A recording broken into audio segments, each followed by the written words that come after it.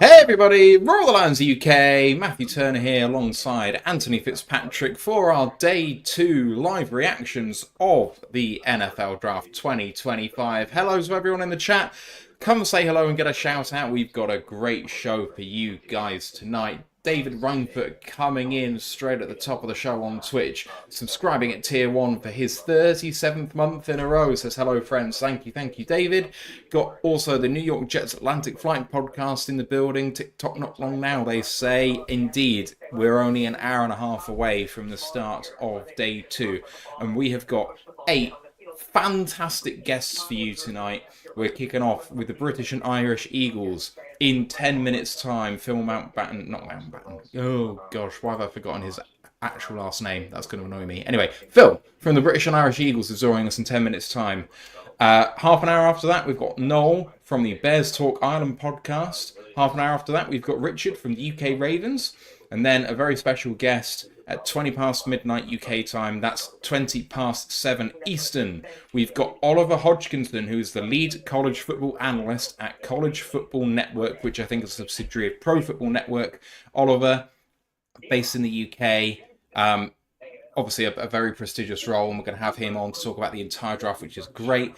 40 minutes after that, at 8 p.m. Eastern, we've got TJ Jones, repping the New Orleans Saints. He is the host of the State of the Saints podcast. Then got Carl Senra, repping Green Bay, who does many different shows, including Full Press Packers, Fantasy Six Pack, and Going for Two. 40 minutes after that, Dom C of the New York Jets. He does many shows as well, including the Talking Jets show. And we're finishing off with Simon Winstanley, a returning guest from the Pittsburgh Steelers and the UK Steelers podcast. So some absolutely incredible guests for you guys tonight. And many thanks to Cool Down Rap for subscribing with Prime for their 31st month. Thank you very much. And thank you to Danny Mack, Paul Walker, Mike D. Barker, Attila the Han in the building as well. Hope you're all well. We need you guys tonight. We need your thoughts, your questions, your comments, everything that you have for the next, how long are we on here? 8.5 hours?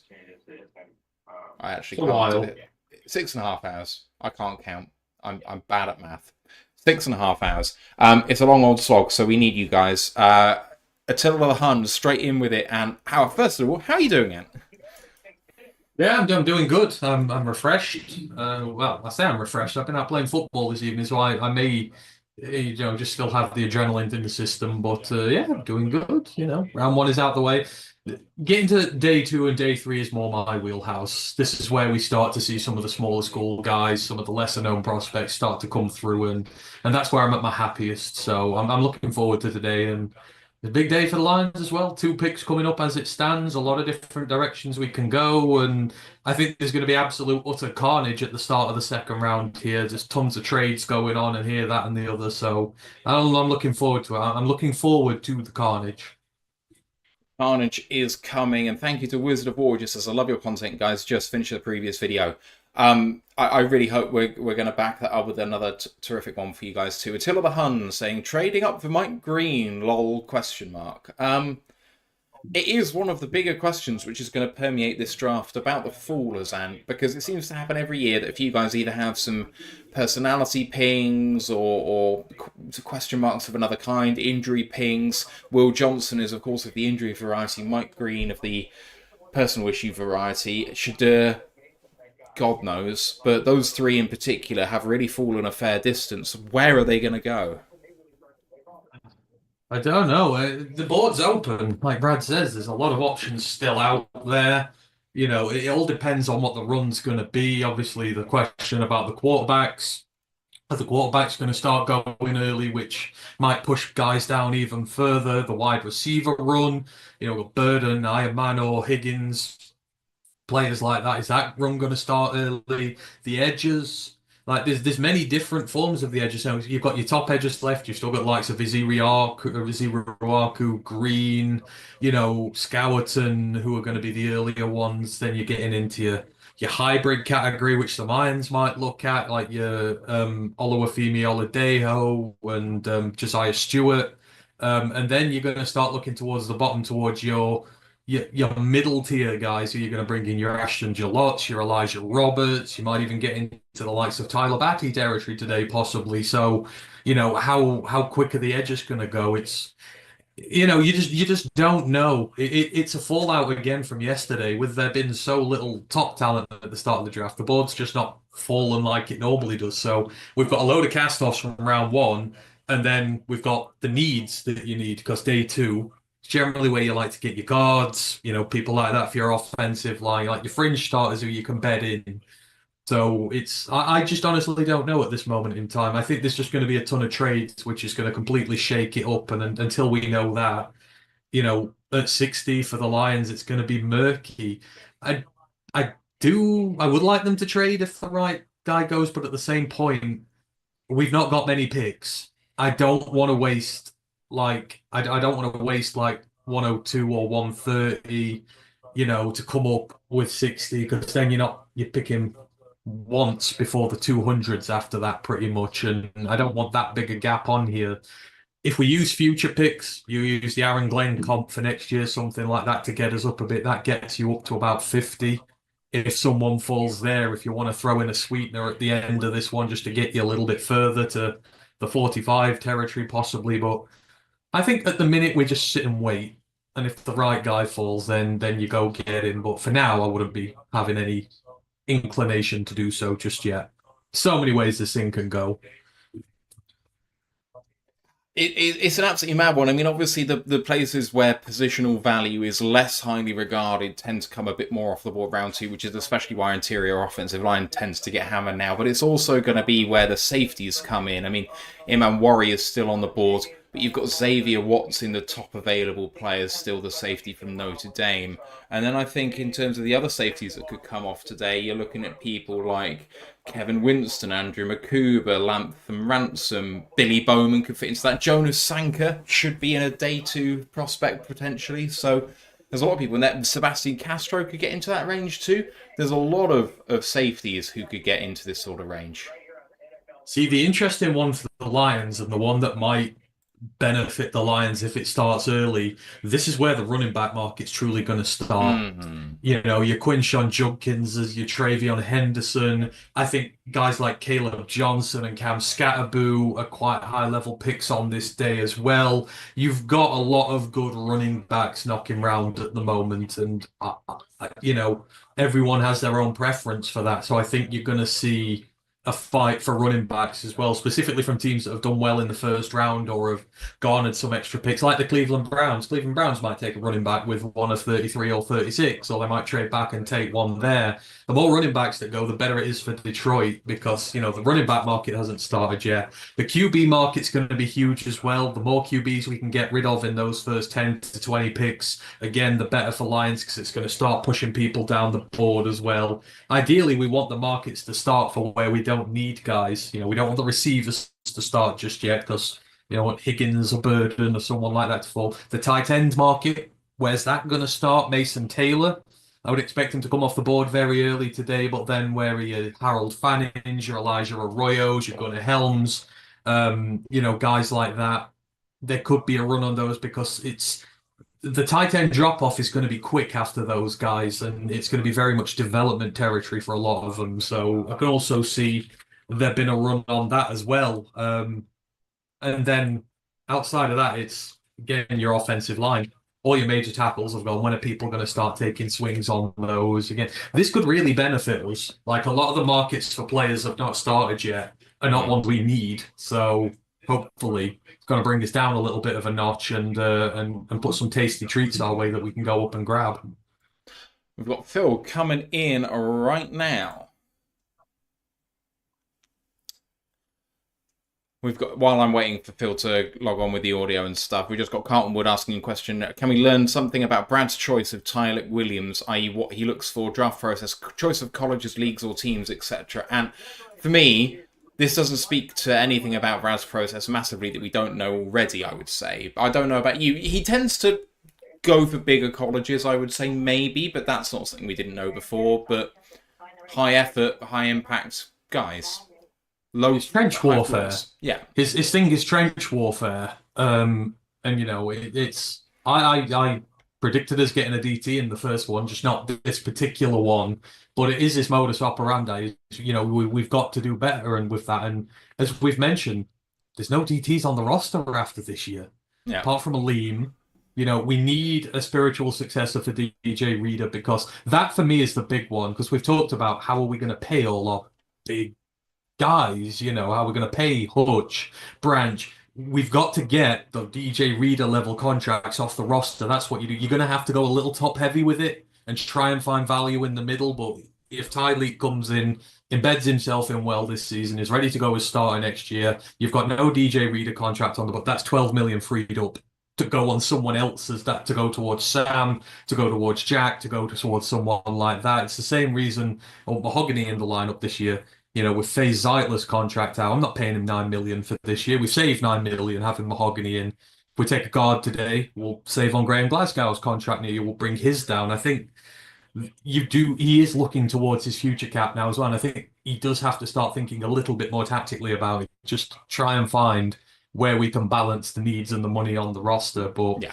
in terms of where it gets the guys from, obviously they do like the big school guys, but you know, I don't think it factors in massively to him. No, I mean think the it's Amon just Ra draft, it was kind of they went all Pac-12 for a while, and now it seems to be a bit more Big Ten focused. But we went through an AAC phase and or ACC phase. Just, like, who cares? it's where his guys land, and you know the guys he particularly likes land, and our particular needs that year land. So, you know, I don't think you can. I don't think he wouldn't be put off getting a small school guy early if it was the right one. I don't think. I just think it's got to be the right fit for us, which is crazy. I did find it funny that it broke the grit index. I'm not going to lie. I know Eric and that love it, but it's just like maybe that needs a look at. But I like, you know, we needed a DT. We've got one. He's our player now. I back him.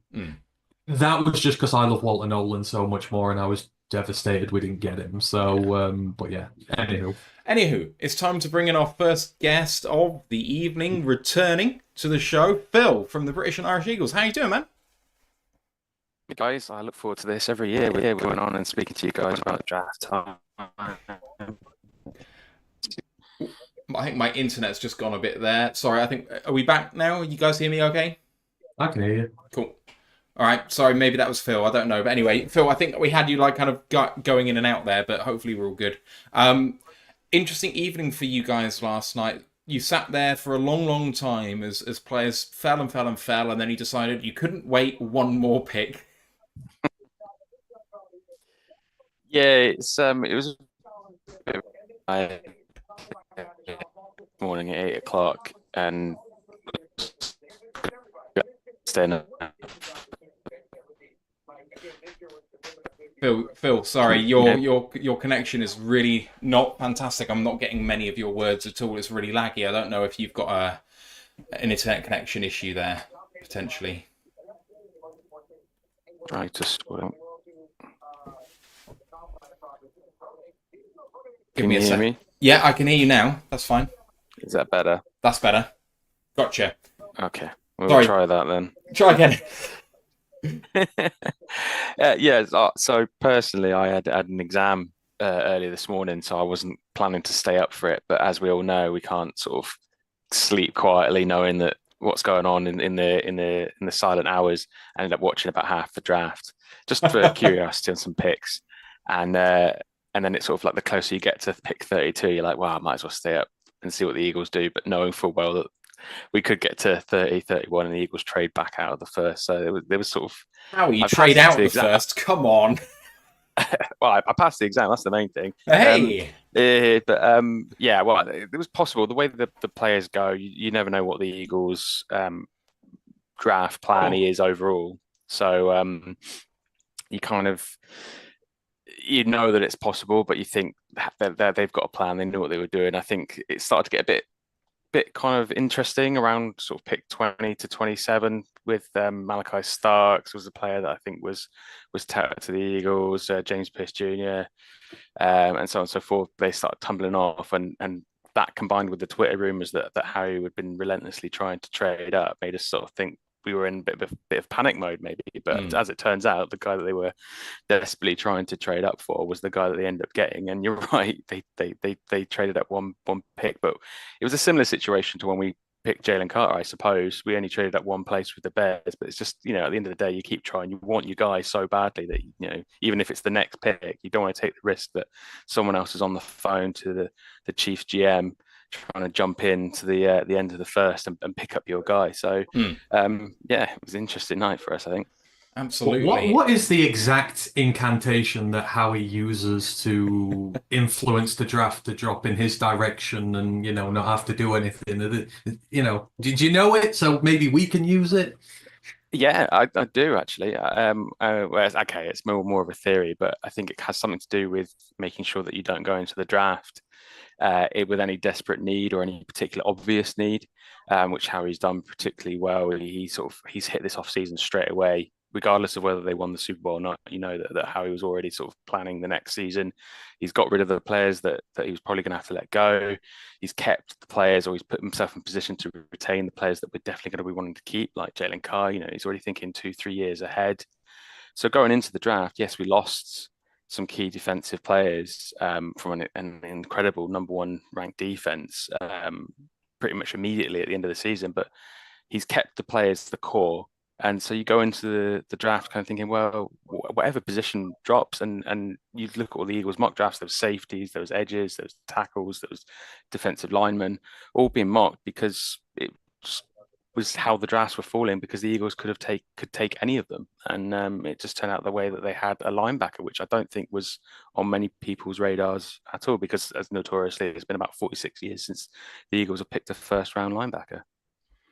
And yet he's a very different cat to maybe a traditional linebacker, and very much in the sort of vein in which you used Zach Bourne last year. Mm-hmm. Yeah, so I think that's been the main thing that Howie, since the dark days of Jalen Reagor and Arcega-Whiteside, Howie's definitely gone back on a few old tales of, like, the Eagles never draft linebackers, they never pay running backs, they never do this, they never do that. It's what they've been doing consistently for the last sort of 3 or 4 years. So you drafting a linebacker in the first round, we're still in the position where, like, Howie won't get a linebacker, so no one's thinking about it, but that's exactly what he goes and does. But you're right, he's a Zach Bourne type. I don't know what the word is, but as a result of the success that we had with Zach Bourne changing his position for one, so we know that there's that flexibility between being an off-ball linebacker, an edge, or whatever Vic Fangio thinks that he can get out of him. Gives us another tool another string in the bow to say that we can take any kind of player that has that kind of raw flexibility or ability that we know that we can get the best out of. But yeah, he's come in. He's probably going to be playing straight away because there's question marks over Nakobe Dean's fitness coming into the season, and I think the success that they had with Zach Bourne in that position has sort of opened a few eyes in the organisation. Yeah, makes a lot of sense, and you kind of, I guess I would say, almost glossed over the losses that you've had this season, because you say number one ranked defense, absolutely, but a big part of that was Milton Williams and Josh Sweat. I mean, and then obviously we know Darius Slay very well, who maybe wasn't playing his best ball at that point, but in Williams and Sweat, they've both signed like $19 million deals and above, getting paid elsewhere. That's a massive hole to fill. Do you think that's something that you're going to be addressing in the rest of this draft? Because I mean, when it comes to, defensive end, Moro Ojomo has really come on really well, and it's nice to be giving him more snaps, even though I guess in a perfect world maybe it would be good to give him a bit more competition. And I don't know, I'm feeling twitchy about it for you guys, because how much of a step back will it be? But you've kind of retooled really well, because Azeez Ojulari's come in next to nothing. Josh Uche obviously didn't have a great year last year, but he's come in on basically vet min. I mean, that's retooling at a massive discount.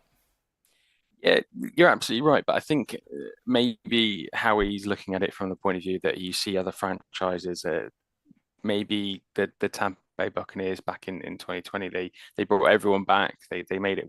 They tried desperately to sort of recapture that essence of that Super Bowl win, and it didn't work out. And I feel like Howie's looked at it and gone, you might not, you might have to take a year off. I don't, not many teams have won back-to-back Super Bowls, but the dynasties have been consistent and have been planning 1, 2, 3, 4 years in advance. And like I said, what you don't want to be doing is paying people like Milton Williams, and Darius Slay and so on and so forth, and keeping CJ Gardner-Johnson, and then in a year's time having to think about this blockbuster contract that's going to be coming down the lane for Carter, because I think he's thinking if we can be successful this season, great, but I think he's definitely targeting next year to make sure that we're in a position where we're not having to sacrifice or lose it, as we've been the beneficiary of other teams not paying their players maybe correctly or in a sensible way, having to release players that they don't want to.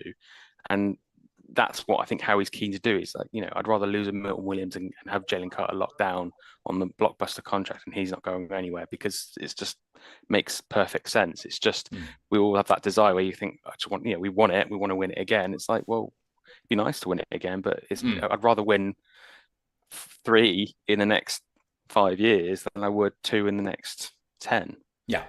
We were talking to Neil from Arrowheads Abroad, the Kansas City Chiefs UK guys, and they were talking about how you have to learn to, let those guys go, and just making the observation, if you have a look at the teams that are the absolute best and have a look at who they've let go in the last 3 or 4 years, if you can make a good team out of that, the team they've left behind is, built for the future, and you guys are the absolute masters of kind of doing that. And how he's reinvented this team 2 or 3 times now, from the Super Bowl win with Peterson, and then it kind of went into kind of tank mode maybe for a year to kind of then bring it back from the ashes, and it was immediately a contender again. And he's got a remarkable knack not only of drafting well, but of kind of knowing when to push and when to pull back. Yeah, interesting on that. I don't know if you guys listen to the Ringer Fantasy football podcast at all. I do listen to it quite a lot. I think the guys are hilarious. They do a take purge every year where they have like an episode where they can just say whatever they want. They won't be held accountable. It's like all these random thoughts that come into your head that you don't really want to say out loud for fear of being ridiculed. And what someone emailed in and was just like, Howie is the worst GM in the land, and I was fascinated. Like, okay, go on.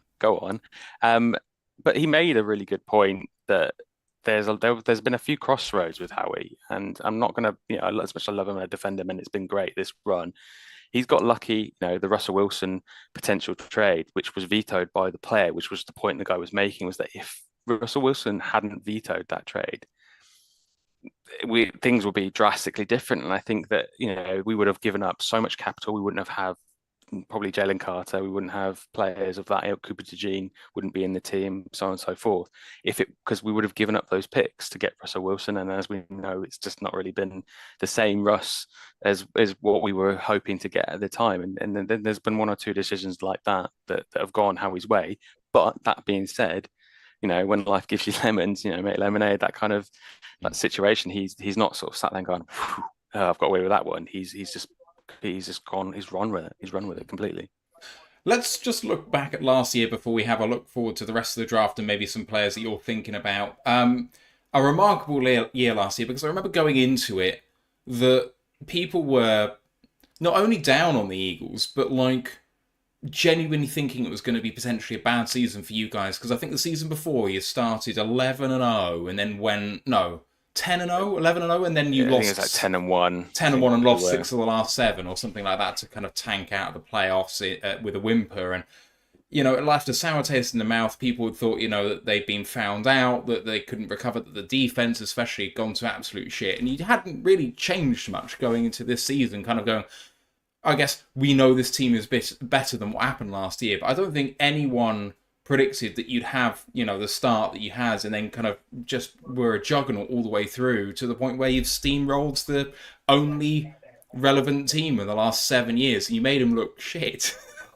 It was really enjoyable. We had about 3,000 people down in London watching it, and it was one of the best nights I've ever had. Obviously because of the Super Bowl win, but I don't think we've known anything like it or expected anything. But to have that kind of atmosphere and the game to go the way it went was unbelievable. But to go to your point, Howie had probably the perfect season you could have for trying to turn a team into Super Bowl winners, and the draft went perfectly for us. So Quinion Mitchell, Cooper DeJean trading up in the second with Washington to get him, and a couple of other players that we brought in. Obviously, the obvious in Saquon Barkley worked perfectly. That may not have worked. Saquon could have been injured. Saquon might not have been as good as people thought he would be. He might not have improved as much as people thought he would under the Eagles system, but it did. Everything just clicked, and that's what you got to appreciate is when things go right for you, things go right for you. And I think Howie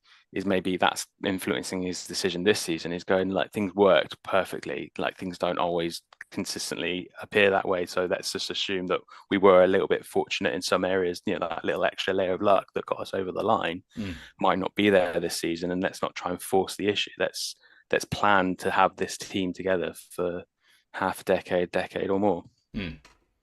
And I guess the scary thing sort of with that last draft class you've got is they're only just kind of getting going now. Like they're going to get better. Obviously, the two corners ingratiated themselves very well. But I know Jalix, so I love the small school guys around here. You brought in Jalix Hunt from small school. He started doing really well. You saw little bits of Will Shipley came in and that. And like these guys have, you know, they've been in a nice sort of rotation where they've been able to bed in and they'll just keep getting more and more and more. And, you know, that class is going to continue just getting even better, which is great for you guys. Yeah, like I said, I think that's been Howie's main goal is to keep the core, youthful, experienced team, the talent together. Because once you've got that, you're only having to add bits here or there. You're not having to sort of desperately look for a position, and that's what happens coming into this draft. Is that we're not desperate for a position. We have needs like any other team, but we're not pigeonholed into a particular area, which helps in a draft strategy when people have no idea what you need to do. They can't really predict what you're going to do. So when people are saying about Jihad Campbell and we're like, how did he fall to the Eagles? It's like because we have so many options that if Jihad had gone, you know, how he's got plan B, plan C, all the way to Z most of the time. Let's look ahead then to the rest of the draft, and I don't know how into the weeds of college ball you get and the draft kind of research that we do this time of year. Are there any players in particular, especially for day two, that you're looking at saying we've got to get them? Because you have 64 and 96 today, so at the end of the second and third, and then you've got 3-5, so maybe a little ammunition to move up if you want to, but nothing after 168 for the rest of the draft either. So if Howie's previous sort of behaviour is anything to go by, yeah, he probably will look to trade up in the second or third to get a particular player. I reckon there's a good chance he's going to trade up in the second because there are a lot of players at the 40 to 50 ranking mark that Howie's going to have his eye on. Safety is probably one of them. I think losing CJ abruptly because he's the sort of guy who's going to shout the loudest to get paid, and I think Howie recognized that early on and was like, you want to get paid, go now, let's do it now, let's bring in some guy, some guard from Texas to sort of maybe sweeten the deal. But essentially, oh sorry, my son's waking up. I've got the baby monitor as well, apologize. Yeah, so I think there's going to be a safety need because out of the safety core, we've only got Reed Blankenship and Sydney Brown to sort of bolster to really hang your hat on in that regard. The other guys are sort of fringe players that may come good, but we can't really rely on that. So I reckon safety is going to be either the second or third pick, most likely, depending on whose falls when and who's willing to deal with Harry. Like you said, I think people are ignoring his calls this year more than ever. It's why it took us an hour to try and trade up just one spot in the end. But I think the safety, there's a couple of guys out there. You got Xavier Watts from Notre Dame and the guy from Penn State. The name escapes me. But I think safety, you can argue edge is still a need because although Campbell has played edge and could play edge and could be sort of like a hybrid linebacker edge kind of player, I feel like you want to get a specialist in the building, but maybe they'll wait later on. Again, there's no desperate need. It's just more about planning for the future. Tackle is going to be hard on there, but not too high because we're all right on the tackle front, but we're going to need something in the next year or two. So it would be good to get someone in and get them bedded in, much like we have with Cam Jurgens and Landon Dickerson, who've sort of settled in nicely quite gradually. And now we've got one of the best offensive lines in the league. Can see you going Jalen Travis at 134. That's all I can say on that. And have you got any questions for Phil? Not that I don't think you've asked. I think We've covered a lot of bases pretty quickly. We have actually got another guest coming in about 10 minutes' time, I think. So I don't know if you have any kind of hot takey things, or if you got any thoughts about round one, Phil, outside of the Eagles that you were surprised by, or any of the Foolers that haven't yet been drafted, or anything like that. Well, from an Eagles perspective, watching the Giants once again sort of do kind of crazy things, not be able to sort of keep the house in order was quite entertaining. The Jackson Dart pick was apparently telegraphed probably to the entire league by someone within the organisation. I know Joe Shum was particularly upset about that, which is always good for us to watch. But they did get, Abdul Carter, which is a Philadelphia Eagles fan, no more apparently. Top guy. I think everyone would love to have him, and that's the beauty of the NFL. But also the poison is that you see these great players just you have no chance of getting up for them, especially the year you win the Super Bowl is the year one of the top edge players is available, and there's no chance of you getting up for it. So it's sad to see him go to the Giants, and then I guess Shadir Sanders is going to be interesting to watch tonight, see where he goes, because if he dropped to the end of the first, I think he'd be angry, he'd be upset, but someone would have taken a gamble of him. But the fact that every single team in the league passed on Shadir Sanders in one night has embarrassed him. Who I don't see how anyone team can legitimately say, yeah, we really want you now, and he's going to believe it. It's just kind of a nice little twist, a nice little drama narrative that I'm looking forward to watching unfold over the draft. But yeah, those are the two main things for me. What about you guys? How do you view your draft? Tyleik Williams, was it? Yeah. What's your thoughts on that? It's probably a shrewd pick, which doesn't get you excited particularly, I think is the problem for us. He feels a need immediately because Lee McNeil isn't going to be there, and then long-term DJ Reader isn't going to be there, which I think he kind of caught the end of that part of conversation that Ant was talking about. So feels a short and long-term need, high floor player. Apparently he was injured for a good part of last season, so the lacking juice might be associated with that, and if he plays healthy this year, maybe that changes, but it wouldn't have been my pick. But we've got quite a few Ohio State Lions fans because of the geography, and they're over the moon today. So they've made some of the fan base happy, at least. Yeah, I think you guys have. It was a shame not to meet you in the championship game, although obviously it gave us the home advantage. So we are entirely grateful for you for you losing to the Commanders in some regard. But you know, I think the Lions are definitely one of the teams I enjoy watching. You're exciting. Your coach is a good man. He's an inspirational coach. The players that you bring in and the excitement you've got on the defensive line and stuff like that, and then on just generally your receivers and everything about the team I love. I think if I wasn't an Eagles fan, I'd be loving supporting the Lions right now. It's just a very exciting team to watch. I think like you're kind of maybe being a bit shrewder now because that's what you need to do. It's like the teams like the Falcons, for example, who make these splashy plays, but it's just absolute chaos. It could work, but it could not. You need stability to win a championship, and sometimes it's the unglamorous pick that ends up being the point in time where you look back and go, yeah, it was when we started drafting like that we started getting over the line a bit more. You talk about how he sort of paying players, looking after the cap, right? What are the percentage odds of him paying Reed this year? I asked this, and this sounds a very random question, but 3 or 4 years ago, whenever he was an undrafted free agent, I was absolutely pounding the table for us to take him in the fourth round. I really, really, really, really wanted him here, and then he went to you and became a star, and I would just feel justified if one day he ended up back here. Would he pay him top money or? I think so. You see him let's let someone like CJ go because he values character, he values personality, and you can see that Reed's got that that something about him. Everyone loves him. He's just rides and dies for the team. I feel like he's not going to want to let that guy out of the building. He's realizing, like Zach Bond, that the contract for him was a bit of a surprise to the Eagles. I think there was a lot of people on the fence that weren't sure if we'd pay him, and I think we've seen the Howie of the last sort of half a decade just kind of just stop overthinking it, stop trying to be the smartest guy in the room. Like if you've got a player that you want to keep in the building, keep him. If there's a player that you're kind of thinking you've got doubts over, then don't pay him. But in the same way, there's because Mike Breen is obviously a player that's on the draft board still, but how he's been quite equivocal about coming out and saying anyone who's got anything to do with sort of domestic violence or anything kind of that, not interested in, and he's got his morals, he's got his principles, and he sticks to it. He'll pay Reed if he values it.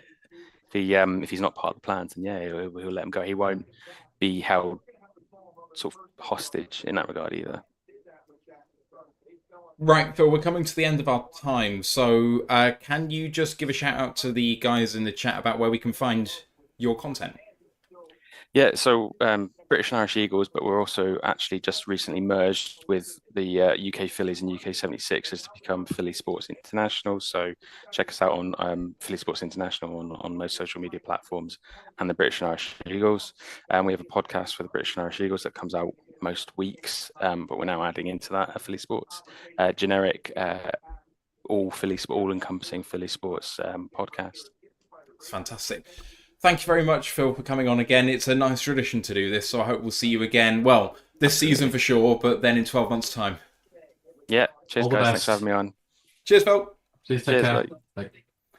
And we do have Null waiting in the building as well, and slightly early. Do you want to bring him in now, or shall we chill for 2 minutes before we do that?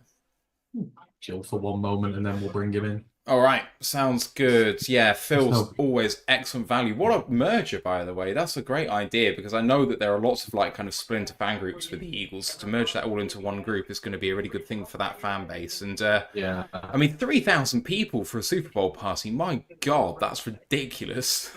I can only dream of it. Very well done. Yeah, exactly. I saw the number of people at their meetings. I'm just like, my God. That is huge. I would love to do something like that for us here and get it going, but yeah, they really do put a lot of effort into it. It's good. It's great. Hey, Grandizer. Hope you're doing well. Grandizer's given us a list of players he wants the Dolphins to draft, including Mbo from Purdue, Savania from Arizona, Emon Worry from South Carolina, Makuba from Texas, Kevin Winston from Penn State, and Siobhan Ravel, East Carolina. So, and Azare Thomas from Florida State. So you want offensive line and DB. I wonder why. I mean, Miami's list now, D-line. They need secondary. They need quarterbacks. They need safeties. If Emma Warry's still knocking round, or maybe Xavier Watts, someone like that, I'd expect them to certainly go in for that early doors. They do need a tight end as well. Elijah Arroyo is a Miami guy through and through, so whether the home state prospect stays there, I mean, what's Miami's picks today? 48 and 98. So 48 is relatively, that'll be the cat hole for sort of Arroyo, maybe, potentially. I don't know, it's just going to be a very intriguing day, but you can keep your hands off Makuba. Makuba's one of the ones I would like today. I would like Makuba as well. In our range. We do need a safety. We are competing in that market today. If he's still knocking round, well, again, I hope we trade back 60 and get an extra 90 or something like that. That is, I still want it to follow my mock. If we can trade back 10 spots and get another 90 in there and pick at 72 and 90 and 102 and 130, I think that's a real nice spot to get a cluster of guys there. I agree. I would still like us to do that. If we're going up, like I say, I want it to be future picks only. I'm not intrigued about doing that right away. So. All right. Would you be ready for Null? Yeah. You're ready to lead it? Yeah, I'll be fine. All right. I just freestyle these things. We're all good. Everybody in the chat, be nice. We're bringing in the Bears fan.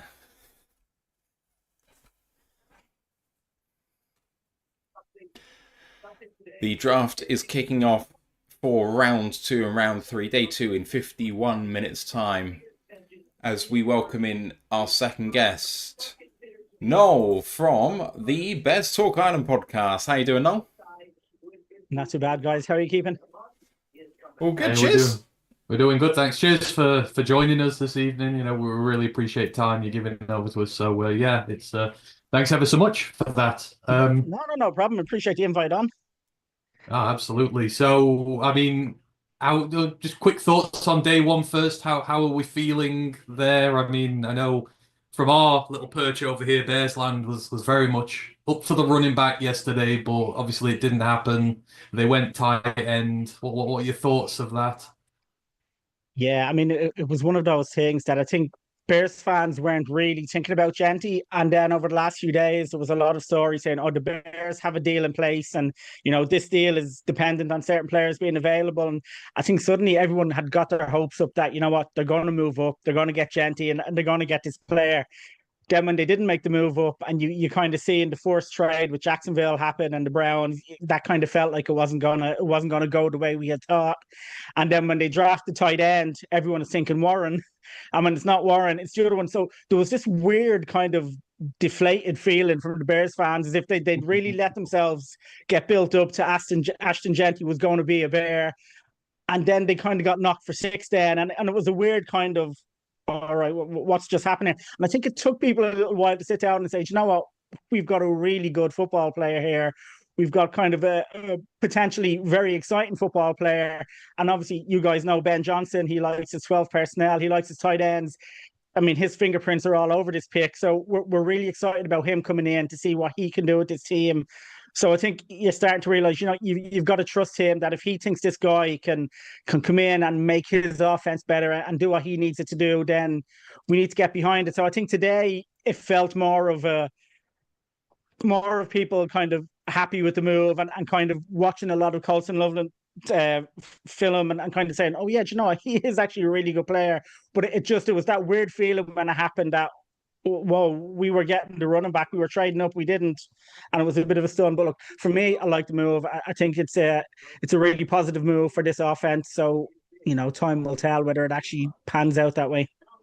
You know what? That sounds exactly like our views from last night and this morning in terms of the pick we made, and then waking up this morning and then thinking about it and then being like, actually, it's not too bad. But quickly before we go into the rest of this draft, we just sort of move our way back to sort of last season. Obviously, last year was a banner year for the Bears. You get your new franchise quarterback there. I mean, we've got to give context to this, and but obviously the new quarterback comes in, and then the season was, for want of a better word, very up and down. But just sort of walk us through maybe a little bit of last year, and what you saw from Caleb, how you felt at the end of the year, just a little bit about the 2024 season. Yeah, strange one. Hard Knocks we start with Hard Knocks, and people are kind of getting hyped up, as you say. Caleb Williams is there, and I mean they make some moves that people are happy with. Roma Dunze falls to us there at 9 as well in the draft, and it's kind of looks like this offense is taking shape, and the Bears are kind of going forwards. And there was a lot of hype at the start of the season, and people were expecting a lot. It starts off with a shaky win in week 1, but it's a win, and they win a few games. And then it just all goes off the rails after that Commanders game in such a horrific way. It becomes very, very clear that Shane Waldron is having a tough time as offensive coordinator. There were some decisions in that Commanders game that really went against him. And, in fairness to Caleb, he leads them back down the field again, and it just goes the way it goes. But a lot of it for me last year comes down to coaching. And you don't want to let players away with a bad season. They absolutely have their part to play in that. But I think it kind of, as the season went on and they get rid of Waldron and promote Thomas Brown to offensive coordinator, then they get rid of Eberflus after playing yourself. So maybe I owe you guys a thanks for doing what needed to be done to take care of him. Then suddenly Thomas Brown finds himself going from what it was, a passing game coordinator to offensive coordinator to head coach. And it was a tough season. Players then seemed to drop the head. And yeah, that promise at the start of the year just seemed to, after that Commanders, whatever it was about that Hail Mary, it literally broke them. And they just limped on then. Well, they didn't even limp on. They were terrible. They didn't win again until they beat the Packers in the final game of the season. So it was a season that initially we thought promised so much that ended up just being another Bear season. No, we can understand. We've been through plenty of those things ourselves. It seemed almost harsh in the end, the way they were losing games, and it was just unreal to look. But we look forward to better times now. Obviously, Ben is in the building. Were you part of the Ben? I guess a lot of guys were part of the Ben fan club, but was he number one guy for you all along that you really wanted there? Yeah, absolutely. I think you'd be hard pressed to find a Bears fan who wasn't in the Ben Johnson camp. I mean, look, I won't lie. I always have that small question mark about, the next hot offensive coordinator who's making that step up to head coach, who's never done it before. I mean, we had that with Nagy, but the big thing is when people do compare Nagy to Johnson, they're very, very different.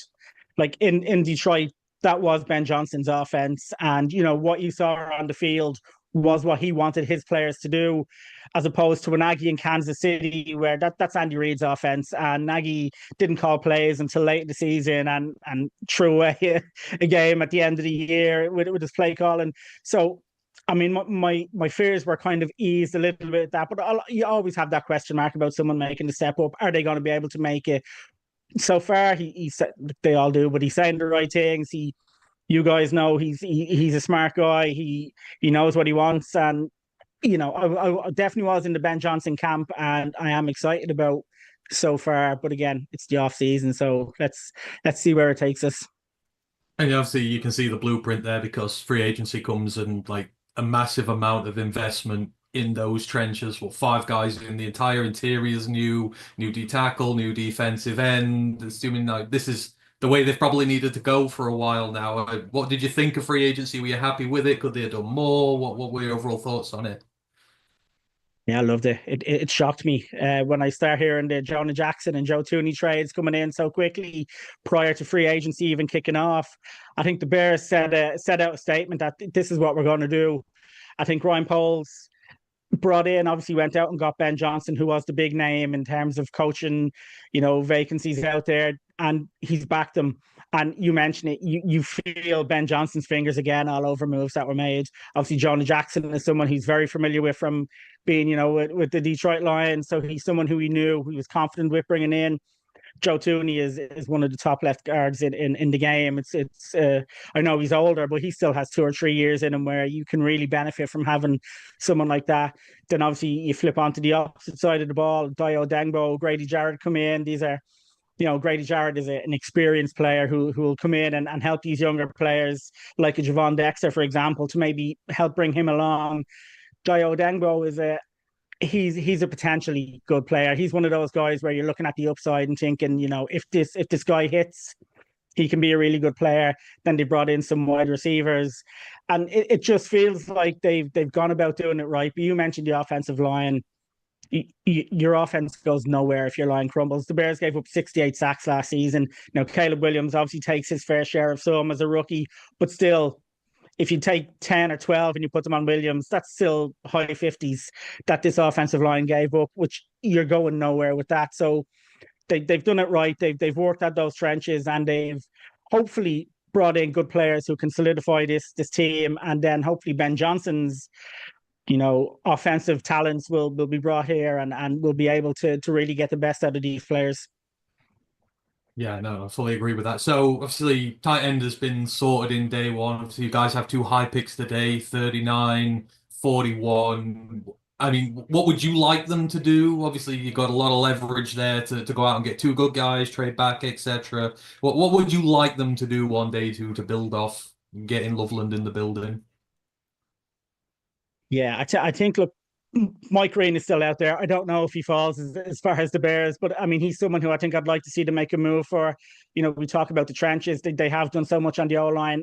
I think there's a bit more to be done on the D-line. As I say, Grady Jarrett's a bit older, and Dio Dengbo is that potentially very good player, but you still want to get more in there. Obviously, someone opposite of Montez Sweat to really go out there and put quarterbacks under pressure. So if Mike Green was still floating about, I think he's a player I'd like to see kind of make a move for. I like Travion Henderson at running back. I don't think it's as big a need, but I still think there is a need there at running back to bring someone in. I'll be honest, I'm not the biggest DeAndre Swift fan. He can be effective when that hole is there for him, but he finds it hard to make that for himself at times, and you really want him to go out and do something. So, a running back coming in. But it's actually safety I'm looking at as well, and maybe someone like Emin Wari, because we look at our safety situation. Jaquan Brisker, I think, is an excellent safety, but he has had such bad luck with concussions. He was out last season. Initially it looked like he might be out for a week or two. he was like day to day, then he was week to week, and suddenly he misses like 3 months of the season and he was gone. So you have to wonder where he's going to be coming back. And then Kevin Byard, as an older player, you maybe look at wanting to get someone in there to kind of start sorting out that position. So, I mean, as I say, Mike Green for me is someone, if he's still there, they go for it. A running back, just because you like to have that shiny attacking player that Ben Johnson can work with. And safety, because I think it's a position not being talked about as much for the Bears that is going to need some sort of retooling pretty quickly. Sorry, have you got anything, Matt? No, it's just more, you said about you're not the biggest DeAndre Swift fan, and I was just trying to think, who are the DeAndre Swift fans? Like, where are they? Because, I mean, we thought we fleeced the Eagles when we traded him for a 4th round pick 2 years from now, and then you paid him what we thought was an absolute fortune, and frankly, he's a RB3 for me in this league at this point, where, you know, your highly drafted guy needs a bit of a breather, and you've got a bruiser as RB2, so you need to bring him in just to take some reps off your lead back as that sort of person in space role. Fine. But I don't think you can go into this season and be a serious football team that wants to run the ball, as Ben Johnson will want to do, given what he's done here, and have DeAndre Swift as RB1. It is unserious to me as a franchise. So if you do manage to get Henderson, who is, you know, about as much of a do-it-all back as you can. I mean, Genty's a fantastic runner, but he's not really a great pass catcher out the backfield. Henderson's a different cat. I mean, he's not Jimmy Gibbs, and that's why he's not round 1. But that'd be a fantastic pick for you guys, so I'm really hoping that doesn't happen. No question, just a bit on DeAndre Swift. But, I mean, what you've done on the offensive line, obviously, you said about retooling the interior of the offensive line. You've still got Darnell Wright at right tackle. And then left tackle, I guess, is just a straight-up battle between last year's draft pick and Amagadji. And you've got Braxton Jones, who... Is he going to be fit come the start of the season? Yeah, that's the question. I mean, he's supposed to be, but look, you never know, with injuries and how that can lag on. And yeah, look, you can never have enough offensive linemen. Obviously, I mean, it's very rare that you're starting 5 in week 1, or you're starting 5 in the final week of the season. So, I mean, I definitely you're looking at them wanting to pick up some there as well. No, I'm not as against Braxton Jones as some. He definitely has issues that need to be worked out. He needs to really learn how to anchor himself when that bull rush is coming. But I think someone like Joe Tooney playing next to him can be a big benefit for him. So that's why I know a lot of Bears fans are ready to get someone now to try and get him out. I don't mind him playing this year. I think the other 4 guys are set and are really good players and will benefit. And I think, as I say, playing next to Joe Tooney is something that can really help Braxton Jones. But still, you need cover there. So obviously, there was a bit of a run laid on those linemen, so there's not too many kind of floating out there. But look, you never know. You never know what's out there. But they definitely will need to pick up 1 or 2, as most teams need to, as this draft kind of goes on. Are there any names of the positions that you have listed where you've seen a guy in this process that you really, really like? Because you guys have 39 and 41, 72 today, and then 148, 233, 240. So there's a kind of big gap after 72 where you only pick once in 160 odd picks. So is there a thought that you might want to pick at 39 and then maybe trade back from 41 to kind of pick up some picks in that sort of early day 3 range? Or are there any players in particular that you just have fallen in love with in the process? Yeah, look, the trade back is always a possibility. Like Ryan Poles has shown, he's not afraid to go one way or another when there's value there to be got. And he has been pretty much good at that over the years. When you're talking about linemen, obviously Ariante Irsay is somebody who, if he was there, could be someone who could come in and be a good player. So maybe if he was sitting about there at some spot, you could look to maybe get him. But again, that's the thing. It's going to be interesting now tonight for all teams when it comes to trades and tactics on what players or what teams want to do kind of with this 2nd and 3rd round. So I wouldn't be surprised if they trade one way or the other. Like if they do want to jump up and get Henderson or another running back before they're afraid someone else kind of gets there, I wouldn't be shocked. And as you say, if they do want to drop back a little bit, pocket a couple of more picks and try and kind of bulk out those later rounds and bring in enough players that, hopefully someone sticks. So in terms of Chicago, where do you sort of feel with the moves been made, obviously, still some of the drafts to come. But in regards to the rest of the NFC North, obviously, it's been a rough few years there. Do you feel they're now sort of in a position where they are able to start climbing up there, getting past the Packers, Vikings, getting towards us? Where do you feel this team is roughly with where it is?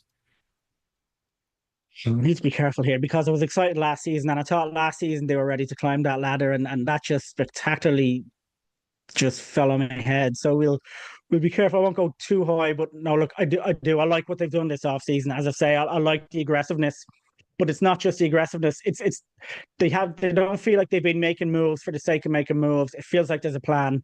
It feels like there's a reason every single move is being made. As I say, Ben Johnson's fingerprints feels like it's on a lot of that. So if he does become the head coach, we're hoping.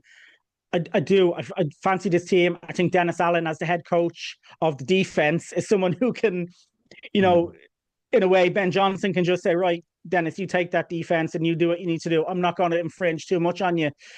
I'll stick here with this offense because obviously they bring in an offensive coordinator who's a young guy from the Broncos who he's not running that offense. This is Ben Johnson's offense.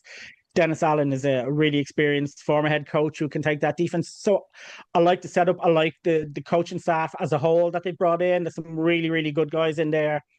So I do. I think they can step it up. I think the Lions are still the cream of the NFC North. You actually were my Super Bowl pick last season going into the year. Even as a rival, I love what you guys have done there. I loved watching the Lions over the last couple of seasons, and considering Ben Johnson was the offensive coordinator, I'm very happy he's made that move to the Bears. The Packers, let's just not even talk about the Packers. We know what they are, and the Vikings. Question marks at the quarterback position now. Obviously, Sam Darnold comes in and does what he does last year. Now you're going to bring in last year's first round draft pick. Is he going to be able to come in after obviously a bad injury that keeps him out for a year? Is there going to be question marks there at quarterback for the Vikings? Still some really good players there. If it hits for them, they're a tough team. But I think the Bears, I do think they're going to make a move up the NFC North. They're not winning it. I still think the Lions are going to win this year. I still think you are the best team in there. But I think they can battle the other two for that second spot. And again, like I said, I taught this last year, but I do feel like there's a lot more purpose and a lot more of a goal, or sorry, a plan and a route to what they've done this off season. So hopefully this year it'll work, because look, I feel like this every year. Some year it has to be right. Oh no, absolutely. I mean, you obviously mentioned a lot of positions they might go. The one that you didn't mention really much is still the offensive line. Would you be still surprised if he went and loaded up more on the depth there? Because the way I look for us, out of our trenches, our 9 players on either side, 7 of ours are home drafted and built and into our system. Whereas with you guys, obviously, a lot has come in. They've bought into the building there. Would you like to see more investment, more homegrown guys on the line the way we do it, or are you kind of happy them doing the way they're doing it at the minute, sort of bringing the guys in and doing it that way? Would you be upset if he did get more guys for the future for the O-line instead of maybe the holes for now? Because oh no, look, you can never have too many O linemen. You should be drafting 2 or 3 every year. And maybe one sticks every second year, but you still you're looking to get those guys. I won't talk too much about the Packers, but the Packers have done it for years. They do draft late on. They draft a lot of O linemen, and at times when they stick, you've got someone there for 7, 8, 9, 10 years who can become a mainstay. So absolutely, if they see some O linemen out there that they feel can be brought in, even if they're not ready to start this year, even if it takes a year or two, which is what Karan Amagaji was last season. He was brought in the 3rd round, which was fairly high for him, but he wasn't brought in as someone who they felt was ready to start straight away. He was brought in as someone who they felt was a project, but had all those measurables that if it all clicks, it can really, he could be a good player for years to come.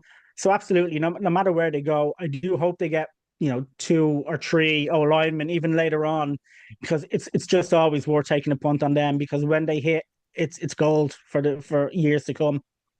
We do have a question. Sorry. Oh, sorry, I've got one more, and then we can do questions from there. It's about Ryan Poles. So obviously, a lot has been made about Chicago's timeline with quarterbacks, head coaches, GMs. It's sort of a weird revolving structure with it. Obviously, new quarterback last year, new head coach this year. Obviously, Poles has been there a few years now. What's the thoughts on him? Obviously, because they finished bottom every year he's been there. Are you quite happy for him to have more time there now so that he sinks in with Ben? Or if they do have another bad year next year, would you want to change that? If you get what I mean, like Yeah. would you rather sync it up than keep doing the changes and keep him there a bit longer? In an ideal world, when Ben Johnson got his contract, Ryan Pauls would have got one to match, and you would have worked from there. But the fact of the matter is, he didn't deserve an extension. He's had some good hits in the draft, but he's had some misses in the draft. As you say, they finished bottom and he's been there. They've had multiple 10-game losing runs. He's now you can understand year one. That was a complete, Oh, yeah. let's just tear it out and let's start again. So that's fair enough. You can give him year one. But then, like I said about last season, hype was built up and there was kind of hope for seasons going into it that completely collapsed. So, like, I like Ryan Pauls. I think he does have a vision. I think he knows what he wants.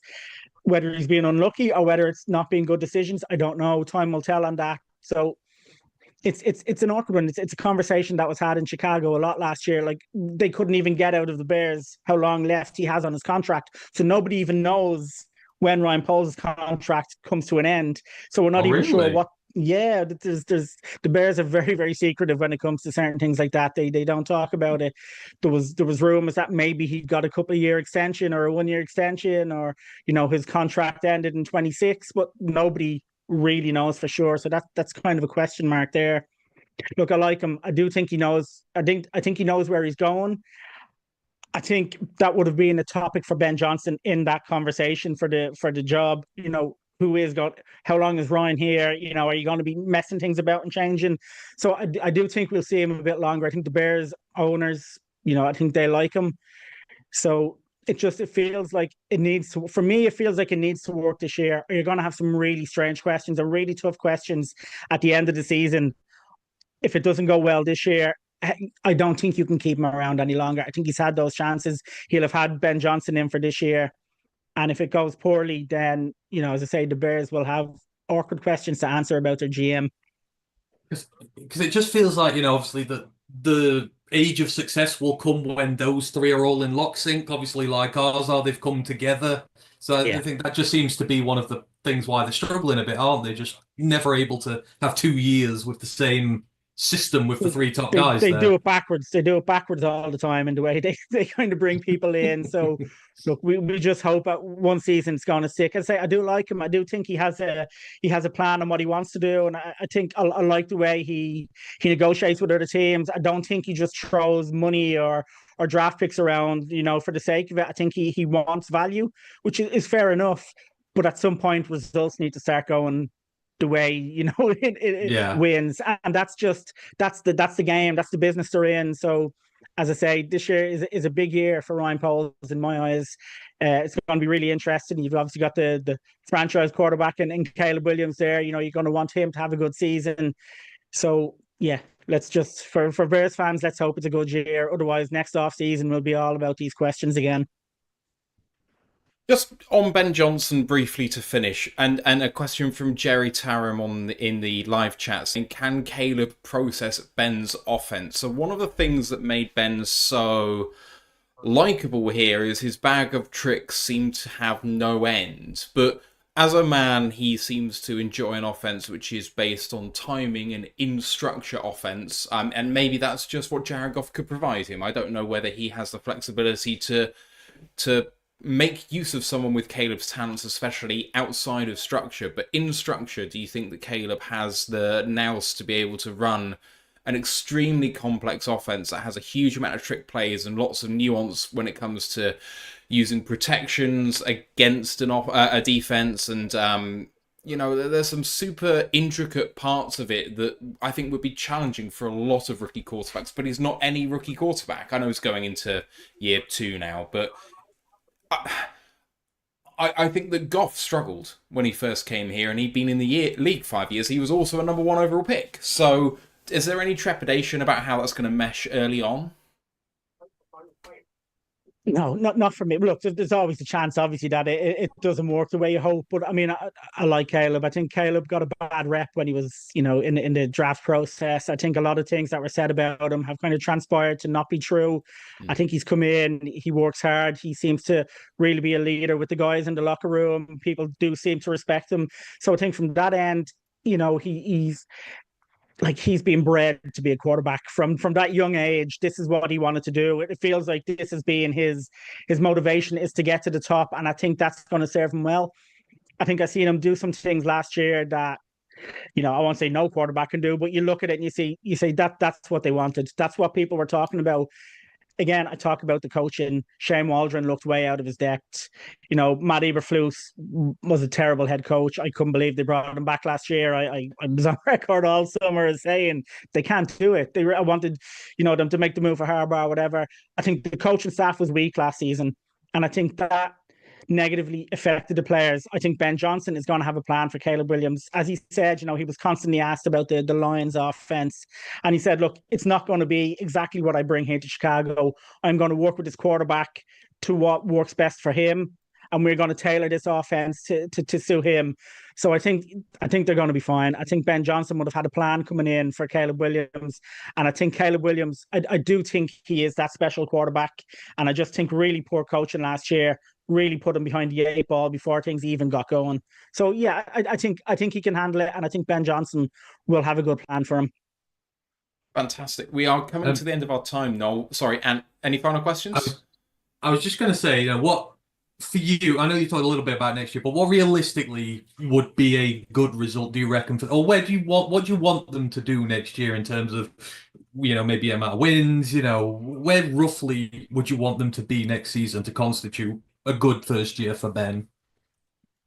With the moves made, and with Caleb into a second season and Roma Dunze into a second season, and we look at the weapon they gave them last night in the tight end there, I think you've got to be looking at 9 wins. I really do think they need to look at 9 wins to say, right, this is progression. When you look at some of the moves, you mentioned Joe Tooney and Grady Jarrett, like, these aren't young players coming in, with upside. These are veteran players who are being paid a lot of money. You're not making that move if you're not expecting to win games. This is a new head coach, new coaching staff. We have a year or two grace period. This is, we have this quarterback. We brought in these older veterans on big money. We need to win now. So for me, I think 8-9 wins needs to be a minimum for this team next season. You must be the most pessimistic Bears fan I've ever heard. Oh my god! I like it. I like it. But and if you want, when you're playing us specifically next year, if you want to use your shiny new tight end and leave Cole Kmet on the bench, fine with us. Absolutely fine with us. No. No. We're good. We're good. Personnel, they'll both be out there. We don't need to see Cole. We don't need to see Cole Kmet next year. It's fine. You use Colston Loveland. We're good. But no, you want to give a shout out, obviously, to what you do, where we can find you, and obviously, once again, thanks for coming on. We do really appreciate it. I know we're NFC North rivals and all, but at the end of the day, we love talking football. It's good to get all these views on here. So plug yourself, where you're at. Yeah. Absolutely, yeah. Well, I've recently just started the Bears Talk Ireland podcast. I'm not sure if you guys and myself are going to have too many crossover viewers there, but obviously I'm at Bears Talk IRE.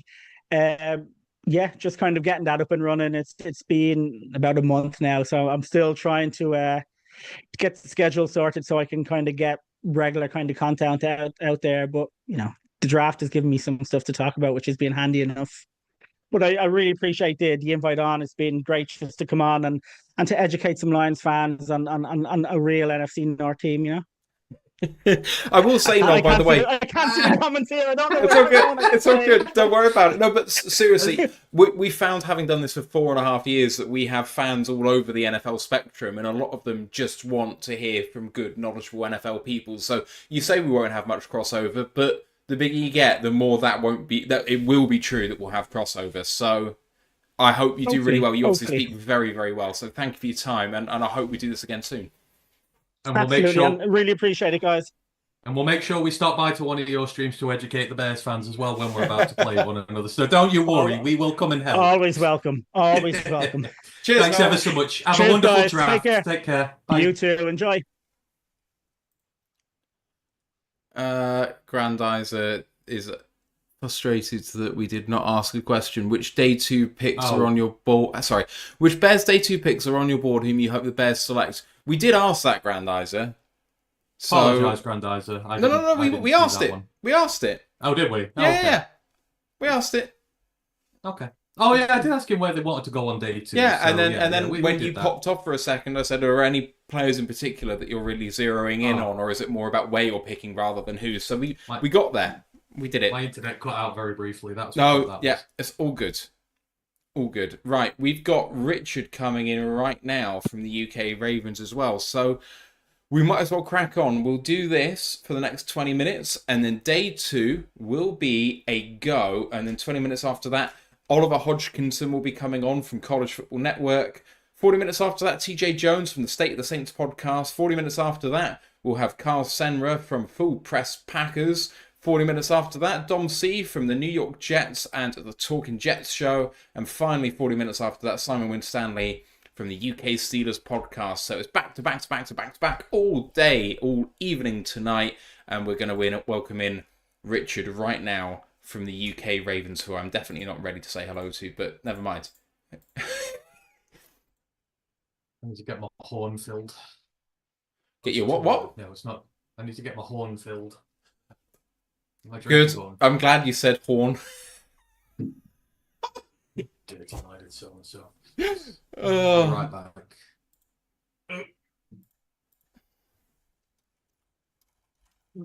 Hi there. Hi, Richard. How are you? Yeah, good to catch up with you guys. Yeah, thank you for coming in. Appreciate it. I thought it was with Ian. I don't know whether that was the intention all along or whether he couldn't make it or what have you. But I know that you've been on the show before, so welcome back and thank you for your time. Yeah, no problem. Ian just messaged me and basically said, I know you talked to these guys before, like, would you like to go back on? And I was like, yeah, it was a good experience last time. It was fantastic. So, Baltimore Ravens, you guys have had another fantastic year in terms of the regular season and haven't been able to get over the hump once again. Before we get into the draft, let's just talk about last season because it's frustrating on behalf of you guys because a perennial great drafting team, great in free agency, and you can't beat bloody Kansas City. Like, it's just something about that team in the AFC or the Bills, or there always seems to be a stumbling block for you guys. Yeah, just the same story, isn't it? So near, yet so far. All of the potential. The AFC is a dogfight. But yeah, I mean, sort of.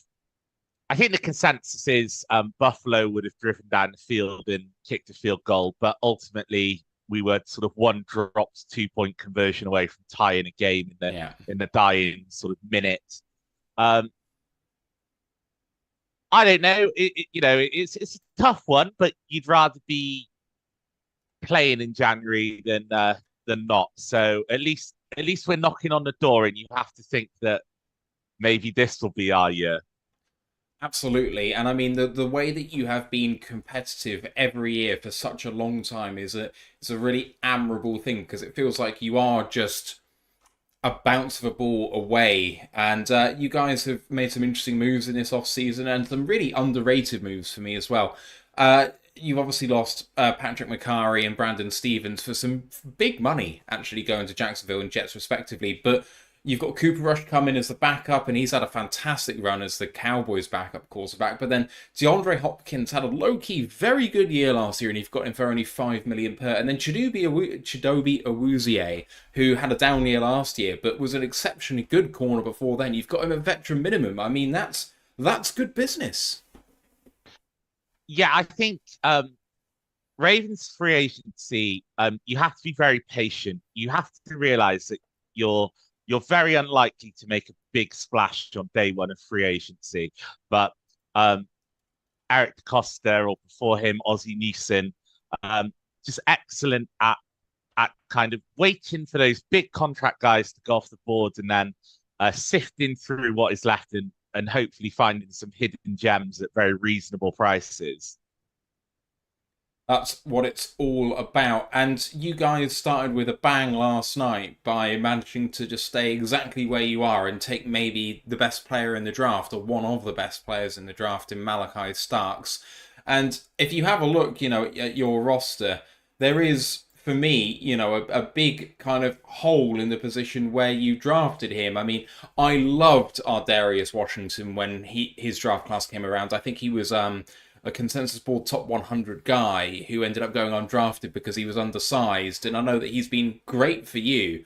But to bring in someone like Malachi Starks, who can be that sort of enforcing safety in that sort of Brian Branch role that we recognise so well, and have Kyle as that sort of full-time safety in the back end who can just be that rangy guy, feels like you might have... I mean, Lions fans might disagree with me, but we've got to fight on with you guys for best safety pairing in the league right now. Yeah, I agree. And look, I think in the modern NFL, you absolutely need 3 starting caliber safeties. And I think the good news for you as a Darius Washington fan, I think he's going to still see a significant amount of snaps on that defense. I would possibly contradict you a little bit, actually. I think I don't think Carl Hamilton's going to be on the back end of this defense. I think we see him at his best. And I've seen multiple terms to describe this. My favorite one, it's kind of that hunter-killer role, a bit nearer the line of scrimmage, just absolutely sort of destroying plays near the line of scrimmage. And so I think that they've made this move in order to free Kyle Hamilton up to go into that role, because last season there was a bit of a problem in the safety room. And Kyle Hamilton had to go back to deep safety to stabilize that position. But actually, that took away some of the things that he did best in terms of his playmaking ability. But obviously, with Malachi Starks, he's a very versatile player in itself. So I think we'll see a lot of versatility within those three guys, and I think they're going to be swapping around, and I think they're all going to be doing different things, and there'll be a lot of disguise for opposing quarterbacks to try and figure out. So looking at the rest of the draft, you guys have got a huge amount of picks. You've still got, I can't count that many. 2, 3, 4, 5, 6, 7, 8, 9, 10 more draft picks, and only one of them's a 7th. So 9 of them are pretty substantial picks, 4 of them being comp picks. Does that mean you're expecting some movement both tonight and tomorrow in terms of maybe not taking quite as many guys? Because you've got a fairly deep roster. It feels like you need quality more than quantity right now. Yeah, and I think as a Ravens fan, you're kind of conditioned to expect them to be jumping around the draft board. If anything, to be moving down as opposed to moving up, which and I think you're correct. I don't think we need more picks in this draft. I suppose the nature of this draft being what it is seems to be a very deep draft. Starters into the 4th round potentially. Lots of guys who can play roles for your team. We do have a deep roster. I think, unfortunately, off seasons, the nature of the sport being what they are, roster spots can find themselves open, which weren't projected to be open. We're paying Lamar Jackson a lot of money, rightly, and so we absolutely have to find some cheap talent. And I think Eric DeCosta has spoken about seeing the draft as a series of educated guesses, and the more lottery picks you have, the more chances you have of finding those guys who can play roles for your team. I don't know that I expect us to make a big move up tonight. I think, as you alluded to, in recent years, the Ravens have found some great success in sort of sticking to their draft slot and waiting for the draft to fall to them. It does feel like that's the way that they've done it over the years. Okay, let's talk about positions and about needs that you have then. There's been a lot of smoke about Mark Andrews potentially not being long for the roster. I don't know how much stock you put into that. I know how much you guys, as a team, like Isaiah Likely and Charlie Kolar, But is there a thought to potentially drafting a tight end as insurance there? Or what other positions are you looking at? Are you comfortable with Tylan Wallace being your wide receiver 4 and Rashard Bateman being your kind of 2-3? Or would you consider wide receiver? Do you need some kind of backup in the defensive tackle positions? Because maybe, you got Madueke and Travis Jones, but maybe not a huge amount behind them. What's your positions of need, do you think? Well, so obviously you started talking about tight end, and there is some speculation because all 3 of those guys are on an expiring contract as it stands. So, yeah, I do think that you could try and draft a young guy and at least have somebody that is definitely going to be on your roster next year. I suppose it's a good problem to have in terms of likely a younger ascending player, and Andrews, the franchise touchdown leader, Lamar Jackson's best friend. As to where we go in terms of are we able to re-sign one of those? Is one of those going to walk? It's a tough question. Obviously, we didn't see a trade last night. At this point, you'd have to imagine that any trade compensation is possibly not worth trading Andrews at this point in terms of draft picks. The rumor was that he was going to be cut outright, wasn't it? I think, potentially. That's what I had heard, is that he was just going to be cut. I don't think I ever got that sense. I think there was a bit of emotion after the playoff game because, unfortunately, the 2-point conversion kind of bounced off Andrews' hands. I can't believe a franchise legend like that took that sort of hate. And I know that the Lions have done that to people too, so it's not unique to you guys, but it was absolutely shameful what he experienced after that. No, I completely agree. I don't think that the Ravens organization see it as a need to cut Mark Andrews. I mean, there was a scenario where he could have been a cap casualty. We could have got 11 million in cap relief had that happened. But I think we are very much in our window. If possible, you need your roster to be as loaded as possible. And I think trading away the franchise touchdown leader still in the prime of his football life would have been entirely the wrong direction to go. I think you could swallow a trade if you got the right level of compensation back, but to cut him, I'm not sure that was ever on the table as I understood it, but potentially it was. His contract isn't even that bad, 17 million, and if you really wanted to, I would say an extension is more.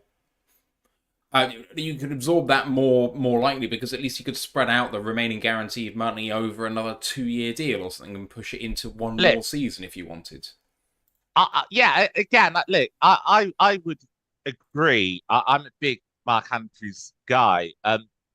Obviously, we're in the position where Isaiah Likely is a ascending player, and some people want to go with the youth and the upside of Likely. And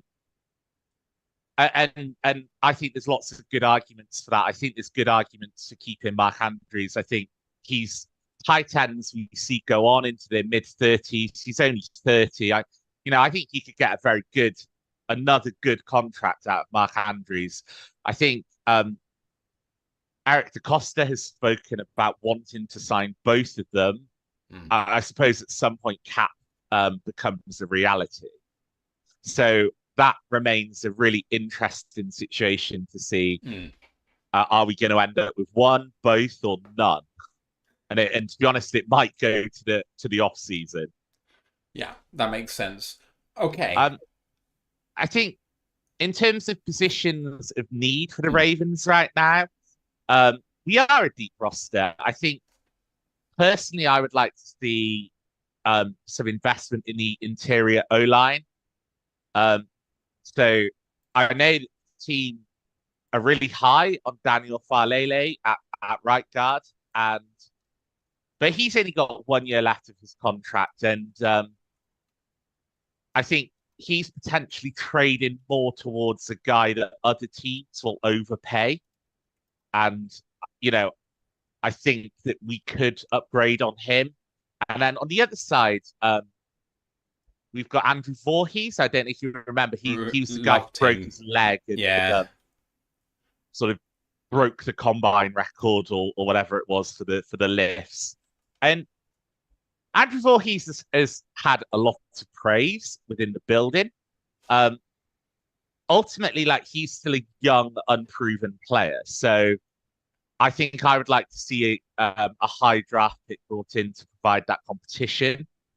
I think the team has talked about you can never have too many cornerbacks. And although we drafted Wiggins in the first last year, Marlon Humphrey's playing at a high level.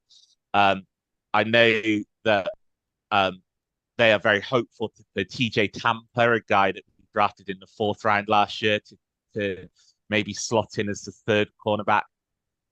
This is a Ravens team that absolutely loves to draft a cornerback in either, round 3 or round 4 of pretty much nearly every draft. So I would be very unsurprised if we come out of either tonight or tomorrow with another cornerback in the room. I think you could talk about inside linebacker potentially being a need. Obviously, we've got Roquan Smith there, but Roquan needs a running mate, and we've got some young guys on the roster, but again, a little bit of competition. Maybe somebody like Carson Schlesinger in the 2nd round would be really good to add to that room. So there's lots of different directions the Ravens can go in.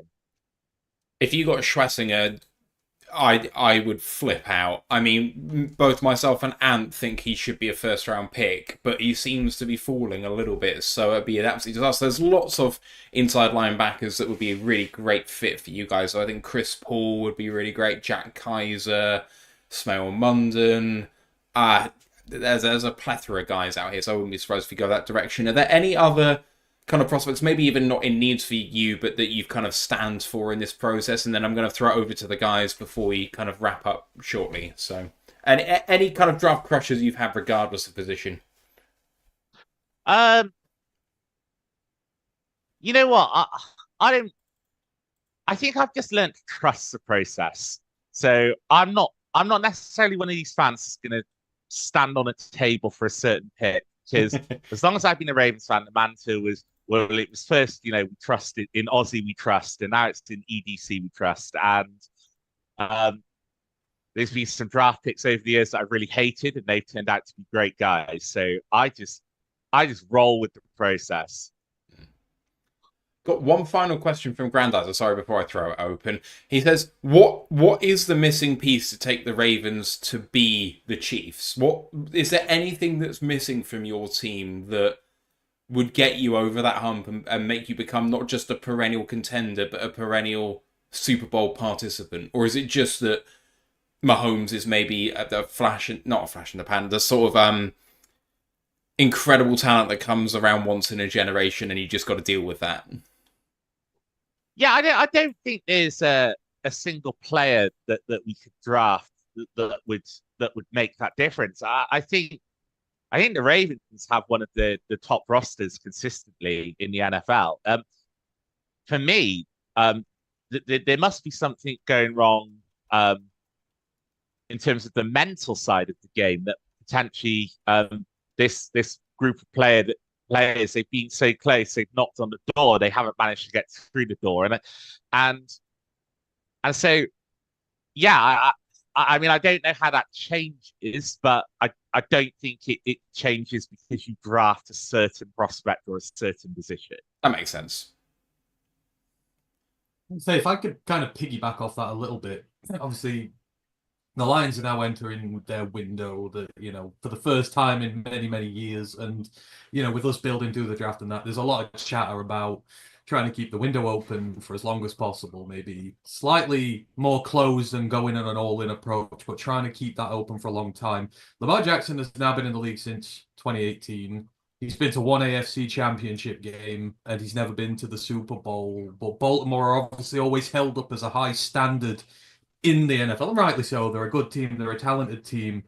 And when you open this interview, you said, playing football in January is better than not. But is there at some point a level of frustration with the way they do keep falling short? And how long is this standard going to be acceptable for you guys? Having so much talent on this roster, not being able to beat the Chiefs or the Bills and doing that, is there a time when something drastically has to change? Or are you kind of just happy being the way it is and just if it happens, it happens? If it's not, we're still going to go next year. It doesn't really matter. I think you know what, it's difficult because I mean, Harbaugh is the coach. He's just been given a 3-year extension, and obviously that doesn't necessarily mean anything. In today's world, you can you can sack people and just pay out their contracts. The thing is, I don't know that anyone else would do any better. I think Harbaugh's one of the top coaches in the NFL. I think if he was let go by the Ravens, he would be in a job the very next morning. I think Lamar Jackson, I wouldn't put the playoff losses on him. There's been playoff games where the wide receivers have dropped 6 or 7 passes, that would have changed those games. It is frustrating. You obviously want to get over the line in those games. And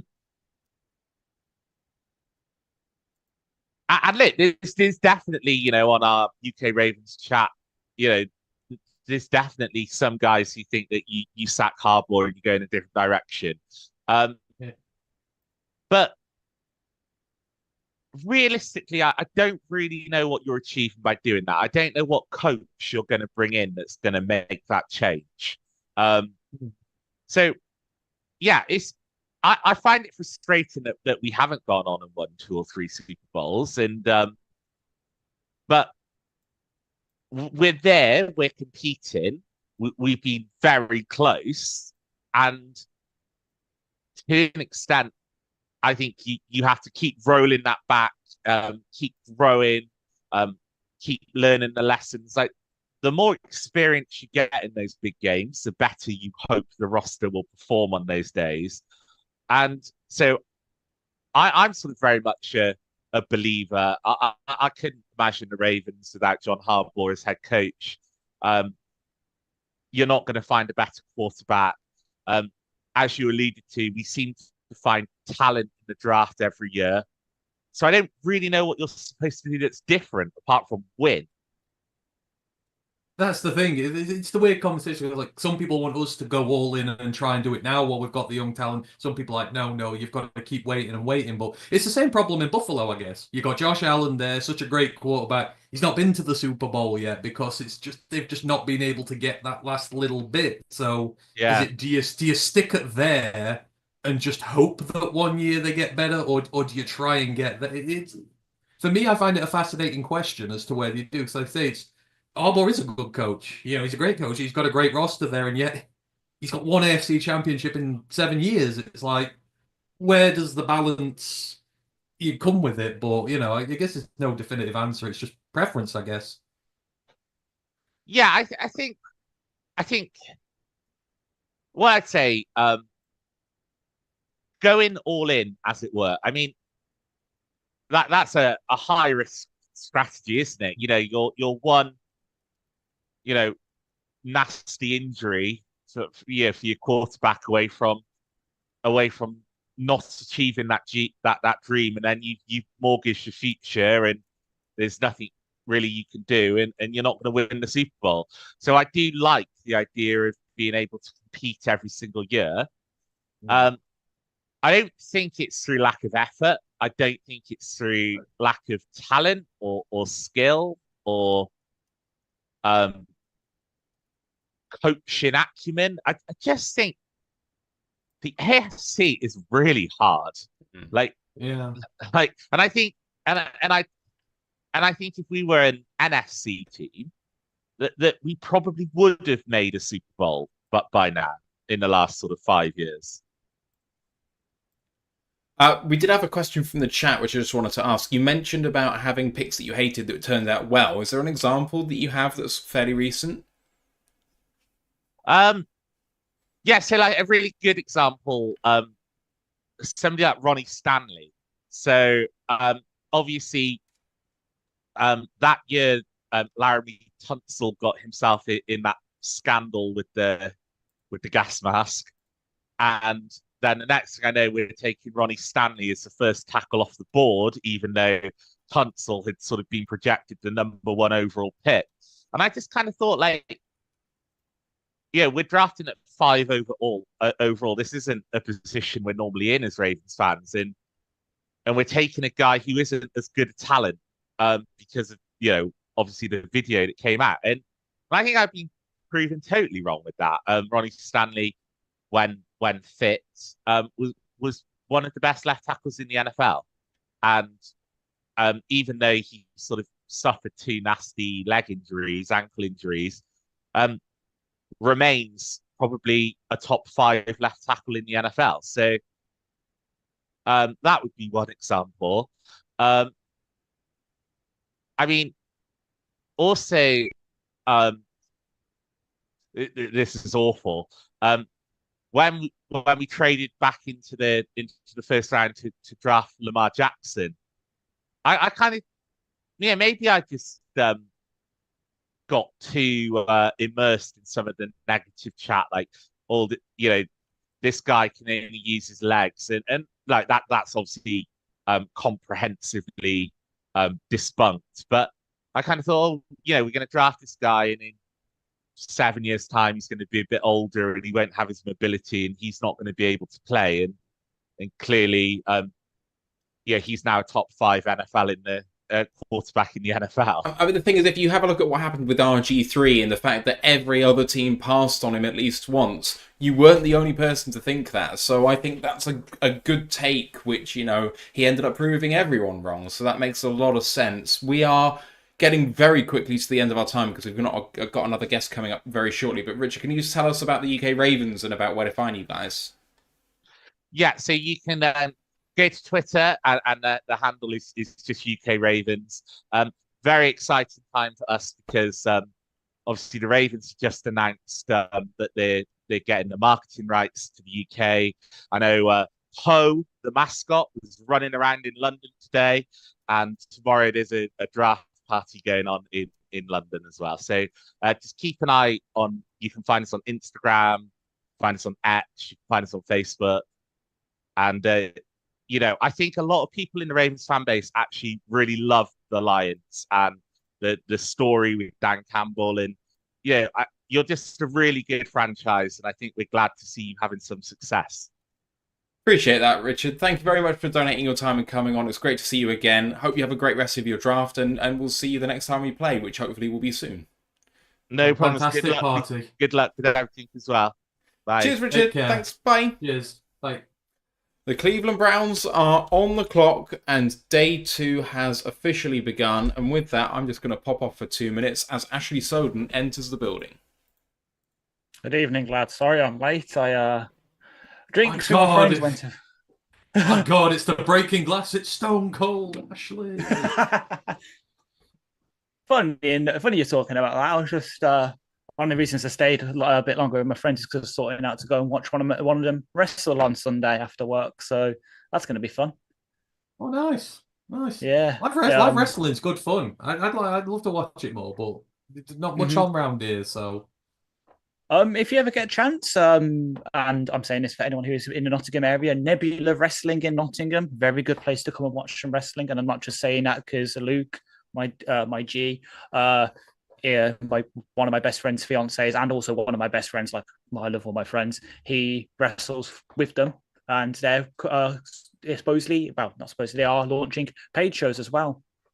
2 paid shows, one called, Oh, that'd be good fun. So actually, I know 2 people do it. I have Luke, as the Browns pick is in. I have Luke who does it, and also one of my corners at Flag, Lewis, also wrestles. So I might guess. Yeah. So yeah, if you ever get a chance, come down and watch. The Browns are staying pat. They are standing pat. They obviously fielded some calls for pick 33, but they are staying and making a pick. I think they should make several picks here. They shouldn't trade back. You're one day one. You've got your extra one next year.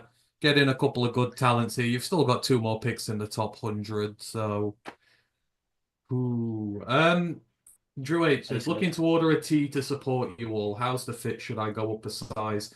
We use a company over here in Europe. I will defer that to Matt when he gets back. But the ones I've got, the sizes are pretty decent here. I've not. Yeah. I think mine are.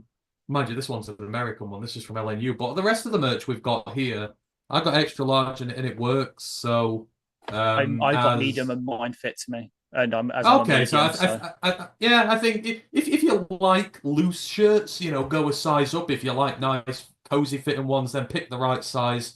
As the Cleveland Browns are about to make their selection, and someone's holding up a W on the stage. Oh, why don't you hold the loser sign up there? Let's have a look at who they're gonna get. It's Joe Thomas. Well done, Joe Thomas. There we go. I've entered it into our thingy, which look, I know you've done. Yes. With the first pick of day 2, the Cleveland Browns have selected a linebacker out of UCLA, Carson Schwezinger, breaking Ant's heart. I am so sorry. Where is he? I know what you're doing. You messaging a certain person. Yep, there it is. Person Brett. Oh, Carson Schwessinger gone so. Right, he's a first round pick. 33 is as good as a first round pick. I'm going to live and die by that. He was a first round pick. I can agree with that. I forgot to pull up bloody. Do we know if any of the players are at the draft on day 2? I don't know whether Jalen Milrose hung around. I believe some of them have stuck around. The Cleveland Browns. Let me look at their linebacker room. So the Browns, their linebacker room. With what a fucking pick, boys! What a fucking pick! He with Jock out injured, he will start, and then when Jock comes back, Schwezinger will probably move that middle line to the Mike spot over Jordan Hicks, and then Jock will take back over at the will. I can't believe they've gone and taken him at 33. Fucking bastards! Oh, what a good pick! Cleveland are knocking it out of the park. They are big winners.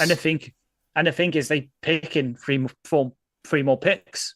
They pick up 36 as well. So the fall for Shedeur begins. I mean, I'm going to be... If Tyler Shook goes before Shedeur Sanders, what Texans an indictment that is on Shedeur, that a 26-year-old with 1 year starting experience is getting picked before him. That's unreal. I would love to see a Rontery Ursary here. But whether they go that far with the O-line early on, I do not know. But Ursary's time is nearly there. Brent, yes, we can get Scourton. Texans, we can. They've run the pick in. Obviously, probably fielded calls as well, but they've run the pick in. Yeah, I think their first pick of the night, obviously, with them trading back yesterday. Yeah, because it just drops off at the tackle prospect after this. There's not much. There's not much here in terms of a guy who could potentially start year 1 and give you a lot year 1. So we'll see. But I would love Ursary with the Texans.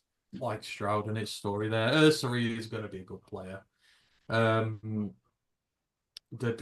Just to tell you guys what we've got coming up, we've got Oliver Hodgkinson, the lead college football analyst for College Football Network, on in 8 minutes time. 40 minutes after that, TJ Jones from State of the Saints podcast. 40 minutes after that, Carl Senra from Green Bay. He's part of the Full Press Packers, Fantasy Six Pack and Going for Two. 40 minutes after that, Don C, who is part of the Talking Jet Show, and then Simon Winstanley from the UK Steelers podcast 40 minutes after that, as the Texans selection is coming up now. Oh, no! Yeah, fucking bastards. Fucking cunts. What is this? Fuck you, Houston. What is this? Pick all our favourite draft prospects at the start of day 2 day. Seahawks are on the clock. They've traded up with Tennessee. Ooh. Oh, shit. Oh, what a lazy comp that is, Nico Collins. Fucking Seattle hell. need a corner. This Fuck could be off. Trey Amos territory for Seattle if they're going to come up Yeah. for the corner. So Yeah, it was traded up with Tennessee. Tennessee. I mean, there's 4 corners who could come off before Trey. 5 corners are above Trey Amos on the consensus board at the moment. I think he's the best one left. A lot of the others are hurt. Hang on. Seattle traded up. Yeah. Yeah. Wrong corner. Seattle were at Think 50, about it. so they've come up a good They- chunk. they Imagine want they got a- 50 and 52. They They still won play. a corner. They still play cover 3. No. Where did Mike McDonald used to be the DC? Michigan. Here we go. Seattle traded 52 and 82 for 35. Ooh, That's So healthy kept value for 50. 35. Who was 35 that's a good before? deal. It was. Let me get up. See access. I'll have it. Tennessee. It was 35 was Tennessee. Yeah. It's a natural pick because they had the same record as a couple of teams. It rotates in order. So they obviously got the first pick in first, and then it moves back. Oh, I see. Okay. Well, they didn't have another pick till 103 after this, so that makes sense. You know, get another top 100 pick for Tennessee. You get a couple of weapons there. Okay, so Still get a you're decent saying you one. think this is Will Johnson, Ash? Yes, I'm going to theorize it is because of the massive connection that's between with Mike McDonald being there. It makes a lot of sense in my head that with them needing a corner, as you say, why not? I know obviously there's stuff today that's come out about his injury, but Someone will take him. someone will take the him, and why not the upside. guy that used to be his why not the guy that used to be his college defensive coordinator? So 34 was given up with the Houston trade yesterday, wasn't it? The Houston Yes. Giants trade. That's why they were at 34. Yeah. Okay. Yeah. So next pick after that is going to be Jacksonville, and then Las Vegas. That's Cleveland next. Jacksonville gave up to Cleveland yesterday. Oh, for fuck! There's too many bloody trades. I swear. No, I'm such keeping thing. track of them all. I agree. No such thing. We need more trades. Lots of trades. Trade every pick. So saved. I'm trying to keep. I'll try my best to keep track of all the trades on our little prep docs for each team where I can. I just got look back at your memories, Ash, of us on day 1 of the draft 365 days ago. No, it would have been day 2. Yeah. There we go.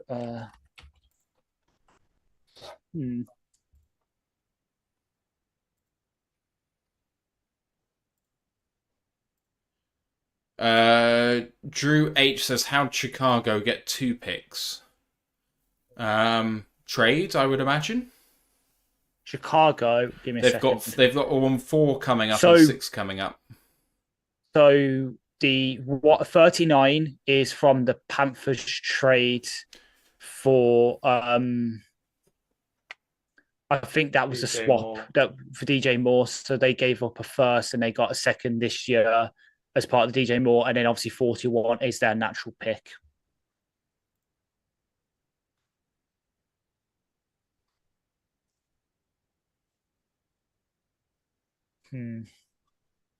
Let me pull up the Seattle. I really do think it's a DB. I'll stand by it. I think it's Will Johnson, but it should be any form of DB. Right, we've got Ollie Might be coming in now. Warray for the value. It might be Warray for the value. Yeah. Purely alone. So. Value. I know Well, you're they've pouring a traded up scorn picks on to that. get him, so. Yeah. Time to welcome in our next guest from College Football Network. Oliver Hodgkinson's here. How are you, Ollie? How are we doing, gentlemen? Doing good. Past midnight? I know. It's early, isn't it? Early, late? I don't know which way you want to look at it. I mean, considering that you are a paid professional college football writer, this must be quite early for you in the morning. It's kind of like a regular Saturday college football weekend, really. How's your draft been so honest. far? it's been good. I was very much looking forward to this draft because I think coming in there was, besides the first 5 picks, which I think give or take the trades, the players themselves were the guys that most people were expected to go there or thereabouts where they went, I think. But after that, I think it was a case of anything could happen. I think that's what we've seen yesterday. I think we've seen it so far already with 3 picks into day 2. I think it's and that makes for a great draft. And there are a lot of people complaining about the NFL draft as an event on social media ahead of this year's event, and complaining about pick tipping and the lack of kind of depth of talent at a lot of positions in this class. But I think as an event, the class that we've got, the needs that a lot of teams have got, where they're picking, I think there's a lot of uncertainty, and I think that goes all the way through until late tomorrow evening. So yeah, I think it's an exciting time to be a college football fan, an NFL draft analyst, and an NFL fan as well. I love holding you up as a kind of idea of what's possible from this side of the pond, because there's not a huge amount of Brits that have really made it big in this space. And, you know, you've got, what's his nickname? Handsome Hank, who obviously did bits and pieces in the West Coast of the US before now being, I think, he's head of the NFL UK. And there's you, basically. I think Neil Reynolds, obviously, but he's very much this side of the pond as part of Sky. But just talk to us a little bit about, because I'm sure there'll be Americans who have seen and read your work on Pro Football Network, College Football Network, but may not know a bit about how you came to be here. Yeah, I think that's some exclusive company you put me in there. I'm not 100% sure I'm deserving of that level of company and praise. But yeah, so just like most people over this side of the pond, I got into the NFL through a family member who loved the sport, and I started following the NFL. Didn't understand it at first, and I really, once I got a grip on the game, I got hooked on it. I can understand why people absolutely love the sport, and an opportunity to write about it on a voluntary basis came about. And as a kid, I always wanted to be a sports journalist. I didn't was told multiple times that wouldn't be something that I could do, and so an opportunity to write voluntarily came up, and it's kind of everything from there led to here. So yeah, it's just very blessed, I guess, to call this my living. You know, not many people get to turn a hobby into a job or enjoy, you know, getting up and going to work every day. So it's pretty cool. Didn't feel like it at 6 o'clock this morning. I'm not going to lie. When I finished wrapping up our coverage of day 1 of the draft, and then my son woke up 10 minutes later. But yeah, it's yeah, wouldn't change it. Bit of a pain on that when we went to bed at a similar time, but there we go. What do you think then about Tyreek Williams? Because obviously we've drafted him then, and I think he's split the fan base a little bit, because I would say maybe not a flashy pick, but then Detroit has kind of made their name under the Dan Campbell era of potentially not being a flashy team, but just having good production and players that are going to grind it out. What do you make of him as a prospect? Yeah, I think it's. I think you hit the nail on the head in terms of what the pick was, and it wasn't a flashy pick. And I think Tyreek Williams, a guy who probably didn't get enough respect in terms of the position. You know, Mason Graham and Kenneth Grant, 2 guys at the top of the class who really didn't receive a lot of attention. But Tyreek Williams is a ball player in his own right, and a guy that, you know, you talked about the Dan Campbell way of playing football for the Detroit Lions. You know, he's building a monster on defense, and that's what Tyreek Williams gives you. You know, a massive dude who is capable of causing havoc, pushing the pocket, collapsing the pocket, getting into the backfield. He's not going to give you, you know, 5-10 sacks a year from the interior of a defensive line by any stretch of the imagination, but he's a presence in the backfield, and you know, he's going to allow guys like Aiden Hutchinson and presumably an edge rusher is coming at some point in this draft class as well, to play opposite Aiden. I think Tyreek Williams opens up opportunities for those guys off the edge. I think it's a really, really solid pick. And that's what you want from the back end of the first round, right? you're not picking in the top 10 for a reason. You want to find a guy who is solid. Quinchon Judkinson Brown. Sorry, I just saw that out of the corner. I know that's what I've been reacting to. Like, it's been Sorry. Travion Henderson's getting top 15, top 10 buzz. Will the Bears take him if John T goes to the Jacksonville at 5, and then obviously Jacksonville go up, and then John T goes anyway? Okay, well, maybe Travion Henderson will go 10, and now his blooming running mate goes above him. This is crazy. I love what Cleveland's doing here, right? Because everyone with the assumption was that they would take a quarterback. They'd be in the market for a quarterback with that their first pick in the first round. But they're building the first 2 picks of the draft. They go defense. They're building we're going to hold teams to 7 points, 10, 14 points a game, and then we're going to run the ball down their throats. And that's a smart way to build a team this year, because the quarterback class isn't great, and that's what we're seeing play out through this draft, similar to a couple of years ago. Build a bully on defense and get yourself a good ground game. That's what the Browns seem to be doing. So that's a great pick for them. I mean, especially when they're cap hamstrung as well, just because of what's happened with Deshaun Watson. Like, they probably can't win this year. Ash, you're trying to urgently get our attention. What's happened? Miami trading up with the Raiders at 37. Miami have traded up, what's that, 10, 11 picks? They let me have a look. Let me pull up our sheets. So, yeah, they've traded up from 48. Yeah. Okay. So everything that we thought might have happened at the end of the first round is happening now in terms of trades. Mm-hmm. But it used to be the 5th-year option that did this. But here we go. 37 and 143 for 48, 98, 135.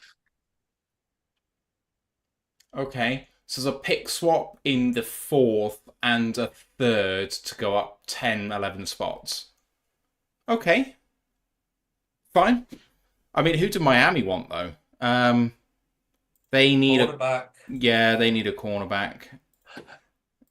Again, Anthony Weaver, part of the Michigan tree on defense.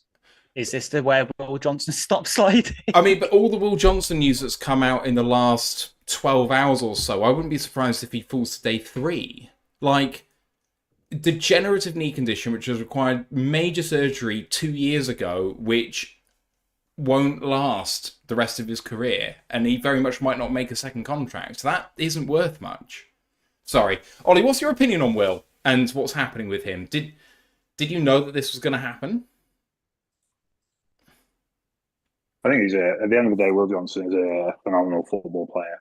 But if there is at the cornerback position, when you're a player that relies on your athleticism, your agility, if you've got a knee injury that severely can limit your ability to play the game to the highest of your capability, and that's what's happening with Will Johnson.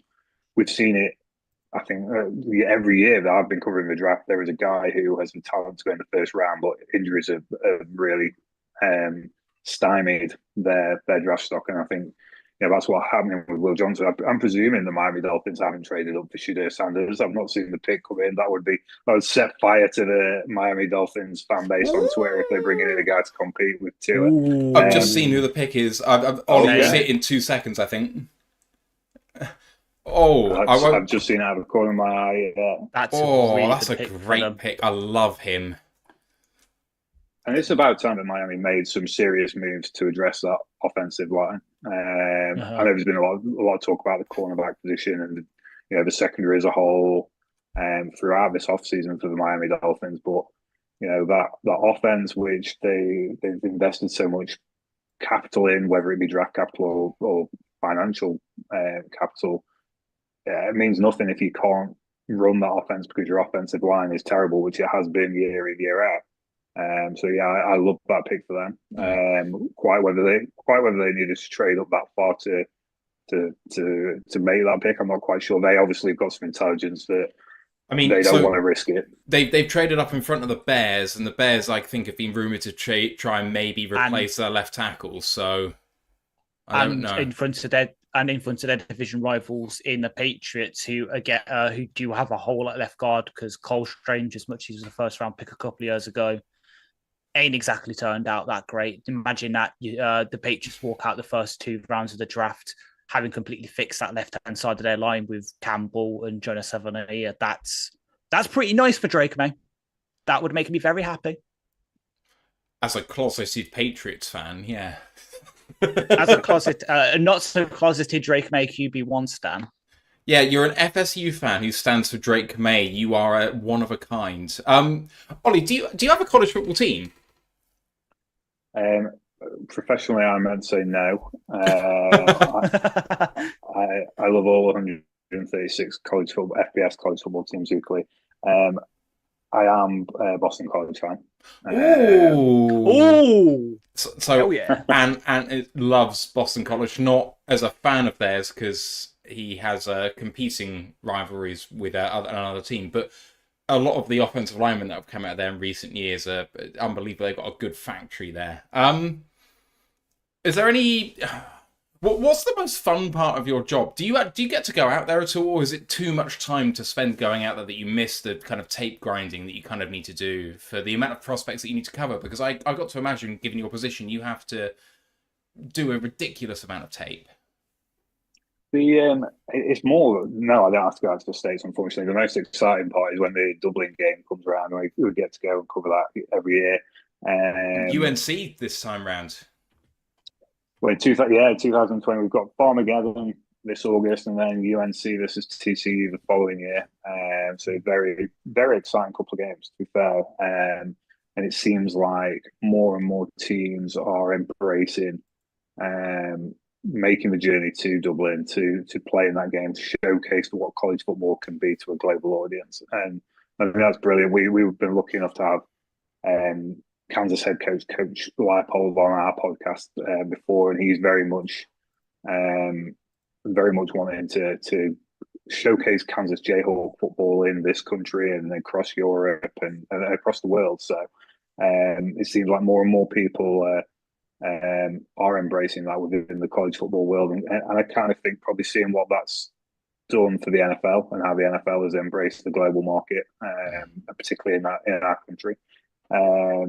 So yeah, I mean, in all honesty, I can do my job just as well from here than being out in America. So sadly, it's not been a case of I've needed to go out there. I definitely would very much love to be soaking up a college football atmosphere on a Saturday afternoon, not in Derbyshire, in my office.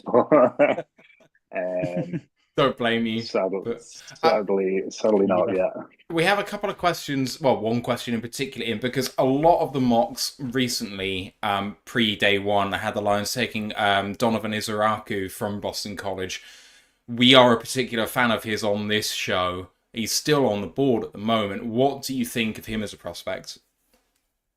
Yeah, phenomenal. I mean, the production for Donovan speaks for itself. Like the kid has been a dominant force for Boston College in the ACC at the Power 4 level. Just an incredible athlete, incredible technician at the position. Great guy off the field as well. I've seen multiple interviews with him, the work that he does in the community. He's just a phenomenal guy and a phenomenal prospect. I thought he would be a guy who wouldn't escape day one. The last mock that I wrote before the draft, don't write as many mocks these days, but the last one that I did before the draft, I kind of saw the Cincinnati Bengals as being really his floor as a selection.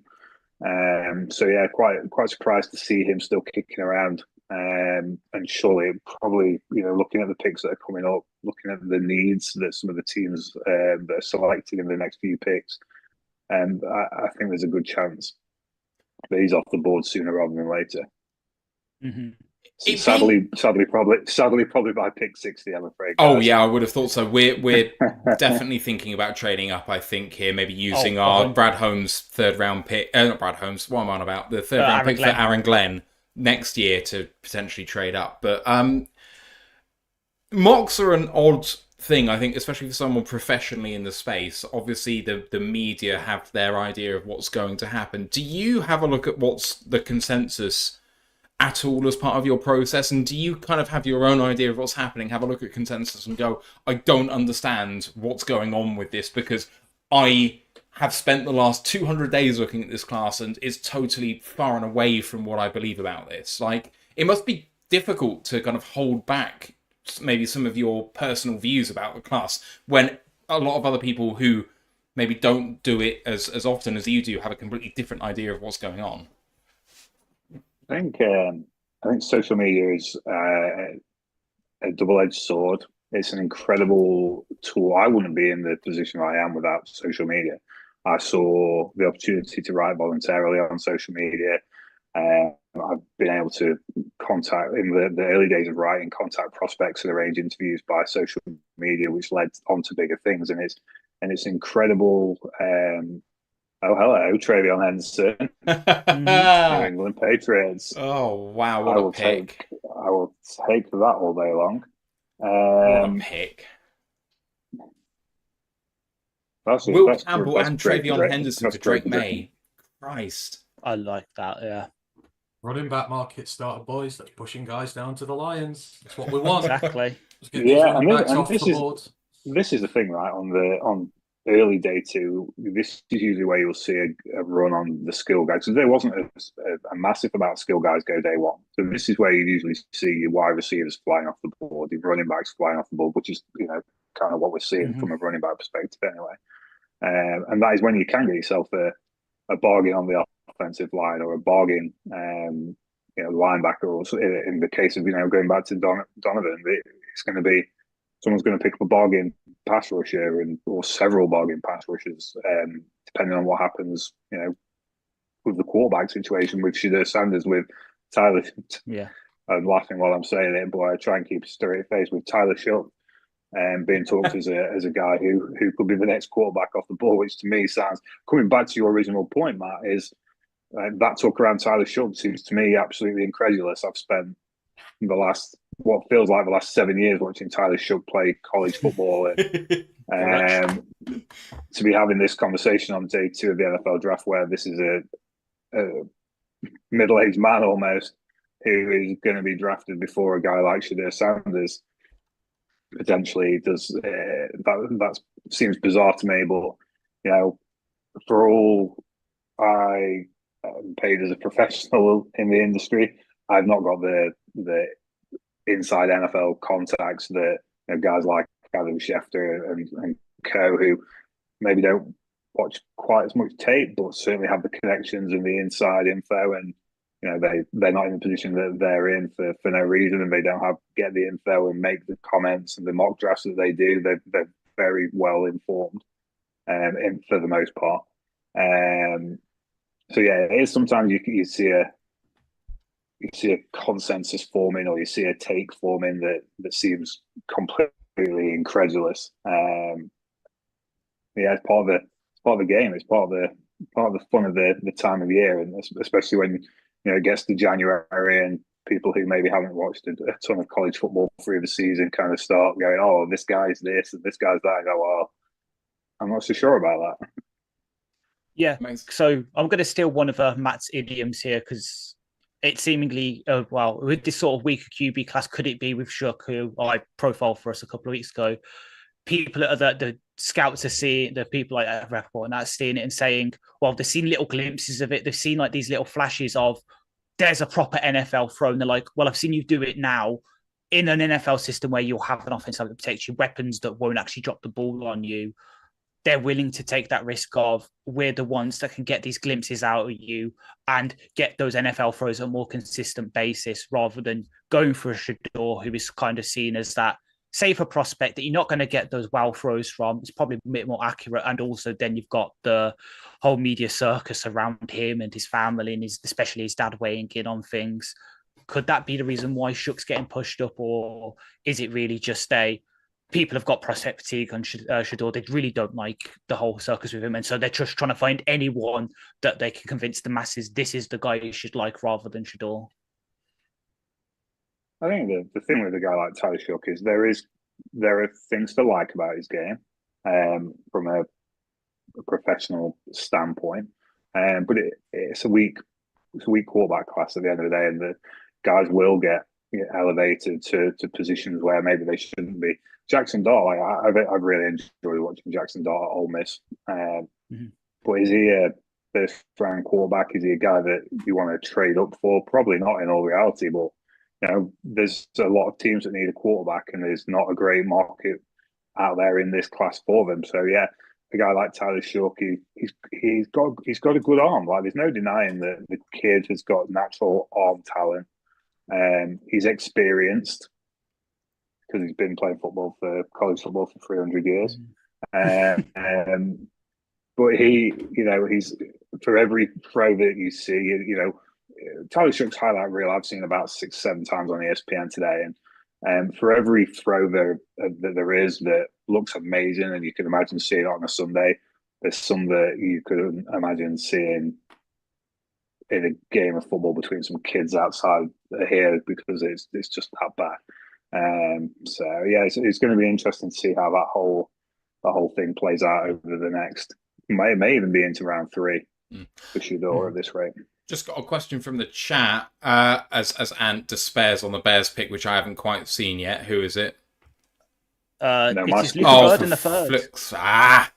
Which God's means let me just check something. Wait, how many receivers do they want? And it's time to pour a shot, buddy. Do you remember our bet?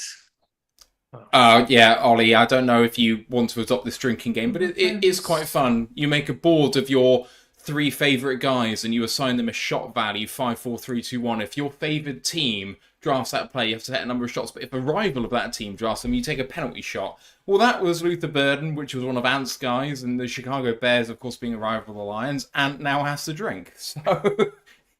This When feels are they like going to a sort very that line dangerous out? game. It's a very dangerous game. The Bears are stupid. They're just taking loads of skill players. Our trenches are still going to absolutely dominate them. Oh, well done, Ben. Yeah, get your ass kicked again. They've preempted one of my questions. It's going to be like, oh yeah, which skill position is Ben Johnson about to take way over the trenches? Like, And he'll take a running back next, probably.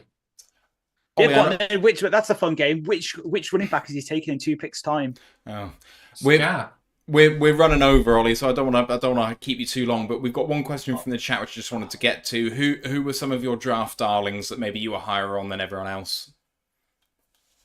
Oh, that's a great question. I'm always a big sucker for the group of 5 guys, and it seems ridiculous to me that we're still talking about. And I get that the injury situation for Siobhan Revel is not ideal, but he's a kid who, for me, I got him pegged as being the next group of 5 first round cornerback, following in the footsteps of Quinion Mitchell. I think Siobhan Revel was the real deal, and the team is probably going to get a steal at some point in the next couple of 3 hours, I would say. There's a guy out of Tulane I really like, Aidan Huntington. I had the opportunity to sit down with Aidan Huntington, a late round guy who is just balls of fury on the football field, but as nice a guy as you could meet off the field. Kind of late day 3 defensive tackle if any teams are out there. Hands in the air for Ash. Some breaking NFL news. The NFL is launching its biggest uniform update since Color Rush with the new Rivalries program, debuting in 2025. Inspired by each team's local community, the like-led concept to roll out over 4 years. It's similar to the MLB and NBA's alternate uniform series. So, for instance, the Detroit Tigers, Motor City uniforms. This year's teams doing it are the AFC East, so the Bills, Dolphins, Patriots, and Jets. And then the NFC West with the Cardinals, Rams, 49ers, and Seahawks taking on these new uniforms. 2026, it'll be the AFC South and then our NFC North.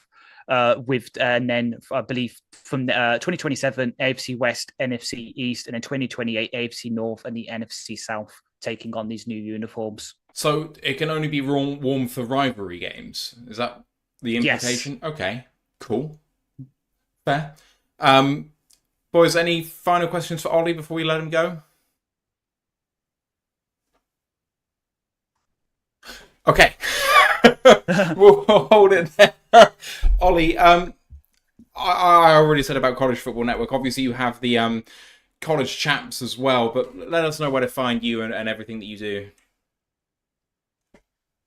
Yeah, so you can find me on Twitter at OJ Hodgkinson. I'm not as active on there as I should be, really. I do every now and again go for a conscious decision of trying to be a little bit more active on there. But yeah, you can find me on there, collegefootballnetwork.com, and the College Chaps podcast, where we go into our 7th season, I think it is. As 3 guys who just had never met each other before, who were all volunteer writing in the same place and got asked to do a one-off national championship podcast episode and turned it into a show which we're extremely proud of. We've been lucky enough to have some of the biggest names in college football join us to talk, and George is out in the States pretty much every year now at the SEC Media Days and various different. He was at the SEC Championship game this last year.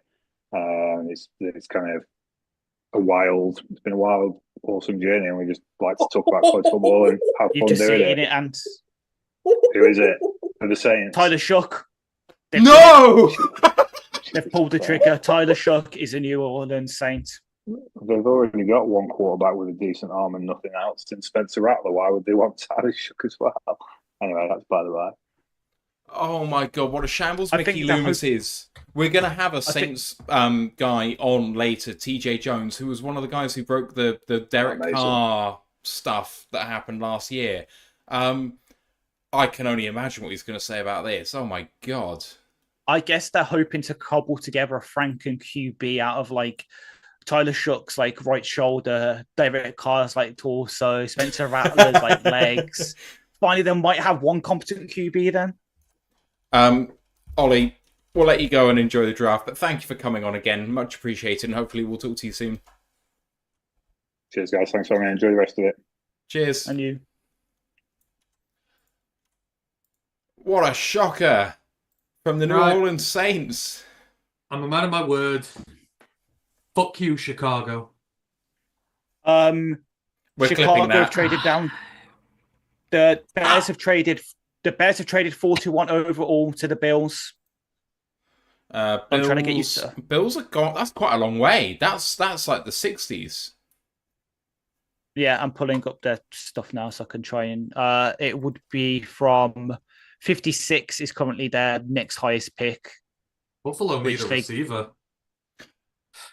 So the receiver run's happening, but who's the receiver here? Trey Harris, Jack Besh, Jalen Royals, Jalen Null are the top 4 on the board. Wait, is Iamano gone? Where Nope. did he go? Iamano's lower. Iamano's better than the lot of them. Here we go. I know. So the Bills have traded 56, 62, 109 for 41, 72, 240. Oh, so there's pick swap. Okay, so there's a pick swap and then effectively a high 3rd and a 7th to go up 20 spots. 17 so they've spots. traded. So they've traded up they've traded up 15 spots in the second, come down 10 spots from the end of the second into the third, and then they've come down basically three rounds from the 4th to the 7th. Yeah, the 7th isn't worth anything, so it's basically just a free 3rd rounder and moving down in the 3rd. That's a massive trade. That's a huge move. Doing? What are the Saints? Why would you waste a pick on Tyler Shuck when you've got Spencer Rattler? As they are spunking this draft away in the worst possible way. Also, by the way, Banks is a great pick, but they haven't overall helped themselves in any meaningful way. Yeah, Kelvin Banks is a good pick, but you've got to back that up. Like, the Saints have no shot next year. Literally no shot. They've helped Chicago a lot. Yeah. 10 picks further up in the second. Extra 4th. That's updated. That's a Chicago huge... still That's remains a behind huge... Ryan Poles is fucking laughing with that.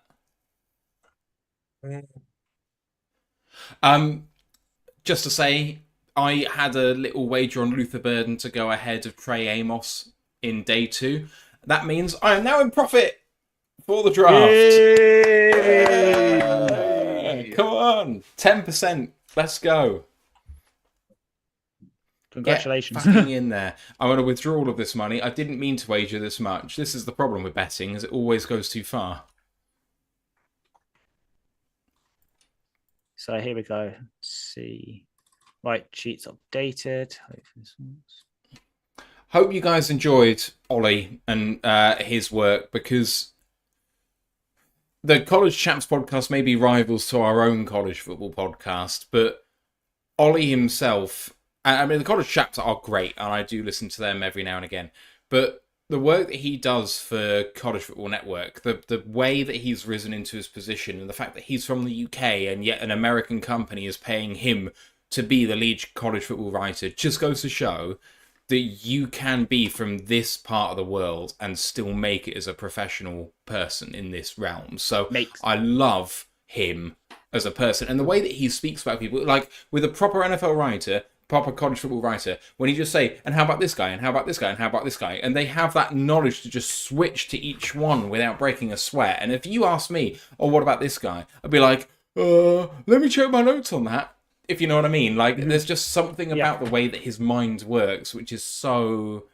hypnotic, and I really want to try and grab him a few more times for our show going forward, just because he's got that. Yeah. Well, it makes me jealous. It makes me jealous as well, because obviously I've said it multiple times on here. I'd love to do that. This is a job full time, like Ollie does. So I'm slightly jealous that he gets to have the chance to do basically what's my dream job. Though of course, it swings and roundabouts, because the downside of it is he has to live in Derby. So had to throw that in there. As a Nottinghamer, I have to brag on the neighbours next door. You're a fake Brummie, aren't you? That's what you are. So, man without a home. So Buffalo have just jumped the Jets here. The Jets also need a receiver. Interesting that's their biggest need for both teams. But they've got a slot and they've got an X. They need a Z, right? Could it be Trey Harris? Could it be Trey Harris? This is not a Trey Harris's run. Aaron Glenn would strike me as liking Trey Harris. Or both teams arguably need someone to, like another interior piece on the defensive line. So Jets need someone next to Quinn and Williams to help him open him up. So Bills need someone. TJ Sanders. Is it TJ Sanders time? Well, personally, not for me, but Who else is there? Here it comes. With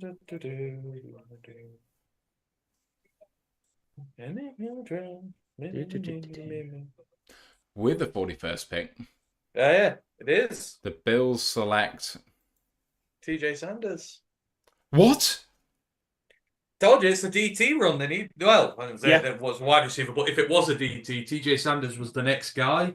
There's a massive drop off at D tackle. Like the drop off is huge. Yeah, Norman Lott's the next guy. Norman Lott, Deone Walker, Alfred Collins. Alfred Collins will be before then. So Alfred Collins is lower than that for me, I think, on here. How it worked out as well is because the it's kind of helps by the. You're right. Sorry. So it kind of worked out because the comments from Tyreek today in his thing was like Buffalo said to him if he was there at that pick, their pick, they were going to pick him. So I was like, as soon as they traded up, I was like, okay, you receiver maybe, but also they really wanted a DT. Would they be happy enough to jump their division again? Divisional rivals, kind of like what Miami's just done with the Patriots. Yeah. Same division, weirdly enough. Jump their guy that their division rival, who they know might be going for that same guy. They want to make sure that they've got him. So now, TJ Sanders. Quick. Yeah. Max Ferriman just asked, why does he have to live in Derby? Question mark, by the way. Because he's getting to do my dream job. It's one of those, like, you know, the monkey's paw. Like, you get £1 million, but you can never spend it kind of thing. Mm-hmm. What's wrong with Derbyshire? Not God's county, it's the right county.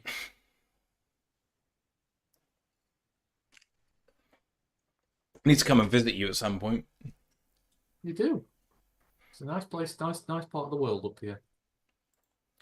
And it's not actually that far away, despite feeling it.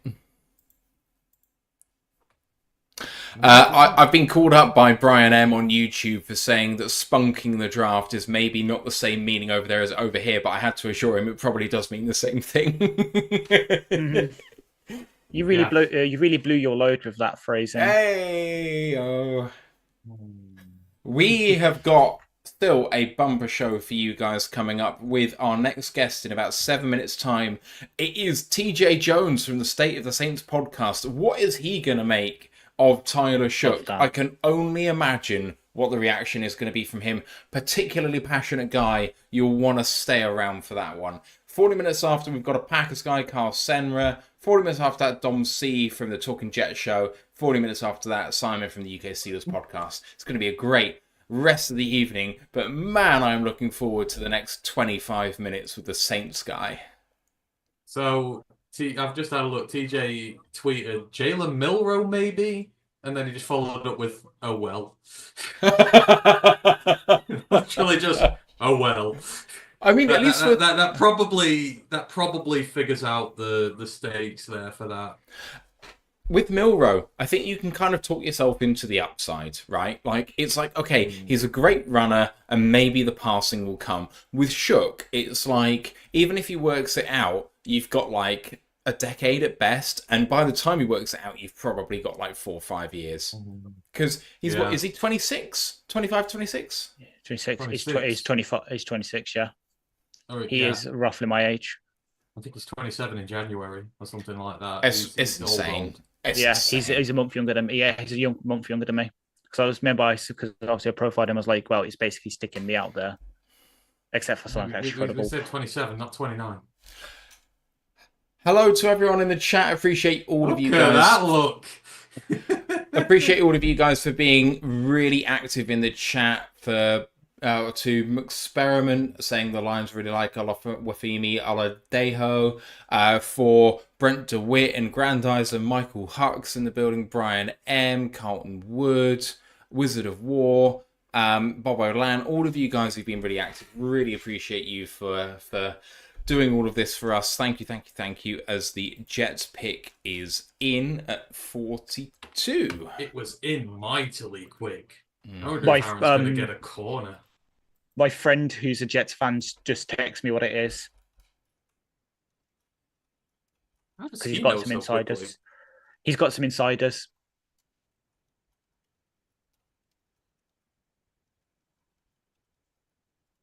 I don't know what the coverage is saying, but this... Ian Rappaport's just said backup quarterback. Surely not. I can assure you. What, Shadur here? Shadur? They've got Jordan Travis. They don't need a backup. Oh, exactly. Playing to the crowd. Thank you. No, if my friend is right, is it a DB? I'm trying not to say. It's a pick that I think people see the logic of it, and there is connections between the prospect and the franchise. Michael Hux just said Milroe. Milroe makes a lot of sense considering that they have Fields in terms of running the same system with both of those guys. It would if you're looking for a potential succession plan, but giving Fields a chance because Milroe's never a day one starter. No.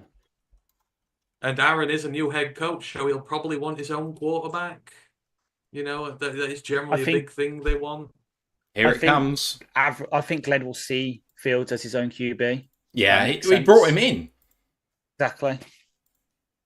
It didn't happen before Glenn was hired. It happened after Glenn was hired. Oh, Ryan will hate that. Yeah. I'm just hearing it now. Hang on. Oh! Like father, like son, Mason Taylor is a Jet. Can you see what I said meant about the logic? What was everyone mocking them at 8 in the first round? Yeah. Yeah, makes sense. Ryan's heart's just been broken.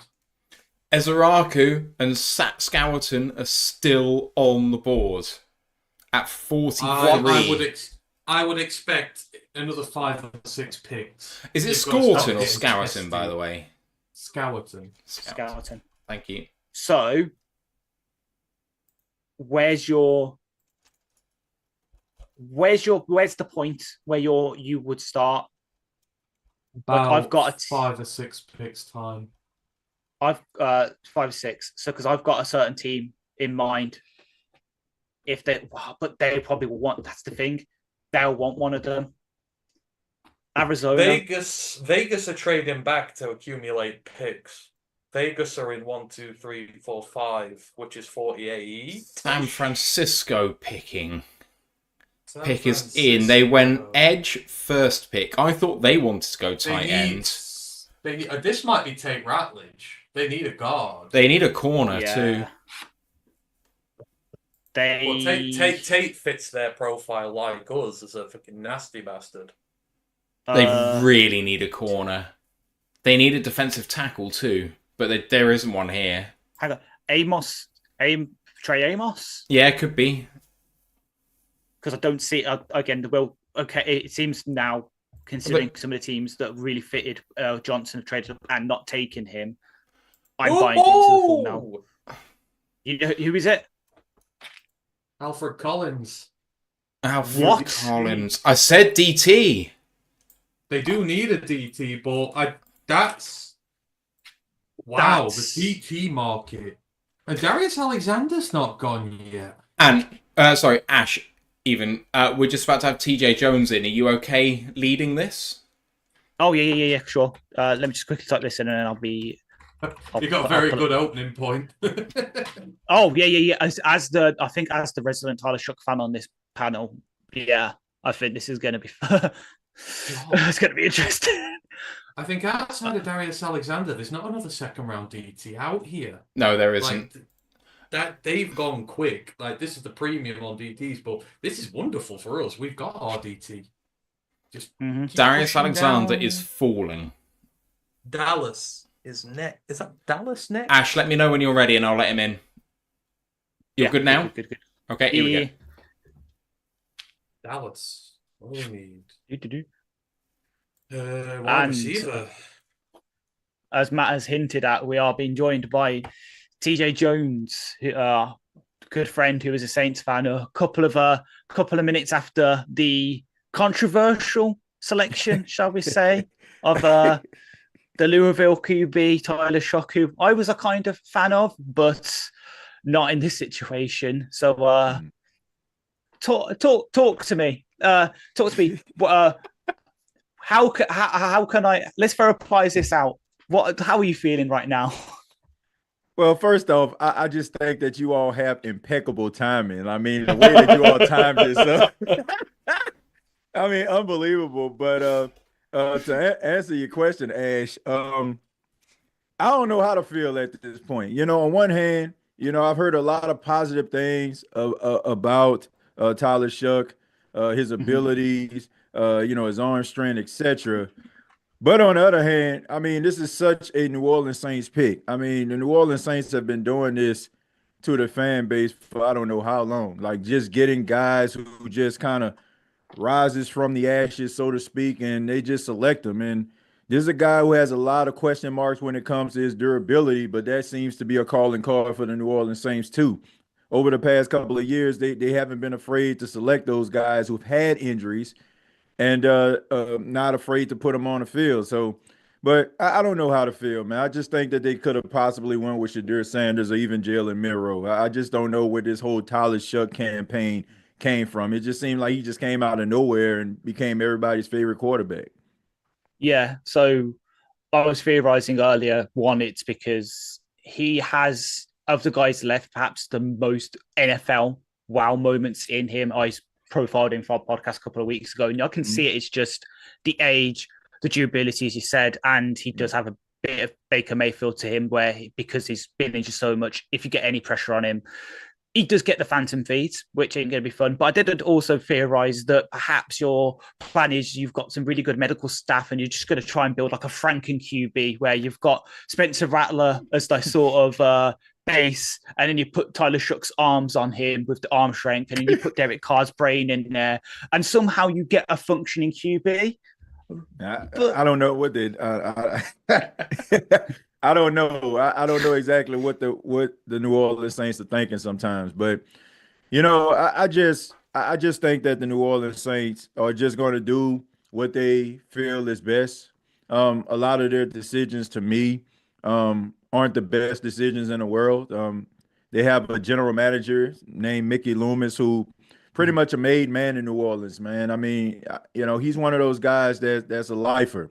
The former owner of the New Orleans Saints ended up passing away, and in his will, he appointed Mickey Loomis to be like one of the higher ups.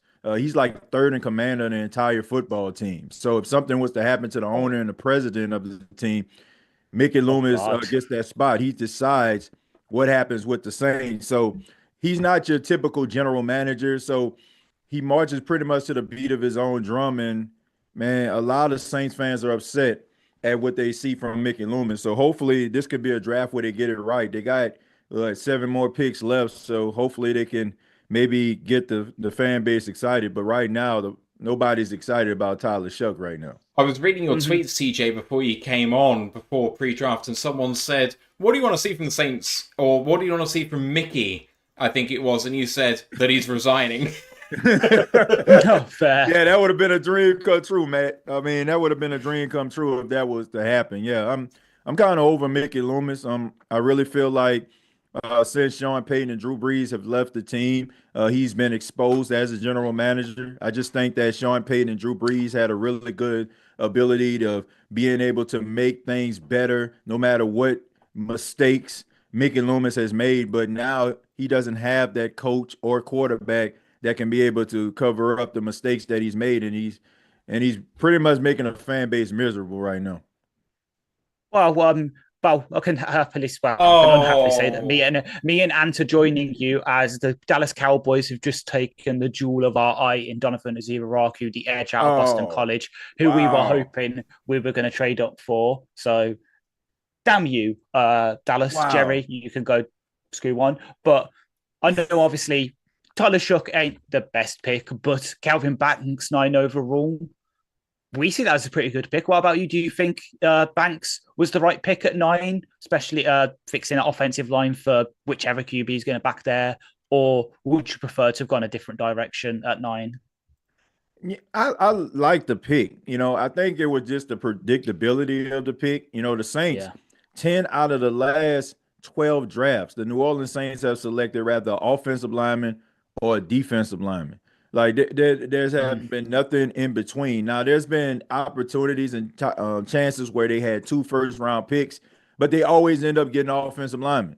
But Calvin Banks is a special player. Like on a lot of draft boards, he was ranked as the top offensive lineman on some draft boards. And I got an opportunity to go to the NFL Combine this year, and I spoke to him. He said that he spoke to the Saints, and he also said that that the Saints kind of grilled him a little bit when it comes to his knowledge of the game. So when teams start to really start questioning you, and then also they brought him in, there's this special 30 player post-draft deal that teams can select 30 players that are entering the draft to come to the team facilities and go out to eat with them. He was one of them. So I'm not surprised by it at all. The Saints do need help on the offensive line.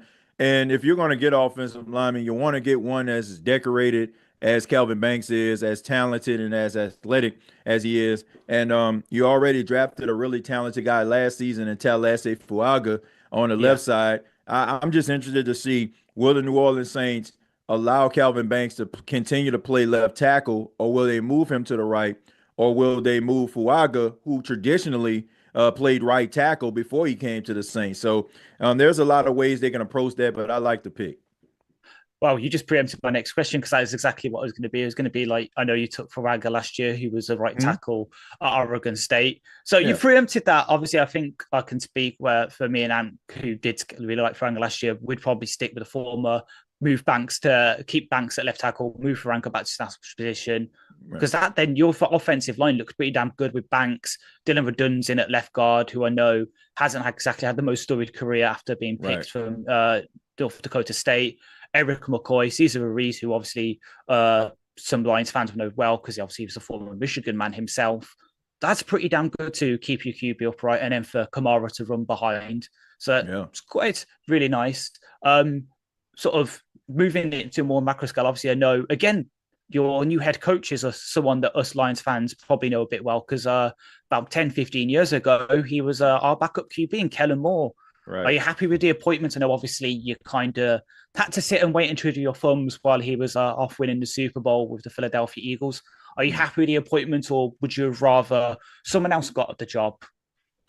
No, I think that he's a really good pick. This is a guy who is a seasoned coach. You know, he's young, but he's been around for a long time. I mean, you mentioned Ashley. He started, his career with the Detroit Lions. I can remember that. You know, he was there with Dan Orlovsky, and I can remember that. Like, and he was also a highly touted, college quarterback.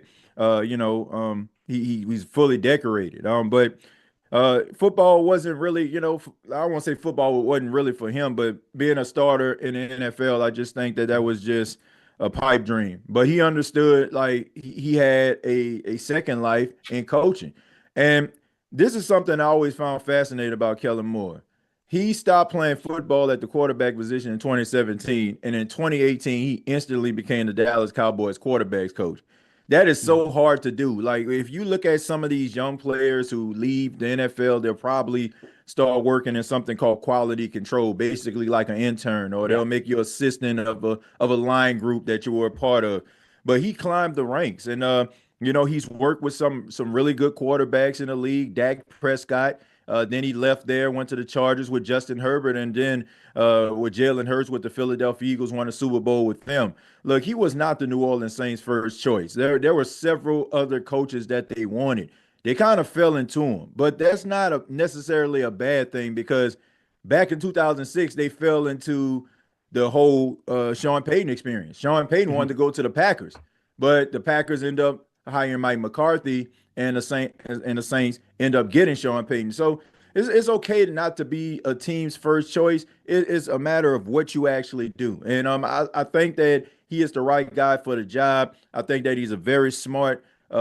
He was a very smart football player. He's a very smart coach, and I think he'll get the best out of this offense. And you guys can definitely attest to this. Like, you need a really good offensive line. Like, your team has the best offensive line, in my opinion, in football. And, teams want to replicate that.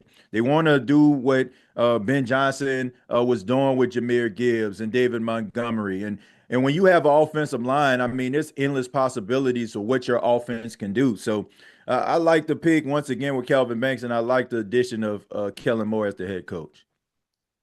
Obviously, me too. And I know, obviously, you mentioned that Moore used to be in LA. I know, obviously, with him become head coach, he's brought his former head coach over in Brandon Staley, who used to be the head coach there and used to be the Rams defensive coordinator before that. I know, obviously, with that coming in, Dennis Allen used to run a sort of 4-3.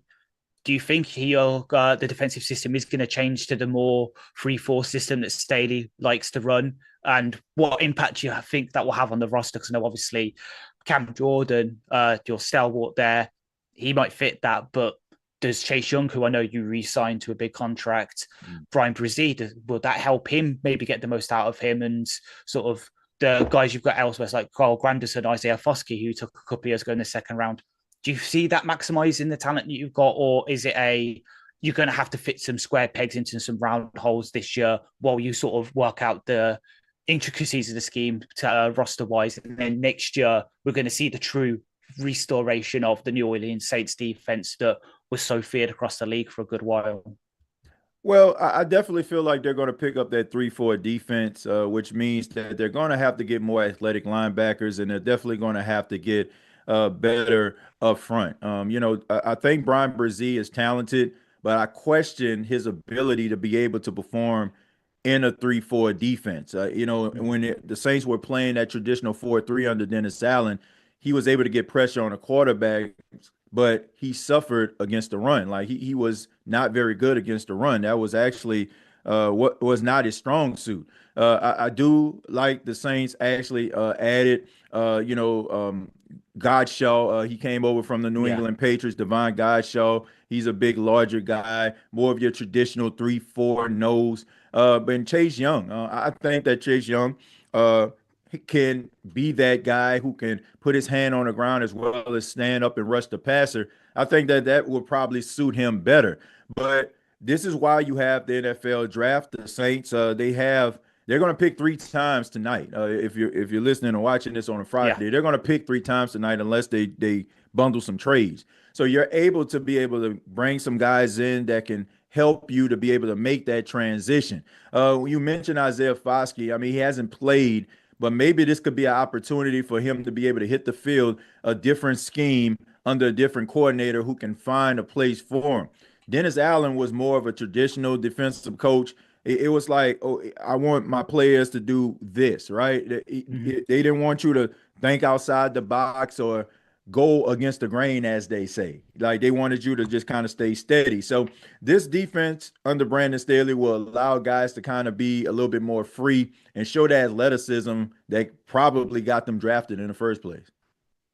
Yeah. And flipping it back to the opposite side of the ball, and obviously you've taken offensive line, you've taken QB now.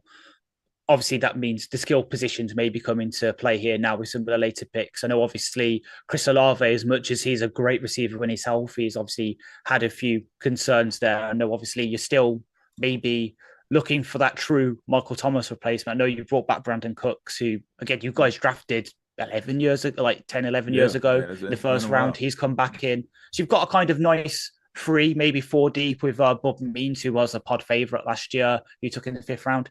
Do you see you guys attacking receiver, maybe looking for a long-term starter that could maybe take over when Cooks goes, or if Olave continues having those health issues? And then obviously with running back as well in the skill positions, Kamara, as much as he's a great running back, he's getting on a bit. Is he going to start hitting the hill and go downhill in his career?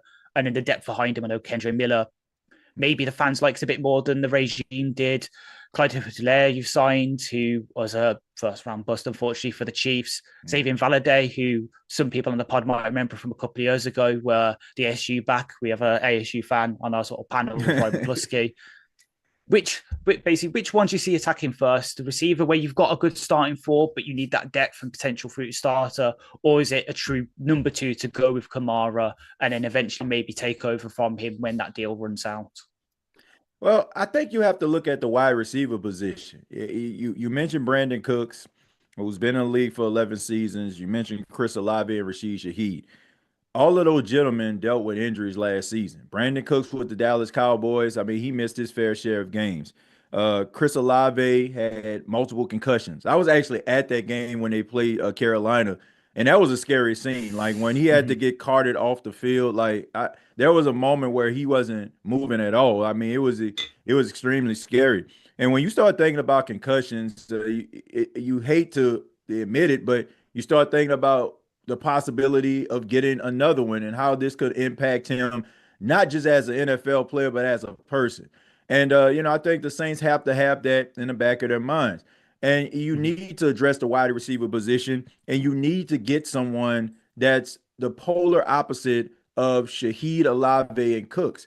You have really fast, really disciplined route runners out of the 3 of those gentlemen, but you don't have that big physical wide receiver. And this is something that the Saints have needed since Michael Thomas got injured and couldn't play anymore. They need somebody that's going to be able to get those yards after the catch, a really good catch radius that's going to demand a double team. I don't know if you're going to be able to get it in the 3rd round, but you at least need to try. You mentioned Bub Means. He was a late round pick for the Saints. He showed some flashes, but he had his fair share of injuries. So the New Orleans Saints have to get stability at the wide receiver position. That's what I would address, number 1. Now, I would address the running back position as well. You have to do that because you mentioned Alvin Kamara is getting up there in age. You're not too sure about Kendre Miller. There was a rift between him and Dennis Allen. But at the end of the day, you got to figure out what you have there. Clyde Edwards-Helaire, I know it didn't work out in Kansas City, but there were a lot of personal issues that he was dealing with.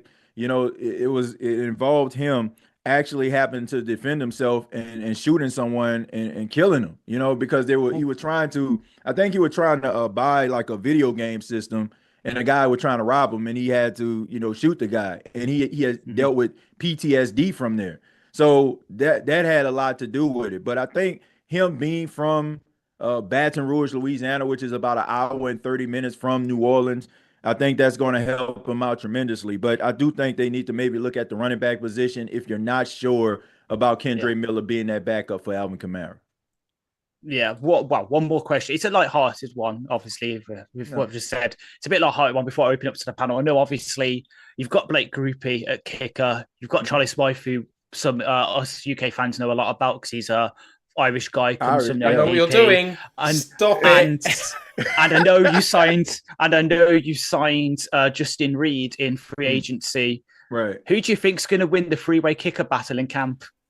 Oh, look, I like Charlie, man. I mean, if you ever see his personality is just amazing. He has an amazing leg. Like, it's a reason why the New Orleans Saints are keeping him and Blake Groupie around. I mean, the Saints signed him, so it's kind of funny because you don't really see teams have two kickers, so he's kind of like in an intern role.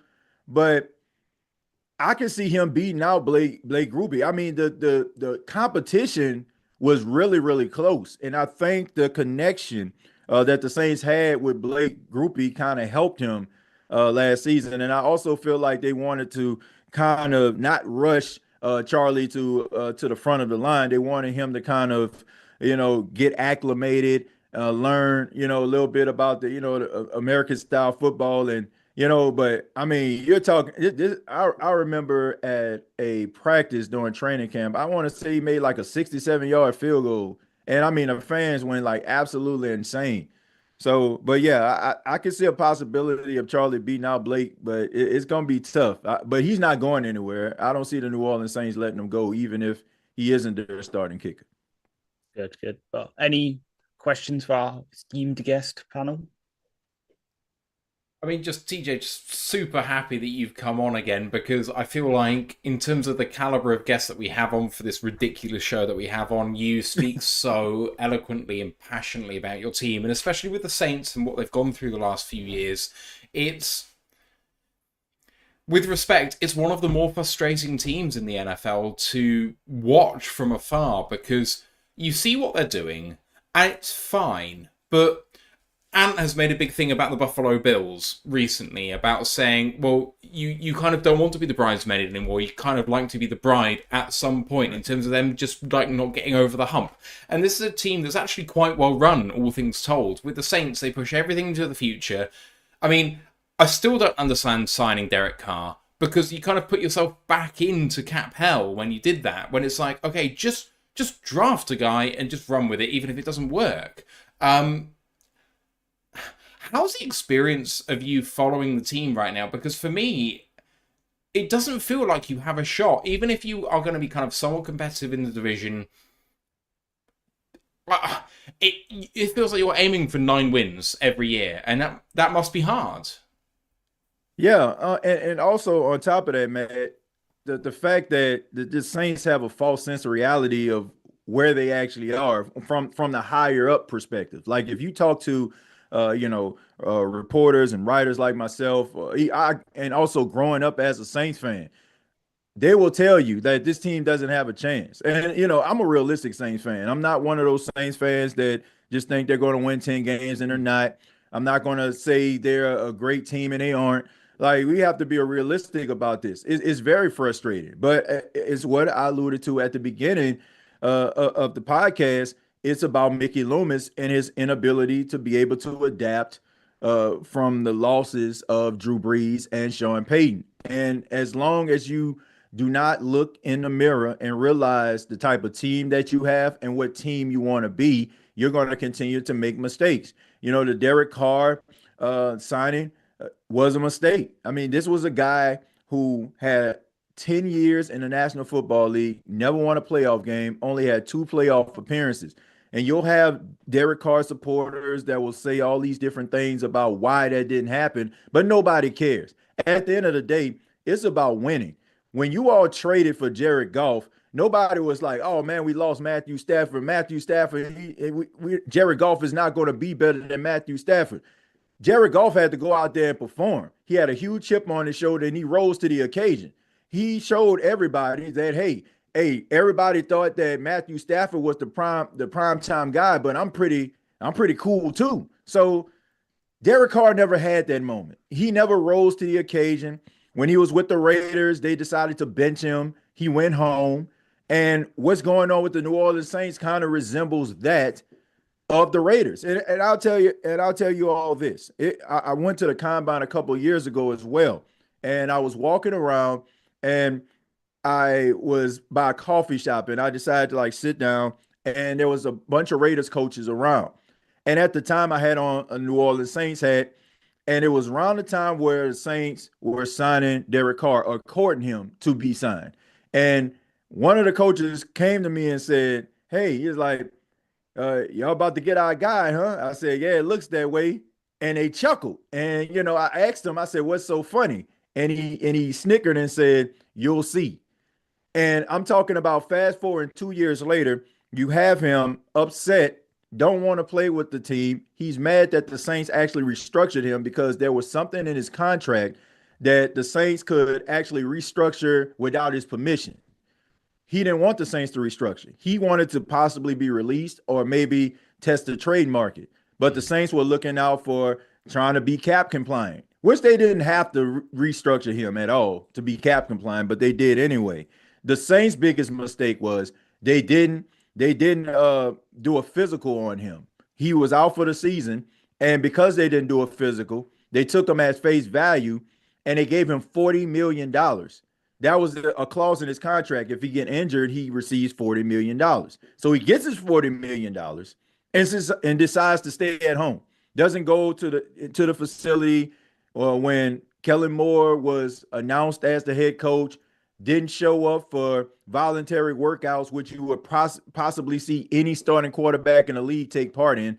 The guy just seems like he's more of a me guy at times, and I don't think you need that. But the Saints, they have to look at themselves to blame because they had opportunities to get out, but they rather look like they know what they're doing instead of doing the right things. And the Saints fan base suffered because of it.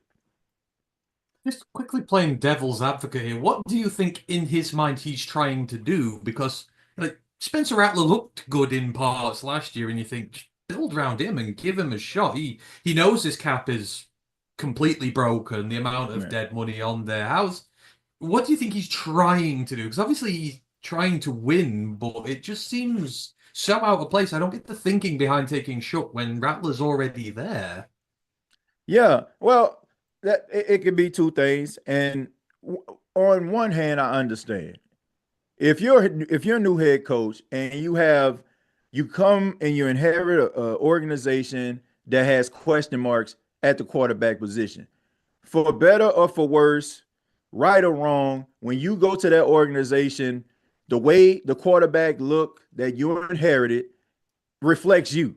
And if I am going to be reflected based on who's in the quarterback room, I would like to pick somebody that I evaluated and I brought in there too. Spencer Rattler, as talented as I believe he is, as you know, he shows some flashes, and I can understand why someone would give him opportunity. But he was not Kellen Moore's guy. And it's only right for Kellen Moore to be able to select the guy that he wants. You know, a lot of coaches, where they go wrong is they feel like they can fix a quarterback, and maybe that quarterback is just too broken. Rather, it's hearing a whisper from the fan base, maybe the higher ups, maybe them hearing about possibly, you know, drafting their replacement. But I feel like it's his right to be able to select the guy that he wants. You know, and also the New Orleans Saints, this is the highest they have drafted a quarterback since 1971. So over 50 years since the last time the New Orleans Saints drafted a quarterback this high, and it's the second round. So I don't have a problem with that. But I mean, but this is what Spencer Rattler needs. You don't want to just give him the keys to the car. You want him to earn it.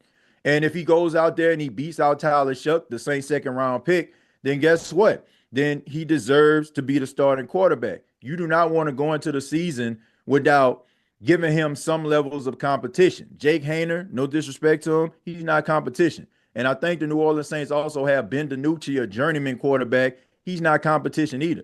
So you need somebody that's going to be able to sharpen your iron, so to speak, and Tyler Shough can possibly be that. I think we're coming to the end of our time TJ, we've got a Packers guy coming up in 10 minutes, which we really have to prepare for as Lions fans. It's going to be a whole thing. But let us know where to find you, because, I mean, Grandizer must be one of your biggest fans, I swear. He's been fangirling since he found out we were going to have you on the show again. And we're really grateful that you have come on. A tremendous, you know, in this space where we do what we do, there's obviously like the professional guys that kind of get paid a good amount of money to do this, and then there's YouTubers and content creators, and you are like the best of the best in this space. So appreciate your time. I appreciate that, man. State of the Saints, how's it going? Well, it's going great, man. It's growing. Like I said, we just got back from the NFL Combine. It's such an honor and a pleasure to be, invited to that.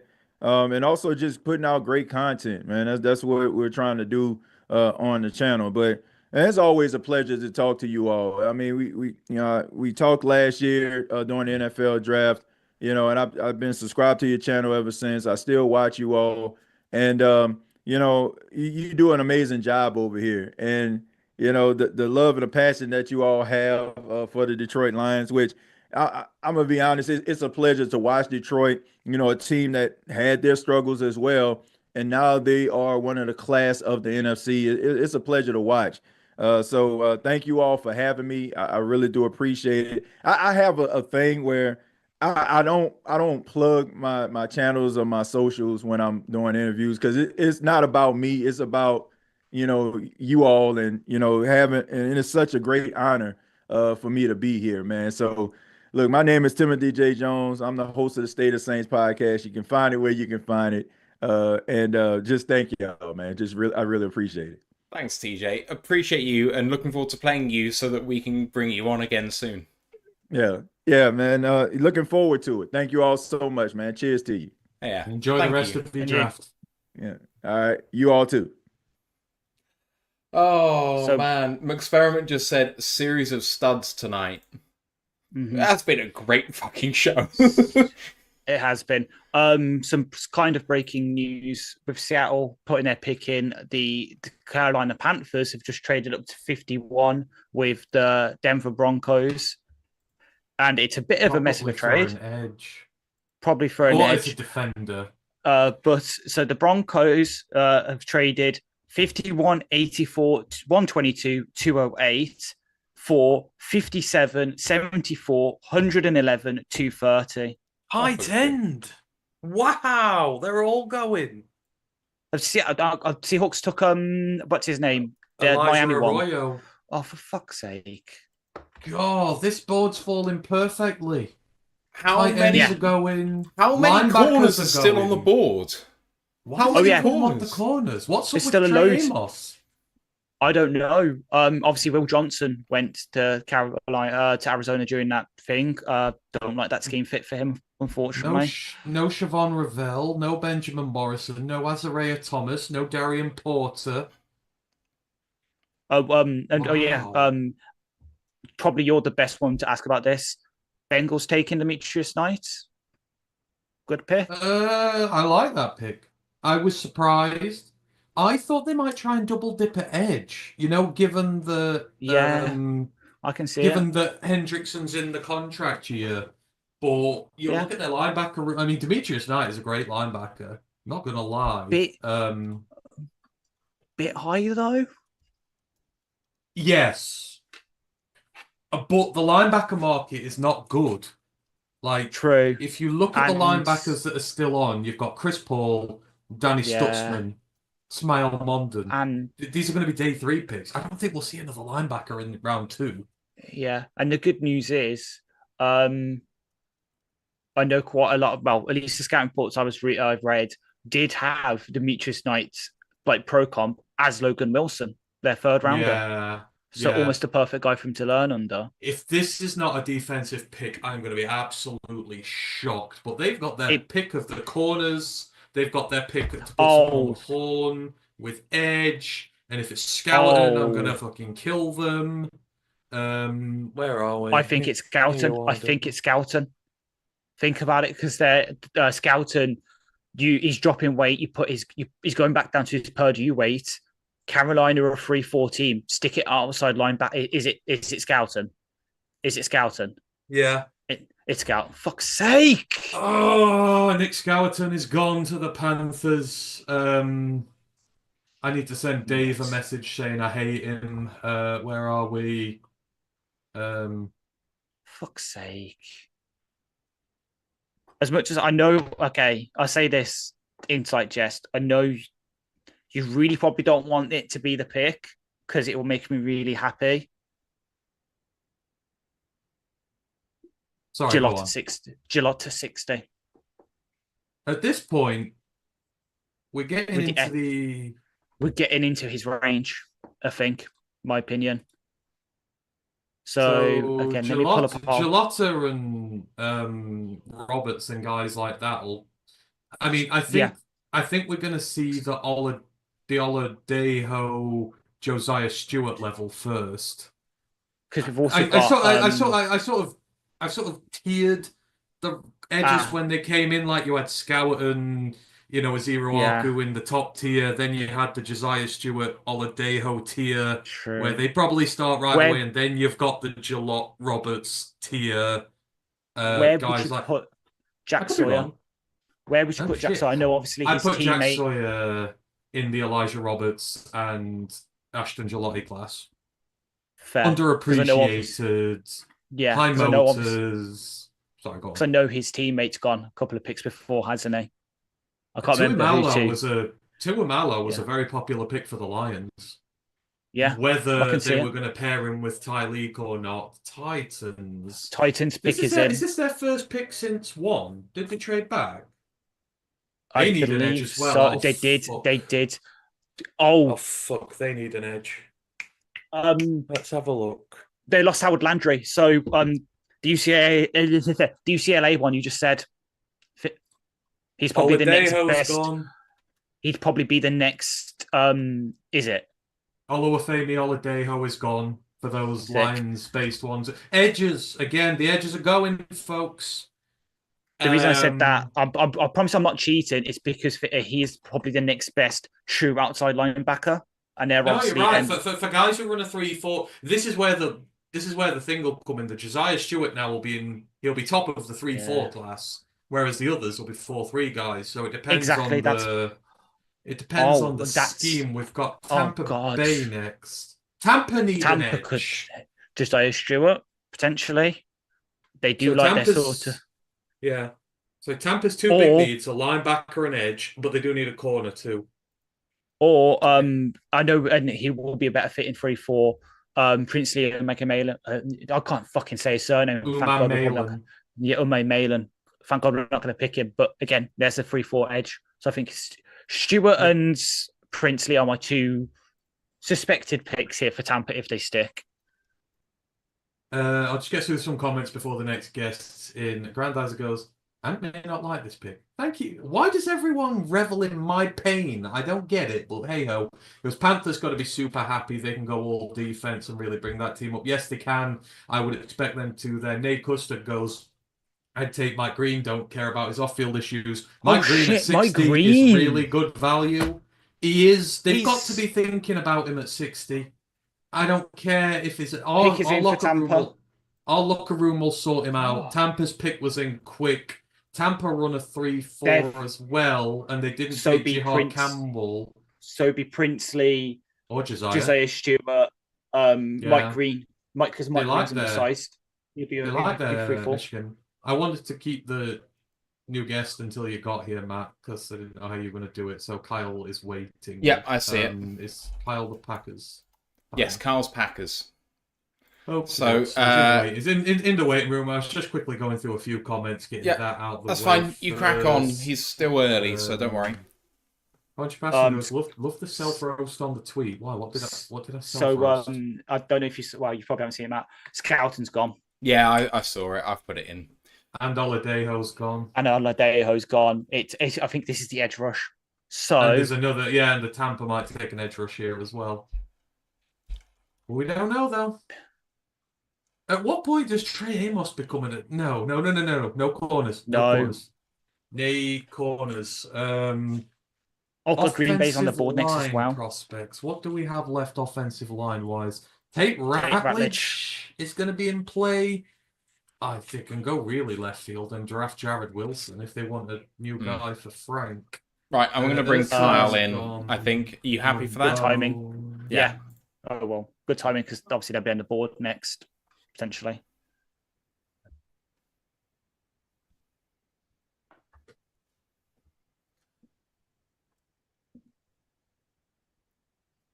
All right. Pick is in for Tampa Bay. Green Bay coming up next. Kyle's trying to get his camera to work, but it's not quite coming up at the moment. Guys, I think you can hear me, right? We can hear you, Kyle. Perfect. Yeah. Hello, how are you? Doing great, other than my camera. Never mind. We'll do. We'll make do. Kyle, thank you so much for giving up your time. Just on the top of the show, I like doing it up front rather than doing it later on. Just let us know kind of what you do. I found you because you've done Full Press Packers, but you have lots of other shows going on. So absolutely fantastic how much you have in the space. Yes, so starters, I'm with the website called Fantasy Six Pack. I write articles. We also have a YouTube show, live stream every Wednesday night right now, 9:30 p.m. Eastern time. It's called Dynasty Six Pack. So it'll be a year-round Dynasty show. I mean, we've just finished episode 8, so it's a pretty brand new show. But I'm with Jamie Progue and Raul Natarajan, so it's been super fun doing that. I'm with Going for Two as well, do mostly live streams, a lot in season. I've been guesting occasionally on the network throughout this off season, but typically I do the Monday night pregame shows and the Sunday morning pregame shows. So those are a lot of fun. With you not having your camera working at the moment, Grandizer in our live chat has just said, Kyle definitely has a voice for radio. I think that's meant to be a compliment. So, sorry, Ash. I was about to say, I know obviously you guys are on the on the clock now with Tampa picking. Who would be your nightmare pick for them to sort of snipe from you at this point? I don't even know. I don't think at this point there's one like must-have player that necessitates them. Like they have to get this guy. True. So looking at the Packers and what they've done in this off season, you let go of TJ Slayton, the nose tackle. Otherwise, Josh Myers starting center, Eric Stokes backup nickel. But you brought in Aaron Banks, high-priced guard from San Francisco. Nate Hobbs at corner, which I feel like is a really underrated signing. You're giving him a good amount of money. Oh, as Benjamin Morrison comes off the board finally. And Mecole Hardman obviously has had a great career in this league as that sort of wide receiver 3. But then you end up drafting Matthew Golden. And he goes into that stable of wide receivers, all at that sort of level of... Jaden Reed and Romeo Dobbs and Christian Watson, Dontavian Wicks, Bo Melton, all these guys who have really given the Lions trouble over the years. How do you feel about the Packers offseason so far? As we can see you. Hey, Kyle. Yeah, and you can see the displeasure on my face. I've mostly hated everything the Packers have done. The Nate Hobbs thing, I like it, but only if he can play on the outside, and he hasn't really done that in the NFL. Now, I imagine the Packers believe he can play on the outside well, and that's why they're doing this. Whether that's with Jair Alexander, they're trading Jair Alexander away, that remains to be seen. I haven't seen a trade yet, so I'm starting to think it's not happening. The plan is to have those two as your perimeter outside corners, which is fine. Again, as long as he can play out there, because they've got an abundance of players who can play that nickel corner role. Javon Bullard, the rookie from last year, even Evan Williams in a pinch, Keyshawn Nixon.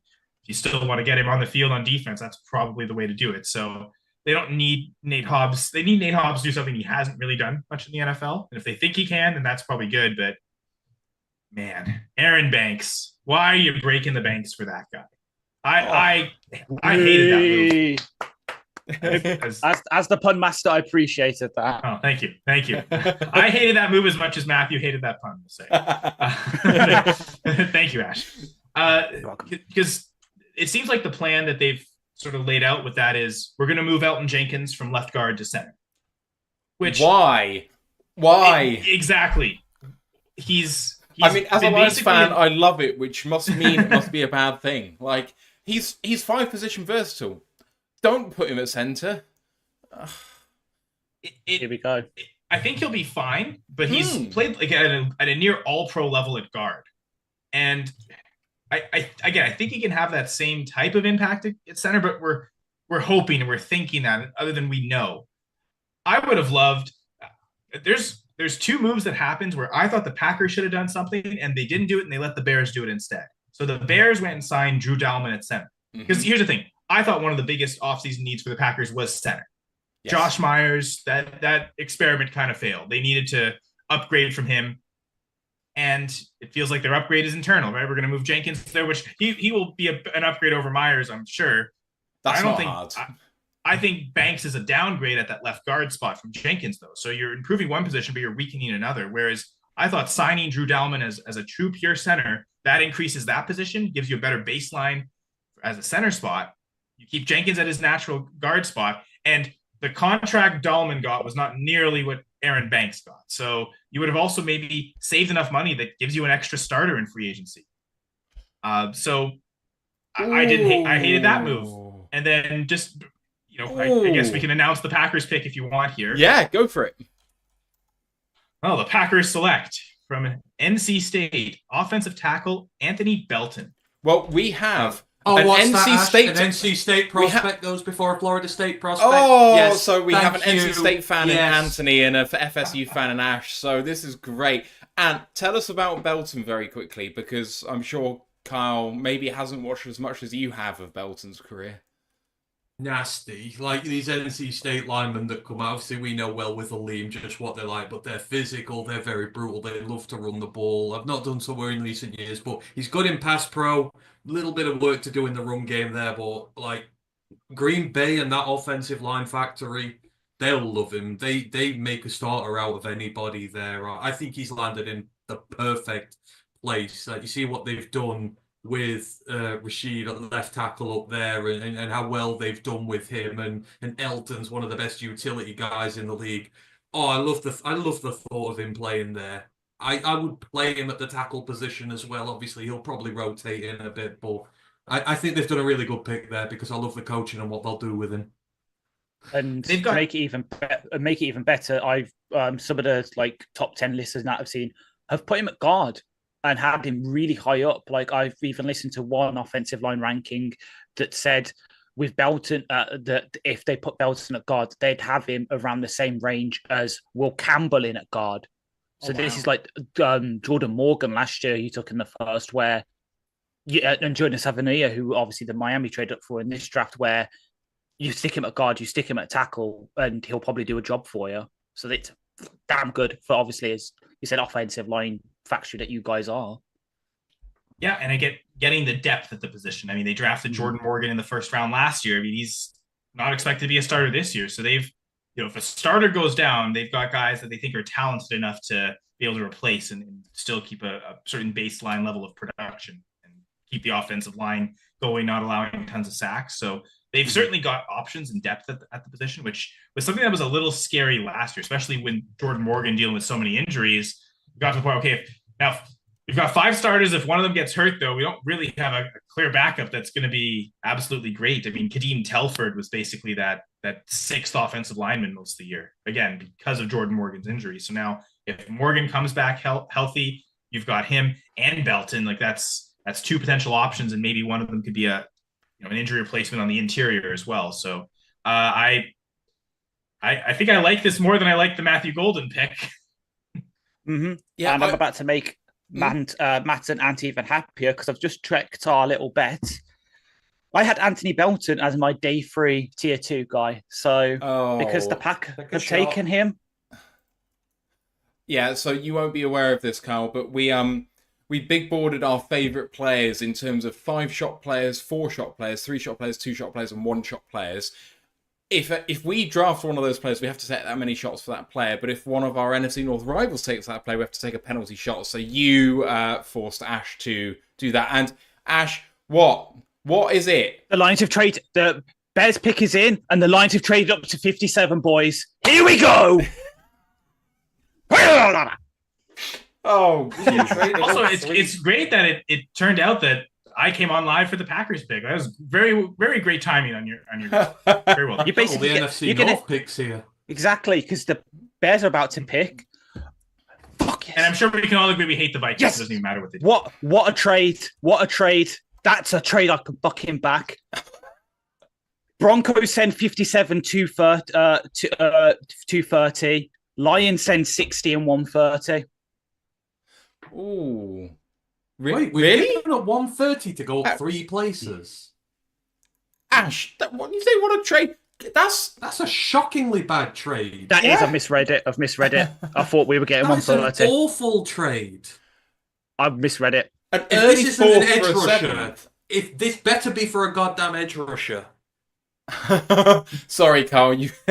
Sorry. Excuse Oh me. man. That's okay. So I'm sure you'll enjoy the pain if this is a bad pick.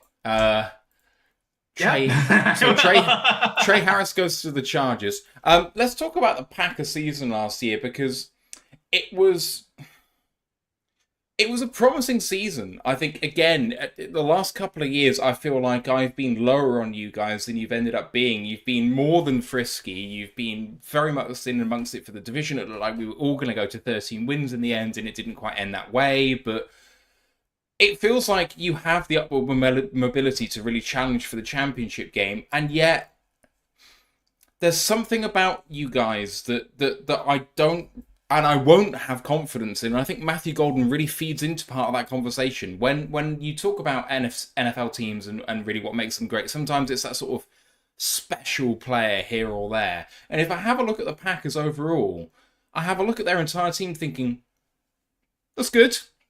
That's good. But where's that special guy? And like, they've just kind of been above mid. And I don't fear that. Are you on the same page? I mean, I think their most special guy, they just moved from left guard to center now. So when your center is your most special player, you could argue Zach Tom at right tackle as well. But like 2 offensive linemen being your most elite players. Actually, that's not true. Their best player right now is Xavier McKinney. That was free agent signings don't always work. That one they nailed out of the park. That was great. Yeah. And so you expect like that's maybe that's probably the most elite player they have. I mean, he was a first team All Pro last year. So you could hope it's gonna be tough to repeat that same number of interceptions, but the same type of impact he could bring snap to snap. You can expect that. And again, the 2 offensive linemen in Jenkins and Tom, like those are your 3 most elite players. Before last season, I would have definitely said Kenny Clark, but he kind of took a step back last year. So hoping that is that the shape of things to come, or is that just a 1-year fluke and Clark's back to elite level top 5 defensive tackle in the league? I'm hoping that, but once you start to hit that cliff and he goes downhill, it's really tough to move backwards and get back to what he was. So we'll see. At the end of the season, they were flashed. Like Clark looked a lot more consistent. So that's hope that maybe dealing with something early in the season. It was transition to a new defense. Was that really a struggle for him? So I'm optimistic on Clark returning to that elite status, but maybe Josh Jacobs is the next closest thing to an elite player. And I wonder if the coaching staff bought in too much to that. And also Jordan Love's injury. Like I think that can't be stated, that knee injury right from week 1. I'm pretty sure he was dealing with that the whole year. And it seemed that LaFleur was really afraid to call too heavy of a passing game plan, maybe as a way to protect Love, but they would, anytime they get a lead, they'd be they'd go into their shell and just run the ball too much. And I think that really limited them, didn't make them that much of a versatile offense. It was great when they were playing the Colts. They could just run through them and get first downs every time anyway, but they also weren't playing the Colts every week. I mean, it was a really funny season in terms of trying to work out who's where and what, because I look at what the Titans did with Malik Willis, and I look at what you did with Malik Willis, and it's like, oh, here's what a functional organization looks like when you have a quarterback who has traits that you build an offense around the player rather than trying to fit the offense into a system, so the player into an offensive system. In some ways, I thought that you looked better with Malik Willis under center, or not under center as the case may be, but you know what I mean. And then you have a look at what Gutekunst has done over the years, and it really feels like you guys rely on elite positional coaching to kind of coach these guys up. Because if you have a look at, Rashawn Gary and Lucas Van Ness and kind of all of those guys who are really traitsy, and with the offensive line guys as well, traitsy lower down guys, perhaps, that you train up to be amazing guys. But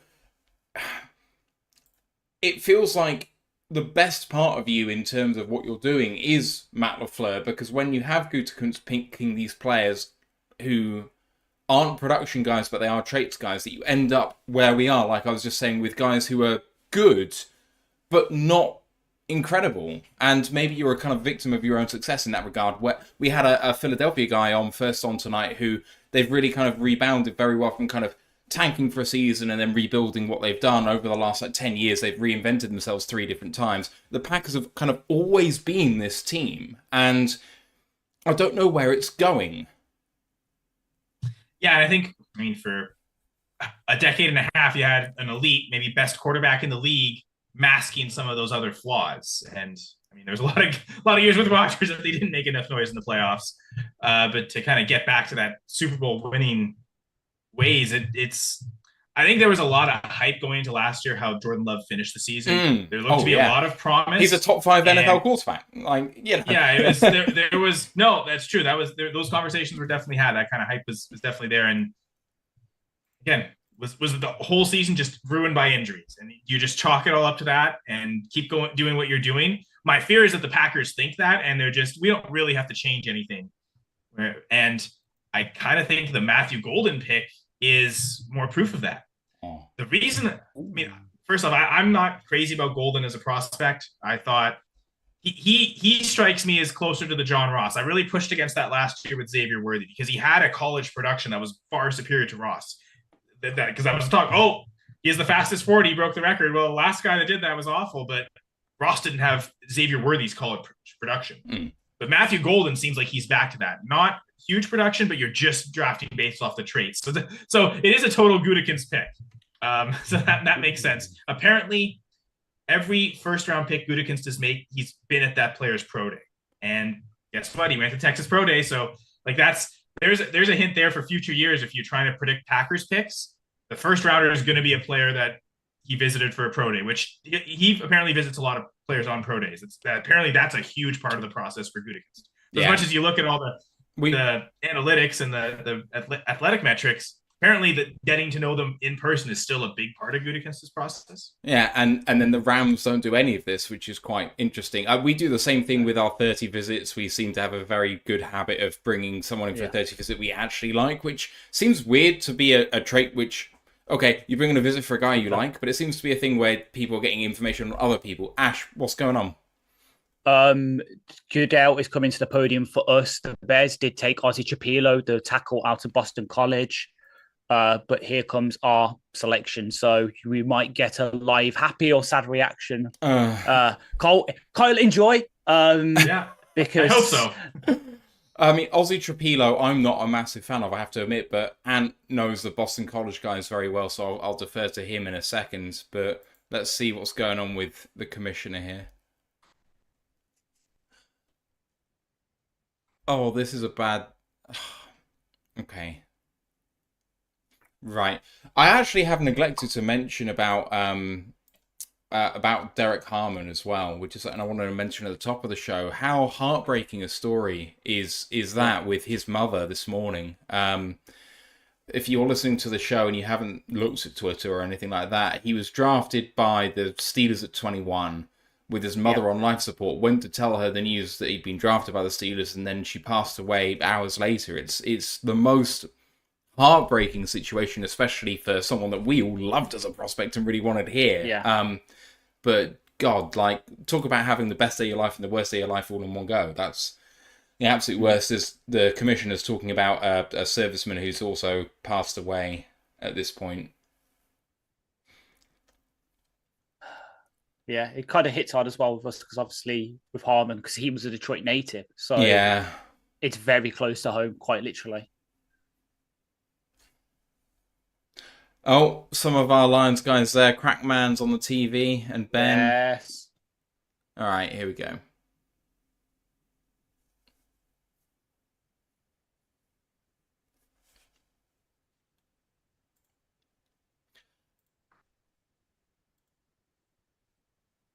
Yes! Yes! Matt. So it's a happy pick. Matt, Oh, I'm about to make Matt sad though. I'm just checking our chat, and Tate Ratledge was a 4-shot player for you. Drink up, buddy. Oh shit! Fucking. Oh, twat. I see. I thought that's why you were excited. Yeah, I get to take 4 shots. I am British and I like drinking, but 4 shots of this stuff is gonna be absolutely lethal. Oh, okay, boys, you're gonna have to take over with Carl for me while I pay my debts here. Of course. So obviously we're excited because you might have heard, obviously in this offseason, we lost Kevin Zeitler to the Tennessee Titans, wanting to move a bit closer to home. Ratledge slides in at that right guard spot. Graham Glasgow and Christian Mahogany, our pick from last year, who started a couple of games, just looked good, can slide it, battle out for that left guard spot. Offensive line, just like you guys taking Anthony Belton, we're strength in the strength. But I know obviously this, you changed your defensive coordinator last year, Joe Barry. Sorry for bringing up his name, invoking it for everyone in the chat and on this. But it's great now because he's not there. Like now I can live in peace that he's not the defensive coordinator of the Packers. So true, but I know obviously you did change to Jeff Hadley, the Boston College head coach, former head coach, obviously now with him being your defensive coordinator. Do you like the changes he's made to your defense in year 1, and what do you hope to see from him in year 2 in terms of adapting the scheme even more, getting the best out of the players? It seemed that one of the biggest flaws with Joe Barry is he didn't really care what the defensive coverages were. It's very complex pass rushes, and that's his thing. He's a linebackers coach, a pass rush coach. And it seemed like that's where all the emphasis was. And it's just a basic zone. Halfley comes from a defensive back coach background. That's what he was in the NFL. I think he had 3 different stints as a defensive backs coach. I think it was like 49ers, Browns. I did all this a year ago. I was going purely on memory. And he brought in, I think there were, aside from Halfley, I think there were 3 other coaches that either I guess they all were or currently are defensive backs coaches in the NFL. So Halfley right away was the secondary isn't an afterthought. It's as strong, it's as important as the defense as the pass rush. I think that was just like the biggest flaw of Joe Barry is that he didn't know what to do with the secondary. It's just, it's zone. It's just zone. It's just zone, off zone. Don't press anyone. Never be creative with your coverages at all. And so just that alone, I think, is a breath of fresh air that this coach actually puts an emphasis on the defensive backfield. And so it makes it harder for the opposing quarterback doesn't just read the coverage instantly and they recognize it because they never change. We're trying to make it tougher for the opposing quarterback. So I think just that alone was a welcome change from Halfley. Yeah. Well, speaking of the defensive backfield, as the wide receiver Jack Beck from TCU is picked by the Raiders, we were talking about sad stories a few minutes ago with Derek Carman and the guy announcing our pick. But obviously Beck with his brother Tiger Beck, the former Princeton player who unfortunately died in the New Orleans tragedy. Nice little story for him to sort of take that spirit and get drafted by the Raiders. But obviously, you're saying about the defensive backfield. I really loved one of your defensive picks last season on the backfield with your 5th round pick, Tan Adolapo, the safety out of Oregon State. What the hell does that boy need to do to get on the field? Because I absolutely loved him. And, if you guys aren't going to use him, we need a 3rd safety, please. Send him our way. We'll give you a couple of 7th round picks for him. Happy, I think. Yeah, I think they, Javon Bullard and Evan Williams, a 2nd rounder and 4th rounder last year, they were day 1 starters and immediate impact, and they played great. They did not look like they were rookies. They showed those instincts. So if Oladipo had any chance of rising up the ranks, it quickly went away with how good those players are. So yeah, it might be something where he's a depth replacement. I think there was one point where Williams and Bullard both got hurt. So I'm pretty sure he and Zane Anderson got hurt. So he was like the 5th string safety. And I think at the end of the season, he saw some snaps and liked what I saw from him. But yeah, it's probably the same role, 4th, 5th string safety, because they completely revamped the safety position. It was Darnell Savage before and Rudy Ford. It wasn't great safety players. And now suddenly one year to the other, how they changed their safety room entirely. Because McKinney in free agency, the 2 draft picks, it was. Yeah, I think they knew how good those players were, but I don't think they expected it to be that great for all 3 to hit that strongly. So That's Sorry, true. Oladipo. Obviously, I know. It's fine. Well, it's fine. As I say, send him our way. No, obviously, you mentioned about revamping the safety room there. You've obviously signed Xavier McKinney, the big free agency splash from last year. It's kind of fun, obviously, having boosting our little internal rivalry with obviously the rivalry between him and our boy, my boy, especially since I scouted him for the podcast, Kirby Joseph. Obviously, who recently got paid as the sort of overtook McKinney as the highest paid safety in NFL history. Do you think, can you see McKinney continuing that sort of play-making instincts in year two with obviously, as you say, the emphasis on the backfield, potentially with Nate Hobbs now taking over in the slot, he can trust that guy in front of him a bit more. It upgrades obviously the exterior as well, where since you've kind of forced Nixon maybe outside, who again, someone he can trust, do you think he can continue that playmaking or do you see him kind of returning to earth a bit and it with regression and maybe some of the other guys picking up, obviously Evan Williams, you mentioned, Javon Bullard, maybe Jair with year two of this system, he can get the backs to the best of him when a couple of years ago he was the absolute bane of us. So do you see McKinney still being the star of that backfield or do you see it more of a picks by committee approach? Yeah, I think maybe a bit of both. I still think he's going to be arguably maybe the best player on the team. But the interception numbers were pretty ridiculous last year. He set a franchise record for most interceptions in his to start his career with the Packers. I think it was 5 or 6 straight games. I believe he ended up with 8 or 9 on the year. That number is probably going to come down, but he can still, even if he's not picking off the football, he can still make an impact with his great coverage, not allowing big touchdowns. He's often been played as the free safety, which I think is smart, right? You're letting the rookies Williams and Bullard play up near the line of scrimmage. You're letting them get involved in the run game and let the veteran McKinney read and react from the back where he can see everything. He'll be the last line of defense. You can trust him back there to probably neutralize any deep threats. So from that perspective, I think he could still, maybe not allow a single touchdown in coverage. That's good. But as many interceptions as he had last year, that's really tough to do year over year. So I would say he could have half the interceptions from last year, but still make just as much of an impact. So I'm pretty optimistic that what we saw, the interceptions was a pretty ridiculous number that I don't necessarily expect, but nothing he did seemed fluky. Yeah. It's okay.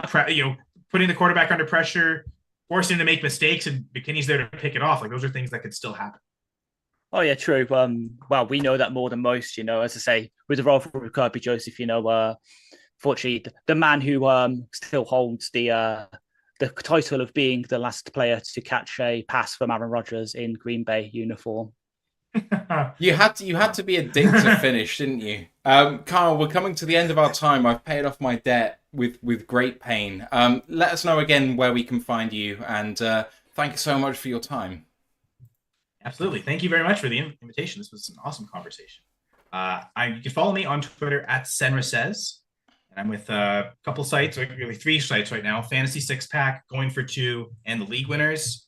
Going for Two, it's mostly just live streaming. And League Winners, it's mostly just writing. Whereas Fantasy Six Pack's the one where I get to do both. I've got the in-season goal line guide article, which I've been doing that for years, even before I was at Fantasy Six Pack. It's just now it's the new home for that article series as a way to. It's a fantasy football article, to be fair, but it has real-life NFL applications. It's trying to predict touchdowns on a week-to-week basis. And whether you're playing fantasy football or you're just a fan of a team, wanting a team to win, touchdowns are important. So it is supposed to be a fantasy football article, but you can take a lot of real NFL applications from that.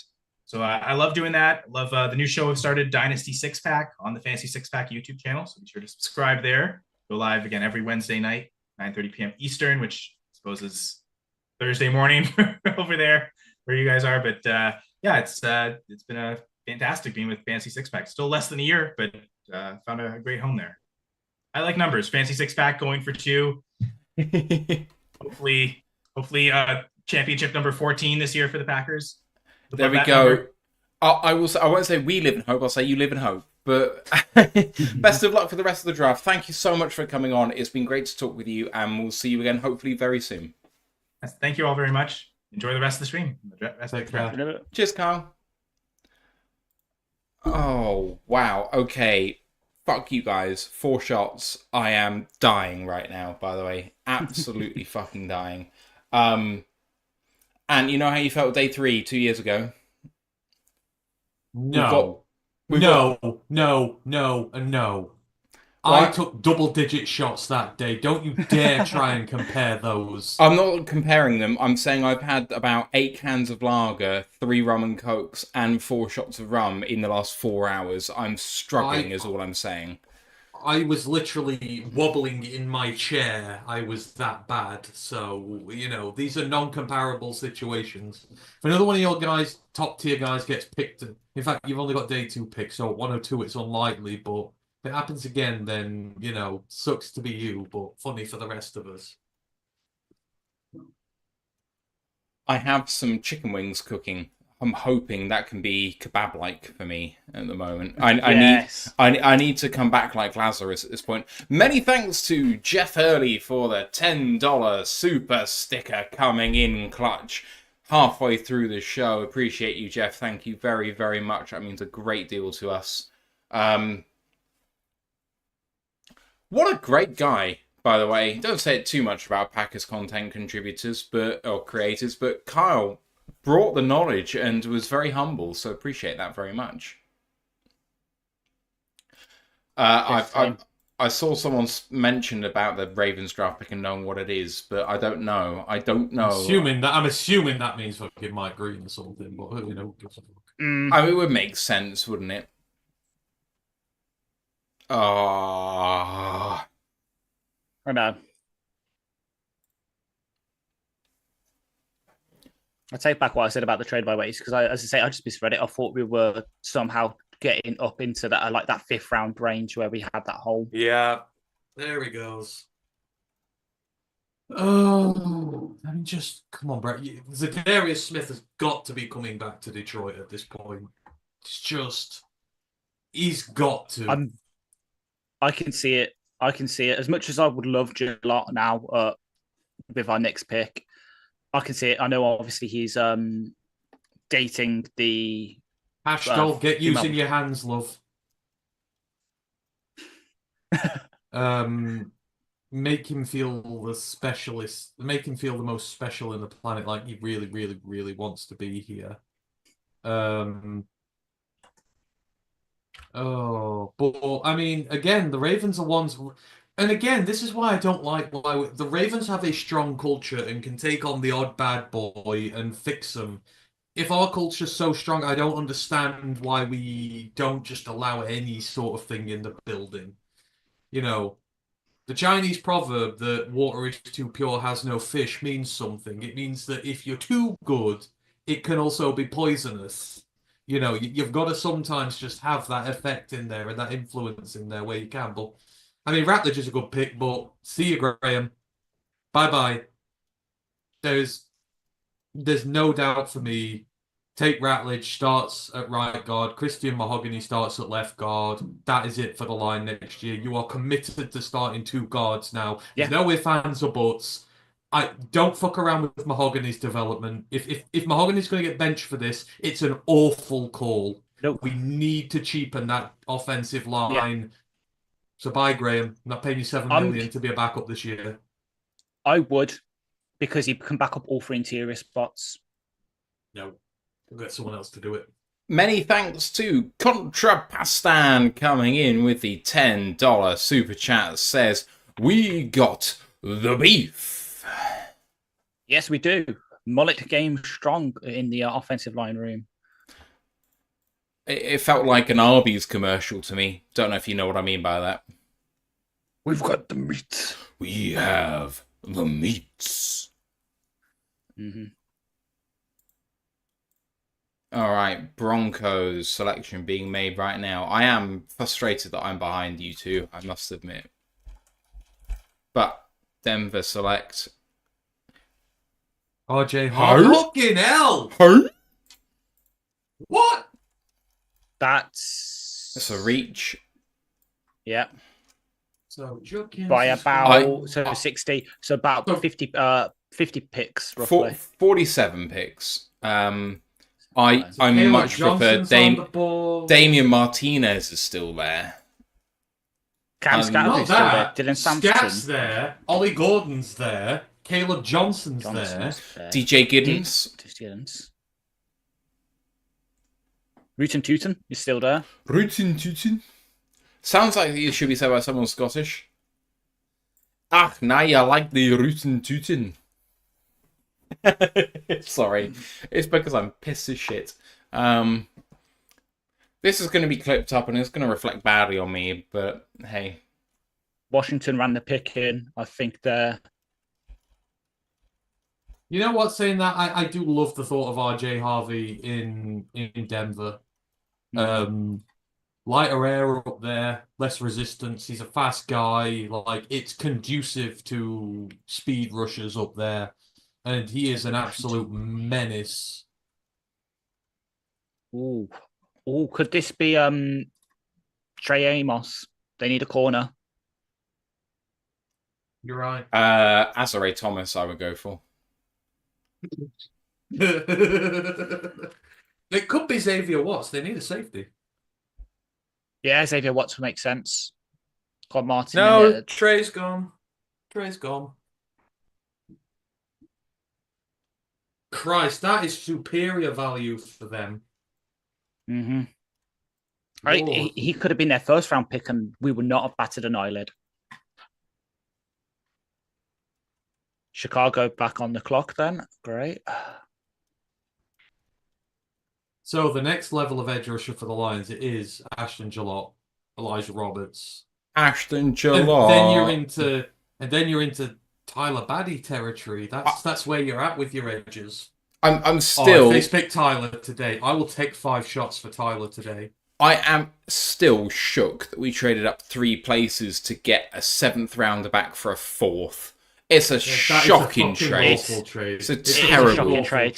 As I say, I apologise for my reaction. It's because I misread it and I thought we were getting 130 as well. And because I only saw a certain bit of it, I was like, oh yeah, like we're getting some good value there because we're getting into that hole where we don't have a pick and then we're giving other stuff up. But like, I take it. Obviously, I do take it back. I was incorrect. Who's taking Tate Ratledge in them 2 picks? I don't think anybody is, with due respect. Raiders could have done.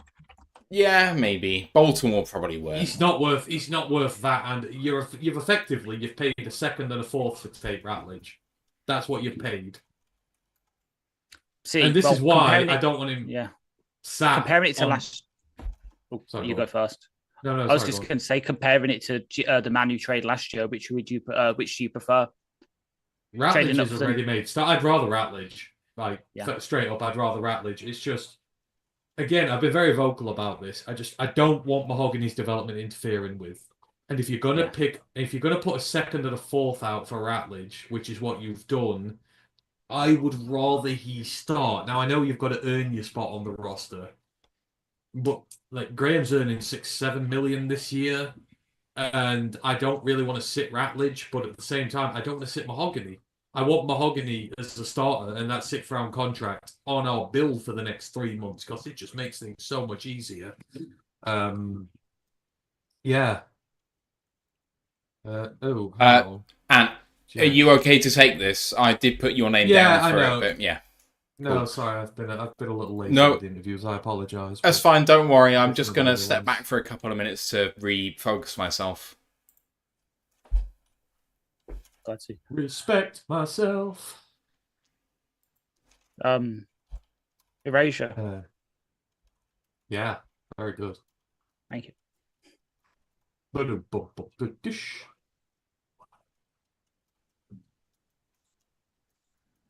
Oh, it's so good fun, next up into the building, hopefully can hear us all good. We've got Dom. Dom, can you hear us all right from here? Loud and clear, my friend. How are you? Hey, I'm very good, thanks. How are you? I can't complain. Can't complain, man. Excellent. That's always what we like. Thank you ever so much for joining us today to give us a perspective on.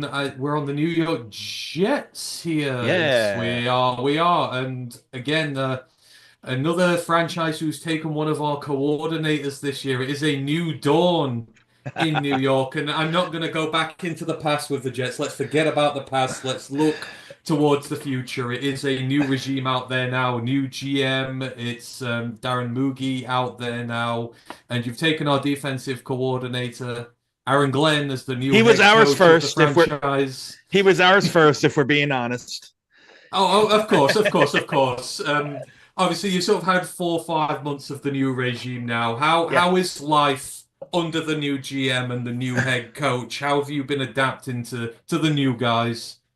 Man, I mean, I think it's still a lot to be determined. I mean, you guys know, obviously, Aaron Glenn was a Jet. We grew up. I grew up as a kid, watching him play. So there's that sentimental value that you like having one of your own back in charge. And so far so good. I think that the first time they had to put their big boy underwear on and really make a decision was with Aaron Rodgers, and they did. And I was quite pleased to see it happen. I mean, I knew that I was over, across the pond your way for the Minnesota game last year, and I remember walking out of Tottenham Stadium saying, "Man, this, we did all this, we pushed all our chips in the middle to just come up short again." You know what I mean? That's what I was getting out of the Aaron Rodgers experience, was that it just wasn't gonna ever really materialize. First year obviously got hurt, second year got off to an awful start and never got up to a big finish. So glad that they kind of turned the page and started afresh. So far so good. The free agency was kind of quiet. I knew it was going to be a little bit on that end. I was very happy with the Andre Cisco move. That ball hawking free safety in the mold of Kirby Joseph. That at least that's what you hope to get, somebody that can really play one high and play rangy defense, turn the ball over like Kirby Joseph. So to me, I think that was a good move. And then there was a couple other little this and that here and there kind of moves, ho hum. I knew it was going to be a quiet free agency. This was important. The start of this draft is really where Moogie and Aaron Glenn were going to set the tone. And so far so good, I guess. And obviously he's been around Dan Campbell for a few years now, and everybody knows Dan, especially when he started off the rebuild here, that the focus, all the word was trenches, trenches, trenches, trenches, build your trenches, build your team outward there. And in the pre-draft process, we saw all these high profile guys going, oh, they're gonna draft a tight end, they're gonna draft, and it was just like, no, Aaron's not gonna do that. If he's gonna build his franchise the right way, he's not gonna do that. And then of course Armand Membo slips down to you there at number 7 where you are. He takes him. It seems like he's making his mark in the ground already. He's going to build this thing inside out from the trenches. Were you happy that they did go that way instead of going the tight end way or the flashy playmaker way? Well, here's what I'm happy about. Yes, I mean, to answer your question, kind of the long route. The end result of really taking the roster and trying to win now with Aaron Rodgers and pushing everything in the middle left a lot of holes, left a lot of dead money in the cap, left a lot of 1-year contracts that expired. So there was holes there, and there still are. There's holes up and down the roster, not only at starting positions but at depth pieces as well, which is just almost as important, and no one stays healthy all year long unless you're a Buffalo Bills offensive lineman. They're the only ones that stay healthy all year long. But, so I think you could have went a multitude of different ways. I think the safest play was probably securing what you thought was your best offensive lineman and really complete the line. You have a 21-year-old Olufashinu and now a 20-year-old Armand Membo anchoring your offensive line, a 22-year-old center in Joe Tittman, a 26-year-old Elijah Vera Tucker, who, they took his 5th-year option last year, so he's playing on the 5th-year option. Hasn't been able to stay healthy. Last year he did, so we'll see if we extend him. But now you have 4/5 of your line that are 26 years old and younger, right? That's really how it really shows what they're going to build. I mean, if I'm being honest with you guys, if I had my druthers, I would have probably taken Tyler Warren. And that's not to say that I don't like Armand Membu, because I do.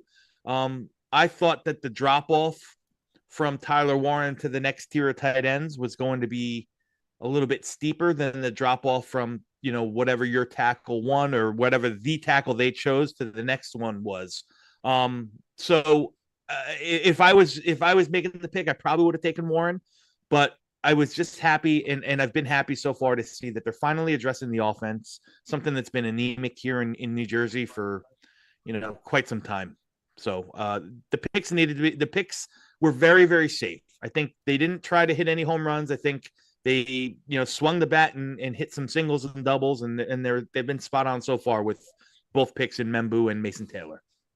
Yeah, I'd say they've gone for the tight end after, so obviously it was a need there for them. You mentioned obviously you were sort of pleased with how decisive they were about Aaron and, making sure that situation's done. There's also been a lot of chatter about the running back room, specifically like Breece Hall, running that into a rotation. Is that something you agree with as well? Like it's trying to make it like sure there's almost like no star in there, that they're all going to work together as one group. I mean, I don't know. What do you make of that? His comments on Breece and what he wants to do with that room? So, I mean, Breece Hall, excuse me. There's no denying is one of the more talented running backs in the league, right? He could do it all, helps in the pass game, a solid in pass pro, very, very explosive, has that second gear. Last year, I think, was a little bit of a down year for him. Again, first year coming back from the ACL injury, so that could be it. And just the way that football has been going over the past 5 or so years, there's very few bell cow running backs left. There's very few 3-down running backs left in the league. So, I think the consensus is if you have multiple weapons that you can feel comfortable with back there, you're going to keep your guys fresh, and you're going to, even if they have, complementary skill sets, Montgomery and Gibbs, like you guys know it well, both running backs, both, they complement each other perfectly. So, with Breece Hall and Braylon Allen, I think you have that. And I think that AG was really just saying that we're going to, there's not going to be a bell cow, that we like all of our guys, and they all complement one another very well. So, and then there's been a bunch of chatter about, Breece Hall being, possibly traded. I think that's just a lot of, kind of rubbish. It's people get bored and start throwing things out. The reality is that Breece Hall's in his last year of his deal. I don't know what Darren Muji and this new front office, what their mindset is in paying running backs. So, maybe it is something that they're open to listening to, but the idea that they're shopping Breece Hall, I don't really believe it. I think it's just a little bit of smoke. Like I said, it's that time of year. We've had the same problem with Jameson Williams on ours, and there's been a whole furore recently, and it's come out that no, there's nothing there whatsoever. And you kind of got the feeling that Breece as well suffered with his relationship with Aaron. Like they never seemed to get on very well in that backfield. Was there anything more to that? Or? Yeah, well, I mean, listen, no denying that Aaron Rodgers is one of the best to ever do it.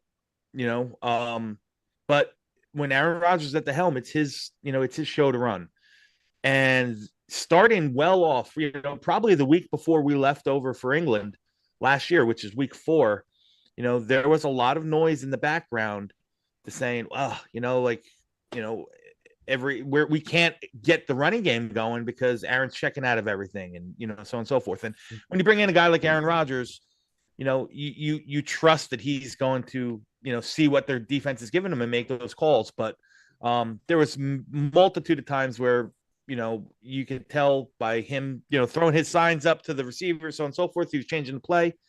And I mean, it skewed the Jets into a 68-32 split on passing and running. So the running game just never got going. And I think if you're a running back, a lot of guys will tell you, like, I need to touch the ball to get get in the groove.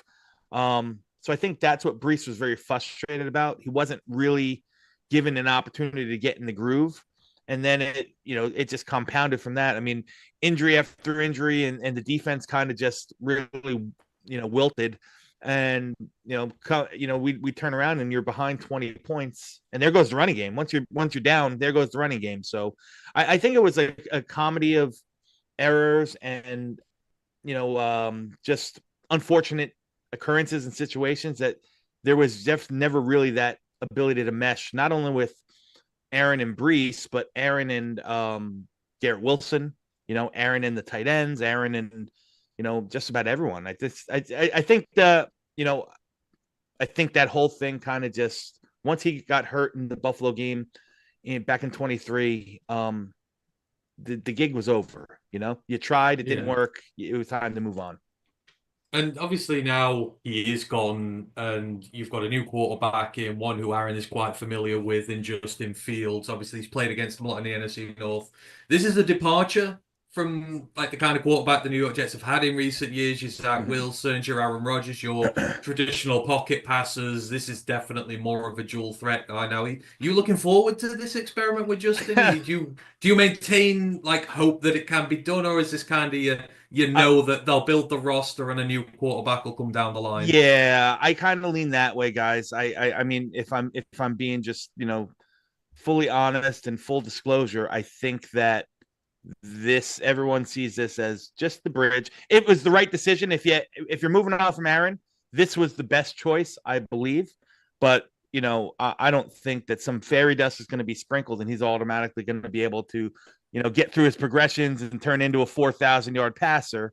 No, you're gonna, you're just gonna hold the line and toe the line for a year or two until you can bring your quarterback in. And while you're doing that, build everything up around you. And that's what they're doing. They're getting young, and they're putting in the foundation so that they can drop a rookie quarterback on a rookie quarterback deal and be able to spend elsewhere in free agency. I mean, at least that's how I see this plan forming. So am I excited that Justin Fields is my quarterback? I mean, I wouldn't say I'm excited. I think it's better than the alternative with having Aaron Rodgers here and everything that comes along with him. Mm-hmm. Absolutely. And obviously you mentioned like with the roster, there's a lot of depth holes, there's a lot of work that needs doing. Sure. Obviously 6 more picks in this draft. I think 73 is the next one. And then there's a lot up in the hundreds. Are you bothered about sort of which positions they pick in this draft, or like what would you like them to do with the rest? Is this just a case of find good players and fill out the depth, or would you like them to attack somewhere? How would you like them to finish this off? I think that they have, they have a third, a fourth, 2 fifths, and 2 sixths. They got 6 more picks. If they can get one more, and they've already got arguably 2 plug and play starters, right, in rounds 1 and 2. If they can get one more guy who can be part of the rotation, if not a starter, and then fill in the depth elsewhere, I'd say it's a success. Positionally, I think they need to add another edge rusher, right? Jermaine Johnson and Will McDonald are your starters. I'm not sure Will McDonald has the body type to really withstand 3 downs, especially in Steve Wilkes and AG's scheme. They like the bigger guys. He's got a wonderful skill set. He's very good at what he does, but I don't necessarily know if they're going to see him as a 3-down fit. And then on the flip side, Jermaine Johnson, who, I fancy a really, really good, young, hungry player, plays the game right. He loves to be a Jet, which is something that you like, but he's coming off an Achilles. You just never know, that could sap your explosion. So I think an edge rusher is somewhere there I would lean. I'd also like to add another body in the safety room. That can possibly, start or at least be the third safety, and Big Nickel can come in and be a heavy part of the rotation. Complement Andre Cisco, probably more of a box, run fitting type safety. That's where I would look. Mm-hmm. So some eyes light up there. Yeah. So I'm an FSU fan. So you mentioning my good friend JJ2, yes, warms the coals of my heart, especially since now he's getting that chance to start. Like, I saw what he did for our program when we got him in from Georgia, turning it around. I know obviously we fell off the face of the earth now again, but he'd be a nice sort of addition, sort of finally getting him that starting reps would be nice. But I know obviously we mentioned that Aaron Glenn's gone to, you've also sniped Tanner Strandhoff, former passing game coordinator, tight ends coach, to be a new OC. But the exchange doesn't just go one way. Obviously, I know in free agency, our big splash was obviously taking DJ Reed, your corner, for the past couple of years, on a big money deal. Give us the lowdown. I know obviously us Lions fans, we're pretty happy with him, but as the Jets fan, on the other perspective of it, seeing him leave, is it an overpay, or was it the right kind of contract he deserves? No, I think he got the right contract. I think that DJ Reed's a hell of a player. the reality and the reality is that I'm assuming, this is all assumption. Knowing Steve Wilkes and what he did in Carolina, what he did in San Francisco. Oh no, Ash. What happened? His favorite player just got drafted. Who's No, that? no. Sorry, carry on, Dom. That's okay. Who just came off the board? Ashton Gillott just went to the Chiefs. Oh wow. He's sorry, Ash. Yeah. Sorry, Dom, carry on. DJ Reed. Yeah, DJ Reed. So I know that AG and Wilkes are going to want to run a lot of press man coverage, right? They're going to a lot of exotic blitzes, a lot of zone dogs, a lot of single high stuff with man across. To me, that's not DJ Reed's forte. He was brought in here to really play off man, cover 3, cover 4. He's more of a zone. He plays. Not to say that he can't play press man, because he can, but his forte really is that off zone stuff. So I knew that fit schematically wasn't going to be the best. And then if you look at the totality of the roster, they made a point that they were going to get younger, right? So they weren't going to pay. The Lions and the Jets are in 2 completely different stratospheres. The Lions are ready to win now.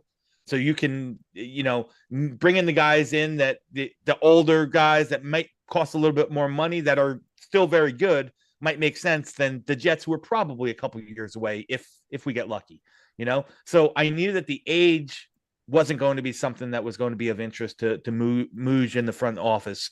I think that I'm sad to see him leave, because DJ Reed was nothing but professional. He put his heart out on the line. He played. He played balls to the wall, excuse my language, play in and play out every single rep as a New York Jet. Never said peep, never said nothing. Wasn't a guy that was making noise in the locker room. Wasn't a guy making noise on social media. It's just a consummate professional. I think the Detroit fans are gonna love him. And out goes Carlton Davis and in comes DJ Reed, and I don't think you guys are gonna miss a beat with that. Yeah, we were really happy with that. Especially, it was hard to get something back on his contract. It was just so that's great to hear there. In terms of the Jets roster overall and how you see this project going with them, I mean, there's already a lot on the ground, like you said. A young offensive line that's budding, that's got a lot of potential there. You've got a good stable of running backs in. There is a veteran quarterback in. You've got a star wide receiver. There's good pieces on the defense. I mean. Mm-hmm. Do you envisage this has been a thing where, you're not necessarily just going to be down at the bottom of the division right from the off? Do you think they can make some noise next year and potentially cause a few shocks? Or do you think it's going to take a few more years before we see that out of them? Listen, if I'm being honest with you guys, I'm looking for a team that's competitive. Forget about the wins and the losses. I mean, it just seemed that the team over the Robert Saleh era regime just lacked something. They didn't play with, it seemed like they didn't play tough football. They weren't mentally strong. I mean, they're the highest penalized team 3 out of Saleh's 4 years at the helm. They're undisciplined. I'm looking just if we can change some of that and really compete and be in games, regardless of what the record is. I think that'll be the steps that I'd like to see to get there. Because again, personally, don't have all the faith in the world that Justin Fields is going to turn into the next Baker Mayfield in Tampa Bay and all of a sudden figure it out. Is there a chance it could happen? Sure, there's a chance anything can happen, right? There's a chance Zach Wilson can figure it out in Miami too, but anything could happen. I wouldn't know if I'd bet on it. So I'm looking for a team that really has an identity, really plays differently than what we've seen the past 4 years. And I think AG is the guy that can lead them to that. I really do. I mean, absolutely. I mean, that's what we're based on. We for years a franchise that had lost, that was almost ridiculed and joked upon, and they took all that negative energy, put it in a ball, and released it, and said, "Look, this is who we are now. We're going to work hard. We're going to the past is the past. Forget the past. We're going to reset the standard now, and that's what they've done, and that's what we're synonymous with now. It's been the toughest team to beat, the hardest working, etc. And that feels like something the Jets do really need there, and that may be why Glenn is the best fit for you all. Yeah, Harold Fannin just went to the Browns. And sorry, Ash is calling. Just one moment. The Lions have traded from up to 70. We are on the clock at 70. We've traded with the Jags. We're only at 67 at the minute. Yeah. We're only at pick 67. Oh, how far are you in front of us? All right, well, say nothing, because I'm still 3 picks off at this point. No, guys, I haven't got there. This has come out on Twitter. Oh, okay. Okay. So we've preemptively traded up to 70. Sorry, so where were we? No, that's absolutely fine. So we were just finishing off. So yeah, you say it's the culture thing for you with the Jets this year, necessarily over results. I don't know if there's just too many holes to really justify a complete 180. But if we're competitive in the games and we don't give up and and roll over and just lie dead like we have over the past 3 to 4 years, it seems like game after game, time after time, I'll be satisfied with those as the steps necessary to really turn this thing around. Okay. Chat's got any questions for Don while we've got them on here? Just put them in there now. Grand Eyes are one of our resident fans. He goes, Don, do you remember the wide receiver Noah Coyne, the guy who could be a Jet? I don't know if that's a reference you'll know. Yeah, Grand Eyes is a good guy. He's always very active in a lot of the the draft streams that I do. So he questioned me with a receiver, and I fancy myself pretty astute. I spend a lot of time in the film and breaking down and writing scouting reports and so forth, and he stumped me wholeheartedly. So I think that's what Grand Eyes is talking on. It's what he does, isn't it? Yeah. You guys got any other questions for Dom at the moment? Ash, Matt, Jets related? Well, yeah. I mentioned one former FSU player. Let's go for the other one, the low-hanging fruit. I know, obviously, you've got Justin Fields as your starter. Mm-hmm. Thoughts on the prognosis for my good friend and franchise legend at FSU, Jordan Travis? Yeah. Listen, I think the jury's still out. I mean, we knew that last year was going to be a redshirt season, as he got back from that devastating injury. And I just don't know. He hasn't been on the practice field yet. So my hopes, and there's nothing inside of this is just gut feeling. My hopes is that, when you look at the quarterback room as now, Justin Fields, obviously dual threat abilities. Tyrod Taylor, although old, can still get at it with his legs. Jordan Travis is a very good, continuation of that style of quarterback. So I like the idea of having these 3 guys in the room, and you don't have to really gear or change any of your offensive philosophy or schemes, no matter who the quarterback's in. When Travis came out of FSU, before the injury, I wouldn't have been surprised if he was a day 2 pick. Lacks a little zip in the arm, but makes up with it for, with his moxie and with his, high IQ play. I thought he was a great processor of the defense, pre-snap, post-snap, he can get through it. I thought he threw a nice ball, catchable ball, just not with the velocity of others.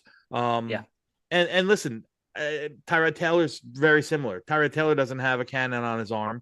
And when the Jets drafted Jordan Travis, my goal or my hopes were that we found our next Tyrod Taylor, a guy who can come in a pinch and play if your starter gets hurt, so on and so forth. There's nothing wrong with having a very good high-end backup. I don't know if I ever saw Jordan Travis as the future franchise of the quarterback of the team.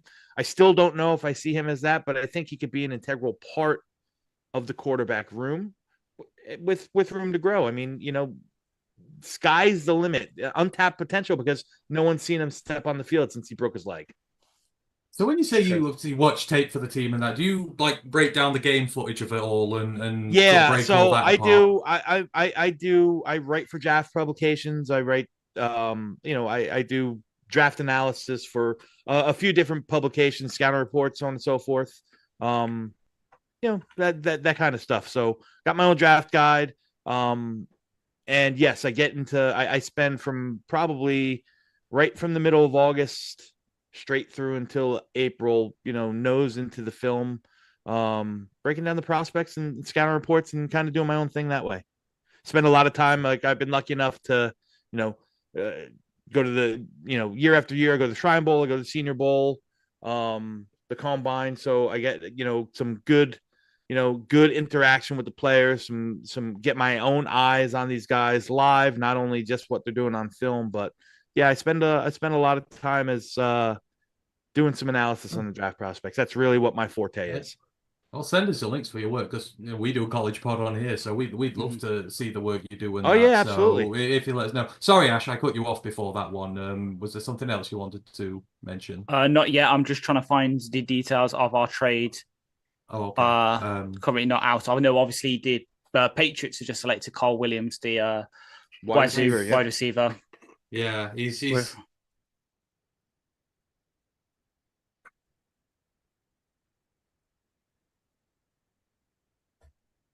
Oh, is this Terrian? This is Terrian.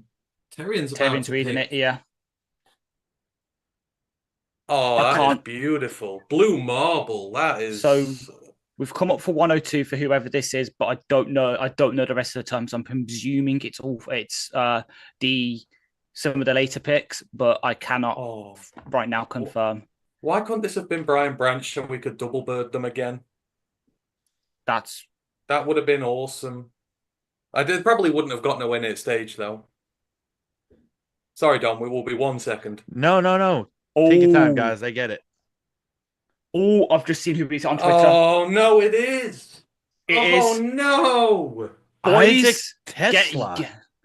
Wow. Get your cars going. Hey, do you guys know about him as prospect? You watch him? Yes. Yeah. I mean, go for it. Give us your breakdown on him. Go for it. Power slot, big guy, very, very strong through the catch point, strong hands. Tested out through the roof, tested out as a really, really good athlete. The RAS score darling. Like the player a lot. This is rich. I'm not gonna lie. I think this might be a little rich, but in this draft, if it's a guy that you think, to me, I'm not knocking the player. I'm not knocking the Lions. I find it a little bit of a wonky fit with Amon-Ra St. Brown there because they're probably both your true slot guys. So I don't know. The player's wonderful. I think that, the production numbers were never really high through college. Between him and Armstrong over there in Arkansas, they both kind of fed off of each other. No one was better than the other. This is definitely a little rich. I expected Isaac Tesla to go day 3. He was a definite standout at this year's Senior Bowl. I mean, he made a bunch of wow catches. He's a true red zone threat. You get him and Laporta in there, big catch radius, guys that can really go up and get the ball, fight through contact. Great player. If I'm being honest, I'd be curious to see where they see him or where the fit they see him is, because I don't know if he's nuanced enough as a route runner to really hang outside. He's got the body to really play the X, but I don't know if his ability to get off press man coverage is really NFL ready yet. So it's an interesting pick. I see him as one of your like a big slot, like a power slot. You guys already have Amon-Ra St. Brown there, so maybe you're just reinforcing a strength of the team. Possibly there. Grandazza does quick ask, is there a player left in this draft specifically for you who you really want to come to the Jets? Obviously, you do your tape work. Who would you like to see in the green? I mean, one of my favorite prospects in the entire class literally just went a couple picks ago in Darius Alexander from Toledo. Defensive tackle that all over the place. The next guy that I mean, there's two guys that I think I would circle in. I'm guessing they're going to probably go on the defensive side. Kevin Winston Jr., the strong safety out of Penn State, phenomenal player, battled an injury last year, missed the majority of the season, but he's exactly the fit that I think would be ideal. Next to Andre Cisco, he's the guy who can play in the box. He can fit the run coming downhill. Sure tackler, was credited for 0 missed tackles in 2023. Fluid enough, good hips. He can run. I think that would be an ideal fit. Also, Jalen Null, the slot receiver from Iowa State, still on the board. He's a guy that I think would complement Garrett Wilson very, very well. I think this year, between Josh Reynolds and Alan Lazard and Tyler Johnson, I think that their X receivers probably, that's what's going to be your X, but they need some more weapons, especially guys that can work on the horizontal, which I'm assuming that, Engstrom's offense is going to be that, kind of West Coast derivative that, not so many long, deep shots, but more so the stuff that goes across the line of scrimmage. So I think a guy that can run routes as well as Jalen Null would be ideal.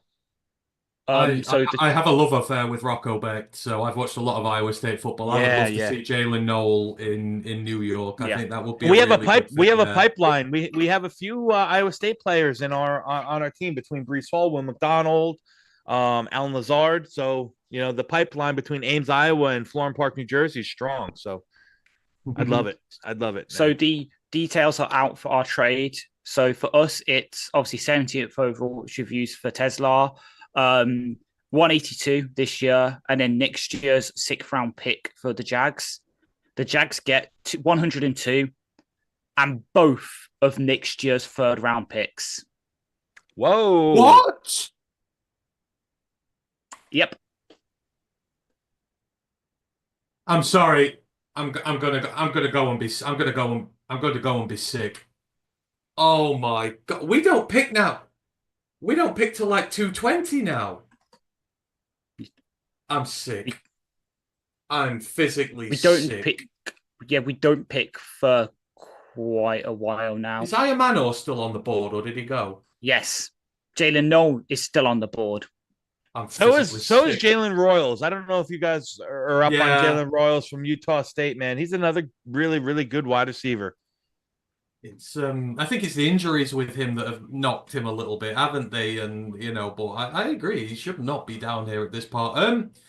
This has been absolutely wonderful, Dom. I wish we could have you on here for another hour. I've loved this. Would you just let us know like where you do your work, where we can find you? Because we have a lot of guys who listen to us who love NFL in general and go around and look for this sort of stuff. So please promote yourself here. So, I mean, the easiest place to catch me is on Twitter. It's at DC_NY Jets. I'm pretty active there. I'm part of the Talking Jets network. We do a show I do a show with them on Mondays and Thursdays. Mondays, it's 9 p.m. to 10 p.m. Eastern. And Thursdays, it's 8 p.m. to 10 p.m. Eastern. I also have my own channel. It's called Project Prospect with Dom C. That is just draft related, not necessarily Jets related, just NFL draft related, 24/7. That's on YouTube. It's really active between November and May. It'll kind of die out, my channel itself there. But yeah, I do a lot of stuff. I pop in here and there. I got some good buddies who do the New York Jets Atlantic. They're across the pond with you guys, so I do their podcast a lot. So I'm all over the place, man. All right, well, I'd say thanks ever so much for joining us today. We really appreciate your time, and hopefully we'll get a chance to talk to you again at some point in the near future. So, my pleasure, guys. No, thank you ever so much. Enjoy the rest of the draft. Hope it goes well, and we're all rooting for Aaron Glenn. We hope it all goes well over there for you, and see you to relevance as we are. So, thank you ever so much. And I'll be rooting for Isaac Tesla, baby. After what we paid for him, thank you, Matthew. Thank you, Ash. Cheers. Take care. Bye. See you in a bit.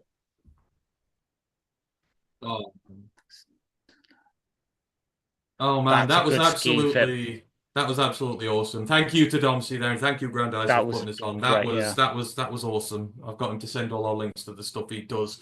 Who else wants to throw up right now? Hands up. I'm sorry. Like, Well, Matt's had about 20 shots, so I can understand why Matt does, but that is a disgustingly bad trade. That is pure filth. I don't care whether I get caught up on this. I love Brad to death. These trades, the Manu trade, the Varkey trade, the Broderick trade, the Tesla trade, God, it's just, I don't get it. There's all pros at the top of the draft, but these day 2, late day 2, day 3 things are killing us. They're really killing us.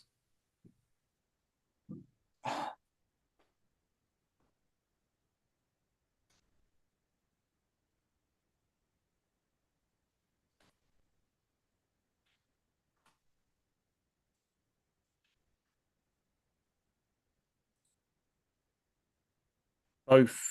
So we're not picking in the third next year now unless we get some random comp pick from something. But it's not reasoning. So not to rub it even more. I'm looking at our draft cheat sheet. Receivers still on the board that were above Tesla on it.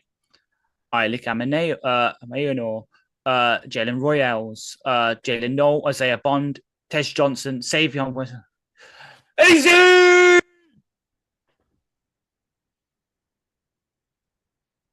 Oh, he's just got Dom's literally just gone as well. I would have kept him on longer, but the next guest's on in 5 minutes, so I was just like, oh, I'm gonna have to eventually. I love that.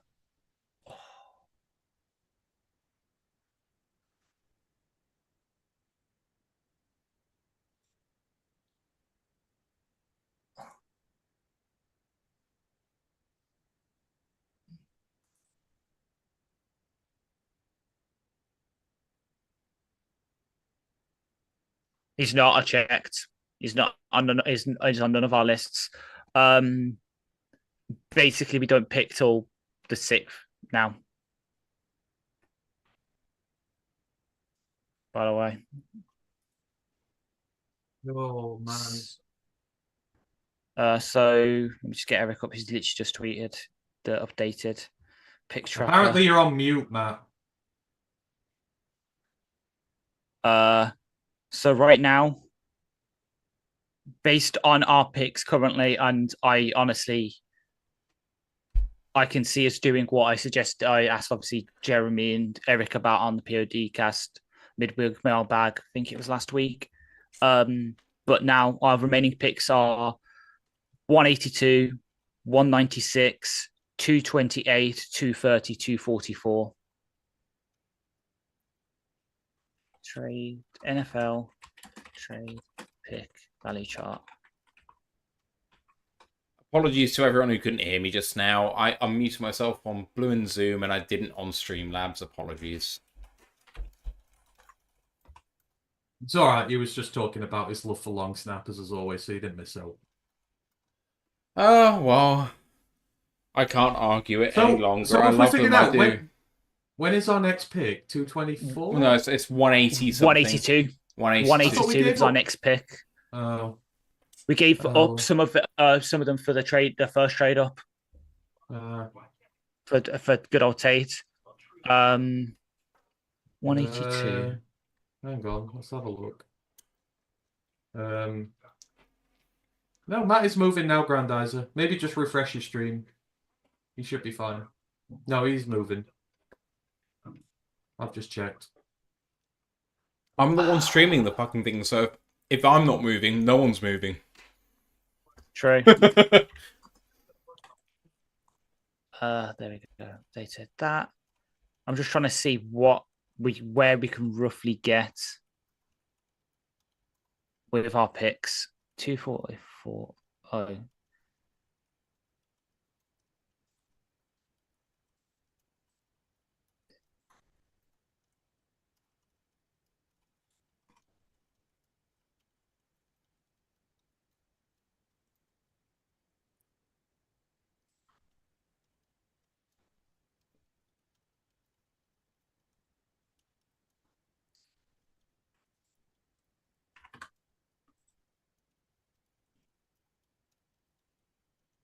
Denver have had our pants down. Was it Denver we traded with?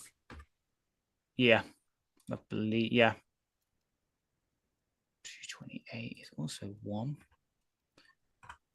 228, 196. So it was both thirds next year then. Yeah, That's a ridiculous fucking trade. If that could have got us up to nearly the fucking first round again. An early fourth this year. No, sorry.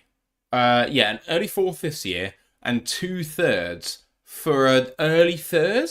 What the fuck? Mm-hmm.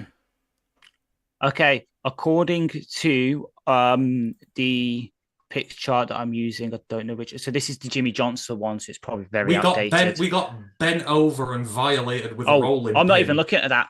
I'm just looking at if we package all our picks together, how high can we go? Based on the Jimmy Johnson trade, the highest we can go now with our picks potentially is 144. I don't care. He'll give away next year's 4th, 5th, 6th, and 7th to do it. Oh.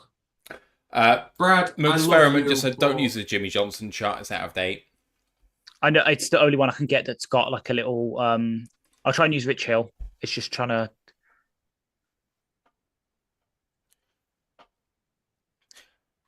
use Rich Hill then. I'm just trying Ash, to do it. I've got you down for Simon in 2 minutes and he's just waiting in the waiting room. Are you good to do that? Yep, let me just pull up the team research and then I'll be right. Steelers, right. Okay. Let's do this. Yep.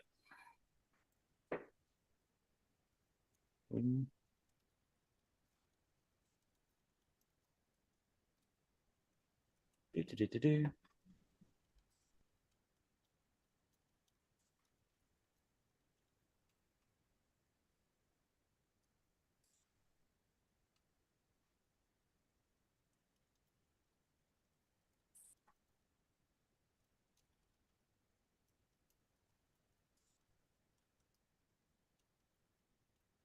Oh, yeah, look, Denver get Pat Bryant. Fuck you Broncos. Oh, they'd run our pants down and then they take one of my favorite receivers.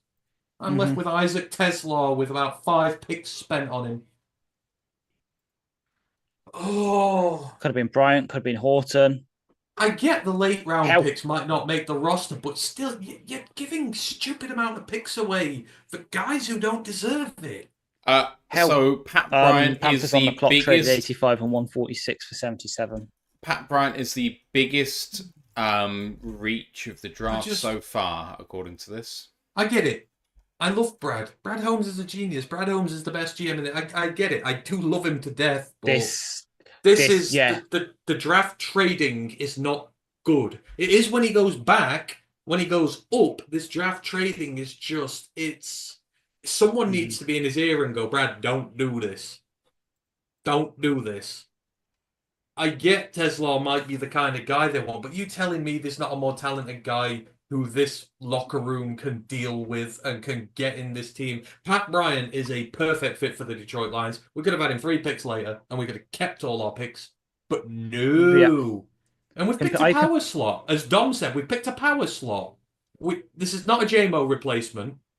People will look at the size and go, oh, he's an X, he might replace it. No, he won't. He's a power slot. He does not have JMO's skill set or qualities. He's a Khalif Raymond replacement. If that, in fairness, I think the way I'm reading it is that we're just gonna sit him for a season and then train him to become our X of the future. But he needs a lot of seasoning again that year. Then 49ers just took Nick Martin. I like that. Oklahoma State linebackers. He's a good kid. Good blitzer. He'll do well on that team. And if you guys are ready, can you let Simon in? Oh, sorry. Yeah, my bad.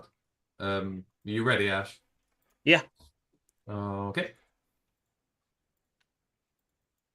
As we are, obviously, in the... Wait until he's on. Yeah. We'll just make sure we got him. Hello. I need to go away and cry for a minute. Oh, there we go. Oh my God, we're in a war room. Hello. Welcome. I wish the it was Steelers draft room. How you doing, gents? Oh, we are not in a good place if you've just seen the trade we've just made. As much as no, fill me in. What's happened? We have traded 102 and both of next year's thirds to move up from 102 to 70 with the Denver Broncos to overdraft wide receiver Isaac Tesla, who is a Detroit native, but when Torrey Horton's on the board, when Pat Bryant, who is the receiver that the Broncos then take a few picks later, overdraft. So we're not in a good place right now. But to try and cheer, you think this is the Lions maybe starting to get into that era of trusting their own analysis? Maybe are we getting into that? Oh, I think we were there last year with the trade up with the Eagles to draft Giovanni Manu, a tackle no one knew about until like a week before the draft because he's Canadian. It's like we are entering the smartest man in the room syndrome. But let's try and cheer Ant up. I know he does love your good team, especially since for some reason he's very, very good at predicting your picks. So obviously let's start with, he does. Like he got Zach Frazier, Keanu Benton, and then obviously this year's pick, Derek Harmon, the interior defensive lineman out of Oregon, formerly of Michigan State, formerly of Detroit itself. Opinions? Happy? Or would you have preferred you go a different direction? No, really happy. And you know what? Like it's felt really clear to some of us, at least for a while now, that this was going to be the pick, assuming he was on the board. I think, to be honest, the main threat we thought was the Bengals, who were picking a few picks before us. They went obviously in a different direction. And as soon as Derek Harmon was going to be on the board for us there at 21, I mean, I was really confident that was going to be the pick. It felt like the media narrative had become over the last couple of weeks that the Steelers were almost the dumping ground for Shedeur Sanders. It really was just never in the cards for me, no matter how much kind of talk you get that there was positive meetings with Mike Tomlin and this, that, and the other. We've equally heard negative from local Pittsburgh beat reporters that meeting did not go well. So I was never convinced that was in the cards, and I think we're seeing that play out. I don't think even as we encroach now on Pittsburgh's pick here in the third round, I'm not even convinced they'd be interested with him here, assuming he's available for us at pick 83. So we'll see how that goes. But yeah, to give Derek Harmon his due, I don't know if you're familiar with this. The guy's mother was on life support last night. Yeah, you might have already talked about this, and sadly passed away since he got drafted. And I mean, what a crazy story. I mean, you need not even say how sad it is, but what a wild draft story amidst so many stories. Obviously, you've got the receiver that was drafted recently, whose brother passed away, and Jack Besh, and I think the draft kind of highlights some of these stories every year, right? I think about Sydney and Chase Brown last year, who I really fell in love with, kind of their story and getting drafted. Chase Brown, and you've seen them like really become dogs, and I knew they would in their respective positions on their team. So that's what I love about the draft, man, is watching some of these guys go. And it's not Shedeur Sanders sitting there in his £100,000 chain with his entourage around him, like embarrassing himself. So I'm quite glad to see that ego death occur. Oh, yes, kind of same. Like, I do have some friends who are fans of yours, and they work all in for a QB. I admit I hold my hands up in our predictive first round mock we announced on Monday. I did have you taking Jackson Dart, but we moved. Derek Harmon is definitely the better pick. We wanted them at 28, and I get it. I get it. I understand, because when you're trying to do those national mocks and you're trying to like get those guys in, because you're like, oh, I know this guy probably needs to be a first round pick or whatever. You're trying to squeeze it in with positional need, and like, I probably do it with the Lions, right? Like we try and target a specific position when we're doing these mock drafts, and I'm sure there's a lot more going on inside. So I get why the national media ended up going that way, but locally, it just never felt like it was even an option to me. Yeah, which is fair. I know, obviously, as you mentioned, your pick's coming up pretty soonish. Where do you want that pick to be spent? Do you want to spend it on? Obviously, we mentioned QB. Do you want it to go on offensive tackle? Because I know, obviously, you obviously lost Dan Moore to that mega bucks contract. Broderick Jones and Troy Patanu, the two kind of rookie and semi-rookie going on situation here, with neither of them having a great deal of experience, and we're still kind of in the dark what's going to happen there. But I don't think it'll be a tackle here. It could be. You've got Wyatt Millam, the West Virginia tackle who came in for a local visit with the Steelers. He seems like a guy who maybe could go to there in the third or fourth round because there's definitely not a lot of depth on the offensive line. But do you know what's interesting, guys? The Steelers brought in, I think, between local and top 30 visits, 9 running backs for visits. We thought maybe even first round was a potential with the Trayvon Henderson or something like that. Obviously didn't end up happening. So I do wonder if maybe a Cam Scatterboot is in play here if he still hasn't gone in the last couple of picks. That's who my guys are really championing. Your odds of getting Wyatt Milam are very high because I love Wyatt Milam, and you take all the trench players I like. So right. it does seem like a very concerted effort from Tomlin though. Like 3 offensive linemen last year, DT this year, those trenches, got to rebuild them because that's what Steelers football is, right? Yeah, absolutely. I think because the problem is, I mean, we almost rested on our laurels in that area for a little while. We had, we obviously got very lucky with some of the tackles that we kind of got out of nowhere, going back, in the last sort of 7 or 8 years. And then once that kind of generation faded away and we've been trying to replace that offensive line, it's been a bit of a struggle. And Steelers football, offensively at least, has faded a little bit in that run game. And we've really struggled to take advantage of a guy like Najee for the last 5 years, for example. And it's been tough going. So I think it is a bit of a come to Jesus moment for the Steelers. They do want to improve this offensive line. They do want to get back to basics with that. And they also want to prepare for the retirement of Cam Hayward on the other side of the ball, who, inexplicably, by the way, has become an absolute Superman age 35. If people aren't watching Cam Hayward closely enough, the dude is playing at a Defensive Player of the Year caliber like year after year for some reason. But one day he is going to have to retire. And I think the draft of Derek Harmon is a very reasonable action to hopefully try and leave that line in good hands between him and Keanu Benton in the next few years. But this pick coming up now, I don't know how long it's going to be until the Steelers pick, if it's going to be a little bit too long or not. Hopefully not. But do you think they might go Sanders here? I really don't. I just don't think the interest is there. I think if they've passed on him enough times, or is the riskier just why not? I mean, we passed on Hooker 3 times before we drafted him. Right. It was right. we kept trading back, and he was still there. So it's like it gets to the point where, well, he's still there. We may as well take him at this point. It's crazy. A 26-year-old who started only 1 full season of college football has been picked in front of him. It's it must be serious personality issues. Like there gotta be some flag in there that's huge. Well, I think it's a mix of sort of, the open spaces in quarterback rooms around the league, right? And like kind of who wants to take on the level of, just media nonsense and just kind of talking. Think about, because the New Orleans Saints were the classic example, I thought, right, that could potentially take him. But then you think about it, like Kellen Moore's kind of there and already in a bit of a kind of precarious situation as a first-time head coach. Like, you don't need to be bringing in that level of like cult of personality into the organization. It just doesn't really make sense. And you start to look at all the different spots that he could have gone, and there's similar stories around the league. And I think that's why he ended up going to the Steelers in so many of these mocks, right? Because people kind of presumed, well, Mike Tomlin's maybe one of the few personalities in the NFL that's strong enough to retain control, basically, of the narrative here. And maybe that's reasonable, but I don't think Tomlin wants any part of it either, to be honest. And it does just make me wonder, like, do you just have to wait until he's a 4th or a 5th round pick until kind of just the impact of his draft is just so little that we can kind of just, shuffle him under the carpet and let him sit for a couple of years and see what we have, like a regular backup quarterback? I don't know. Well, maybe he should have invited people to his birthday party. Birthday party, right? See, classic Bill Callahan move.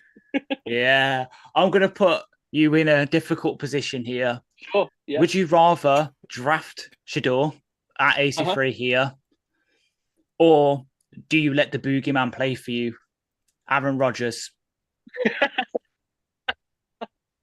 Do I only have to deal with it for 1 season? Can we cut him after that season? Oh yeah, because we play you at Ford Field this year, so Kirby Joseph can end Aaron Rodgers' career on the team twice. That's all right. As long as if we make that like after week 8, someone good gone here. Jalen Knowles just gone to the Texans. So the Texans have taken both the Iowa State receivers. Oh, wow, they just took. Wow, yeah, okay. Holy smokes.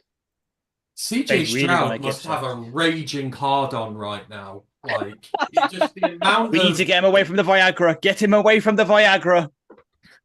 Wow. Oh wow. God. What's his name? Needs must be really broken. They mustn't be expecting that he's going to come back anytime soon. Man, his name's already escaped. Tank down. Tank Dell, thank you. Yeah. How many yeah. picks have we got left, Ash? Steelers are 83, so what is there? We're down to 3. Have we still got the Lions, 200s? We still got the 200. So we have got. Let me scroll. Sorry about this. But we have got 5. So we've got 2 6 3 7ths. 2 6 3 7s. Okay. Colt selections in. You guys don't pick again until the 6th? Yes. No. Because of these trades, we got rid of 130 in the move up for Tate Radledge, and then we've just got rid of 102 in the move up for Isaac Tesla. How would you guys kind of, because obviously on the outside looking in, sometimes it's easy to get lost in the overall 10. Whoa. Oh, Justin Worley. And like I turn to you here because I have no clue. Good pick for the really good pick there for the Colts. Justin Worley. That Minnesota DB group has been really good this year. It's been a really good team. Like when Koikart comes out in a couple of years, he'll be a very, very high draft pick, but it's a good system, good DBs. It's a good pick from the Colts, that.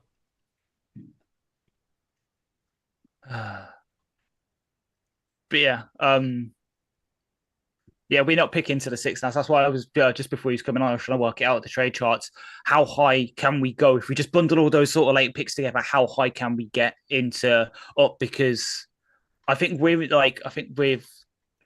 both of our rosters really, there aren't many starting spots that are open right now. Like obviously, I know Derek Harmon's just taken one, really pushing Dean Larry down the sort of thing. In your opinion, are there any starting spots like other than if Aaron Rodgers comes in, you're going to get a new starting strong safety because he's going to want Deshaun Elliott cut for the comments he made about him a couple of weeks ago. That's a great pull. Do you know they apparently met up and paved the tarmac on that one. And apparently Deshaun Elliott's on board with him. Dude, Deshaun Elliott last year was an absolute beast, by the way. I feel like maybe that's one of those ones that doesn't come across outside of Pittsburgh. But dude, that guy absolutely ripped it last year. He was better than Minka Fitzpatrick last year overall. We know Deshaun Elliott relatively well. He was here 3 years ago. Right. Just couldn't stay healthy, had a lingering shoulder issue. So as we do with all injured strong safeties on the Detroit Lions, they got all the way to the warm weather of Miami for a season, sort themselves out and suddenly start balling out again because it happened with Deshaun. Might happen this season with a Fatu Melifonwu who's gone for a similar career track, just can't stay healthy and now is a Miami Dolphin. You know, that's so funny. I remember coming on this show about 20 minutes after you drafted Melifonwu. So that just goes to show how old we're all getting. Ooh. Yeah, I'm getting to the point now where people who are a month younger than me are getting drafted to be the new Orleans Saints starting QB. So troubling. Yeah, I'm at the point where people my age are starting to retire. I mean. Oh God. What's the old saying? Father time comes for all except for Tom Brady.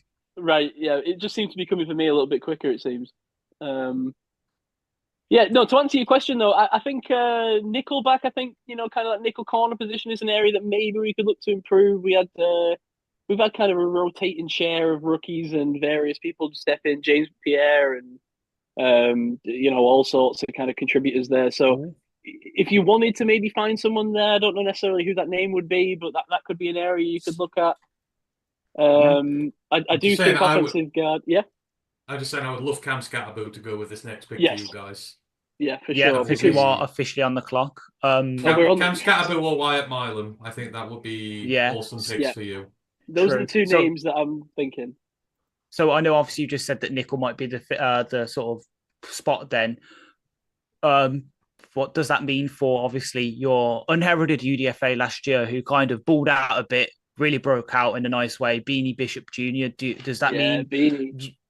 does that rule him out as a sort of player in the long term, or is it kind of? We've had we had a lot of kind of debate about Beanie last year on the pod, and I would say that I'm kind of a fan of Beanie, but I think we all have to accept maybe it's not clear again, like on the outside looking in sometimes, because it's funny actually, Beanie on these primetime games that probably you saw, like really did like seem to have like these mega like highlight plays. Like he won about 3 games like on individual highlight plays in primetime games last year. So it was kind of like an outsized impact situation.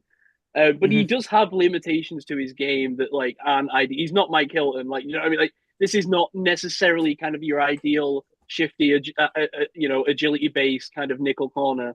He does have some limitations to his kind of short area quickness, his movement ability. He's a little bit stiff.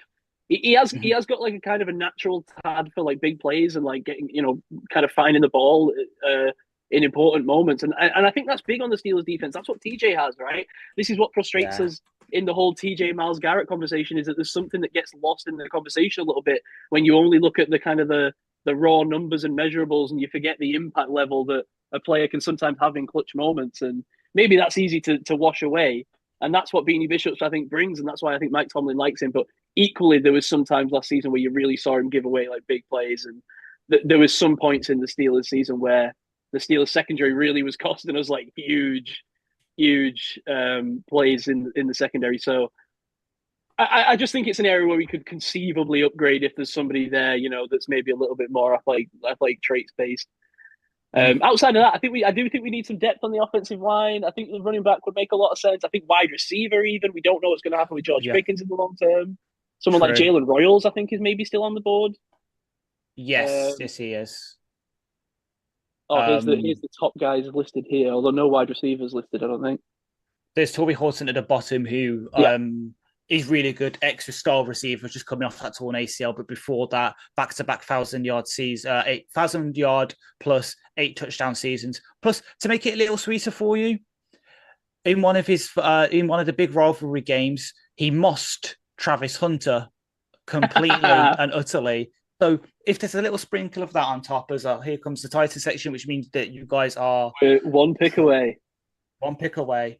What do we think of this woman that announces the picks once the third round comes, by the way? I'm kind of out on this kind of default. As someone that was there last year in Detroit watching it, it is a bit annoying. You're right. We can't find anyone better to do this. I'll clear up the way for Kevin Winston Jr. Oh, Titans could get a good one there. I love Kevin. Safety. Oh well. They might do, but obviously, I agree. Like, I know it was kind of fun. So someone who loves wrestling to get a couple of the WWE superstars in announcing their picks. So, obviously, it's a bit funny because they had Seth Rollins announce a pick. Who obviously the character is a Packers fan, but the actual person is a Chicago Bears fan. Really? So they actually is that how deep it goes in the WWE, that they carve out the sports teams that the pretend people are fans of? Okay. Yeah. I'm not initiated in this circle, so this is interesting.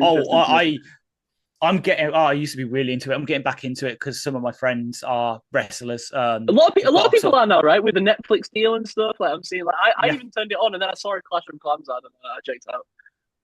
Yeah. Oh, here we go. We'll pick is in. All right, who's coming out? I'm just going to turn this up a little while. Feel free. We'll sit here and enjoy your reaction. Yeah, I'll mute myself for 2 ticks, and I'll just come back. No doubt, this will be some defensive lineman I've never heard of, so I apologize. Hey Matt, how's it going? Hey Simon. Oh man, do you know why I'm struggling? By the way, go on. Have a look at that. What's that? It's bigger than. That's a fucking double. I've been taking fucking 8 shots instead of 4. Whoa. It's mine. Steelers select. Running back. Oh, yes. Love it. Not that one, though. Love it. Love it. I love Caleb. Right. So, as anticipated, a running back. As I say, I wondered if it might have been Scatterboo. I did wonder if it probably wasn't the kind of the way the Steelers would go. What do you think, though, Caleb Johnson? What have we got in him? I defer to the guy who had Caleb Johnson as one of his best running backs in college football last season. I'll take it. Which was it's Anthony me. Fitzpatrick. Yeah.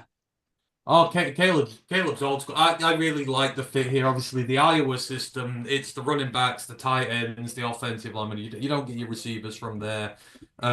He's been an absolute stud for them for the last couple of years. Single-handedly won them games on their own. He's exactly the type of bell cow, tough running guy that you would fit in the Steelers system. I can see he's kind of in the same mold as Scat. I would trust him just primarily put the football in his hands, let him run. Maybe a little bit of receiving upside, but again, Iowa, it's very tough to garner that out of the running backs there. But I love the fit there. I think he's going to be really good. He'll fit into the rotation. Like he's like Warren. He's just tough. He's hard to bring down. He just keeps breaking tackles. He'll do well there. I think that's a really good running back you've got there, and I think you've got some decent value with him as well. Amazing, yeah. Because I'm going to say, I mean, he's coming into that room. Warren's not going to. This is not a room that's just going to give up lightly in terms of, bell cow runner's going to walk in and take up 100% of the snaps. Jalen Warren is a legitimate beast. And I think the plan is for him to be the not the bell cow, but, the kind of the 60-40 kind of level runner. We got another, is this another Kansas State? Yeah, Jacob Parrish. As you're about to see that you might have just seen that Kansas City have traded up 10 spots with the New England Patriots, giving up next year's 4th-round pick to do so. Oh, what? They only had to give up a 4th-round pick to move up, like, some spots. We gave up 2/3. Yeah. Can I just say, by the way, as predicted, Shedeur Sanders was on the board, and it's almost as if people have forgotten. It's gotten to that point now. Like, this is now... what was the year of the Kenny Pickett draft? Who was the other guy that went to the 2022? Oh, Malik Willis. Malik Willis. We know all about bloody Malik Willis. This has entered Malik Willis territory now. People have just actually forgotten that he's on the board. We've just moved on. Now, Shadeur's contract's going to be so small that if he goes somewhere and even has half a season as a decent starter, I reckon his dad will have him holding out for a bigger contract. He's not going to be earning no money at this rate. Can I reiterate? Guys, can I reiterate how ridiculous it is that maybe less than a week ago, a month ago, people were talking about like, oh, his dad's not going to let him play for the Browns. Exactly. He's gone from paying teams to not select him to now probably paying team selection. Who did I take? What's this? No, Williams. No, for God's sake. Corner. Another lockdown corner in Kansas. Yeah, just what we need. Another one. 9 on picks. He led the FBS in picks last year. He got like 8 or 9 or something stupid like that. He's a ball hawk. I've heard good things about this Cal defense. Honestly, there's a load of good ones. They got a safety knocking round later on. Yeah. There was the linebacker who went 33, right? Was a Cal linebacker? No, he was that's UCLA. Oh, UCLA. Sorry. Constant Schwarzenegger. Cal's got some good DBs in the draft this year. That's just a rich getting richer with Kansas. It's a good pick from them. Really, really good pick. Oh, right. I need to get on board with liking this Tesla pick. I've got to like it. I was listening to Trevor Sycamore. I think he was a fan of Tesla. Coming into the draft, I believe. Yeah. Yeah, it's just Brad Holmes is at the podium for tonight, which suggests heavily, obviously, that we are done. The Lions are not making another pick today. We've only got 2 6 and 3 7s. We can't trade back up. Unless he's like he's heard the raging mob at his front door and he's coming out to quieten the masses. As the guy who profiled Tesla for the show, he had like basically less than 1,000 snaps in college on offense. So super raw. He was a quarterback from the majority of his career and is converted. So who knows what he can be? Like, this may work and it may be an incredible steal. But the way that he's come into the league, you'd expect him to be like a 7th rounder with upside. And instead, he's a 3rd rounder we've traded up for 3 So 2 third rounds and a 4th to go for. It's a fucking disgrace. Yeah. So Like, it's not about I just- him. It's about the value of the trade. It's not worth it. So Tesla bases his game on Puka. Sorry, that's bull. And that's coming from one of Puka's biggest fans in college football. He's nothing like Puka Nasua. What That is bull. what was the need like going into the draft? What did you guys kind of think about the Lions' need a receiver? Because obviously, Edge! like We need an edge rusher. No, With no, Armin no. Ramsey- So, we did need one, but it was more of a X guy rather than a big slot, Right. which Tesla could turn into, but you're probably looking 2 years down the line for that because you need to So teach him a lot. what's the idea with the Lions next season? Do you think in terms of wide receiver depth chart with Amon Ra, obviously Williams still knocking around as that kind of outside guy, And then so it'd be Tim Patrick at the X, Tim Patrick. JMO at the Z, and then Amon Ra in the slot behind. Okay. Probably JMO and Amon Ra. You've got Khalif Raymond, who's also a returner, but he's on the last year of his deal. And then you've got probably then Tesla backing up the X. So yeah, it's not with- like Tesla's walking into a anything like a starting role. I mean, it's going to be rotational at best. Yeah. So it's a developmental pick, right? It's got to be kind of the next couple of years.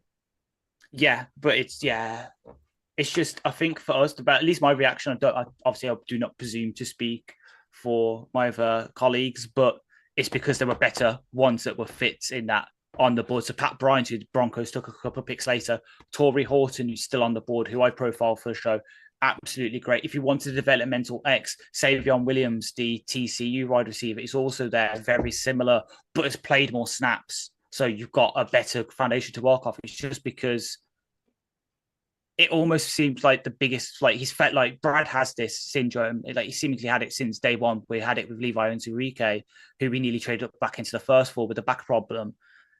If he falls in love with a guy, it's very, very, very hard to convince him otherwise.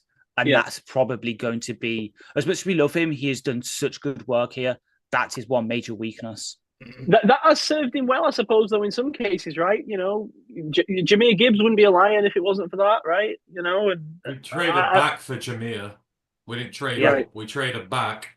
We traded from 6 to 12 with Cardinals, yeah. So it's crazy, right? Though, because Jameer Gibbs, if he was in this year's draft, he would be like a top 10 pick. I feel like it was just like where running backs were in the zeitgeist. It almost feels like. Speaking of running backs, Melvin Gordon making picks for the Chargers. Is it only me who finds that a little bit bizarre? It's yeah. Like, is he a Chargers legend? I mean, is that where we've gotten? It's because I think it's because they've tried to get guys who've played for the team and then have also gone to or grew up in Wisconsin.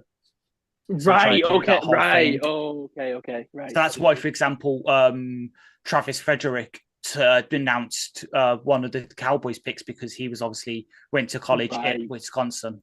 Right. Okay. I was going to say, I mean, they really are scraping the barrel with that with Melvin Gordon a little bit. It feels like. Chargers take Jamari Caldwell.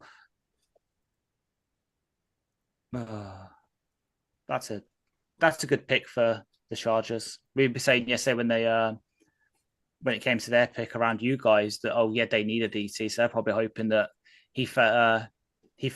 Harmon fell into their laps, but instead, obviously, now they take Jamari Caldwell in the third to beef out Packers that. are on the clock. Please don't be one of my guys. I don't want to take more shots now. Jesus Christ. Or maybe I do. Like we apologize for obviously being so down when we are we do. I think I can speak for both me and Ant here. We do love the Steelers. Like, you are one of my.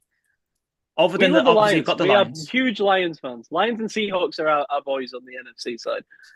Can we just shake hands and agree to have, the last time we played you where it was like Mason Rudolph, we had Ryan Santoso, the punter at kicker. Can we agree, just shake out like a gentleman's agreement not to have one of those games? Because, oh my God, I nearly fell asleep. The only good thing about that game for us is that, and you're going to have to remind me of his name because I feel really bad, the running back that we took out of Oregon State that you really liked. Jamar Jefferson.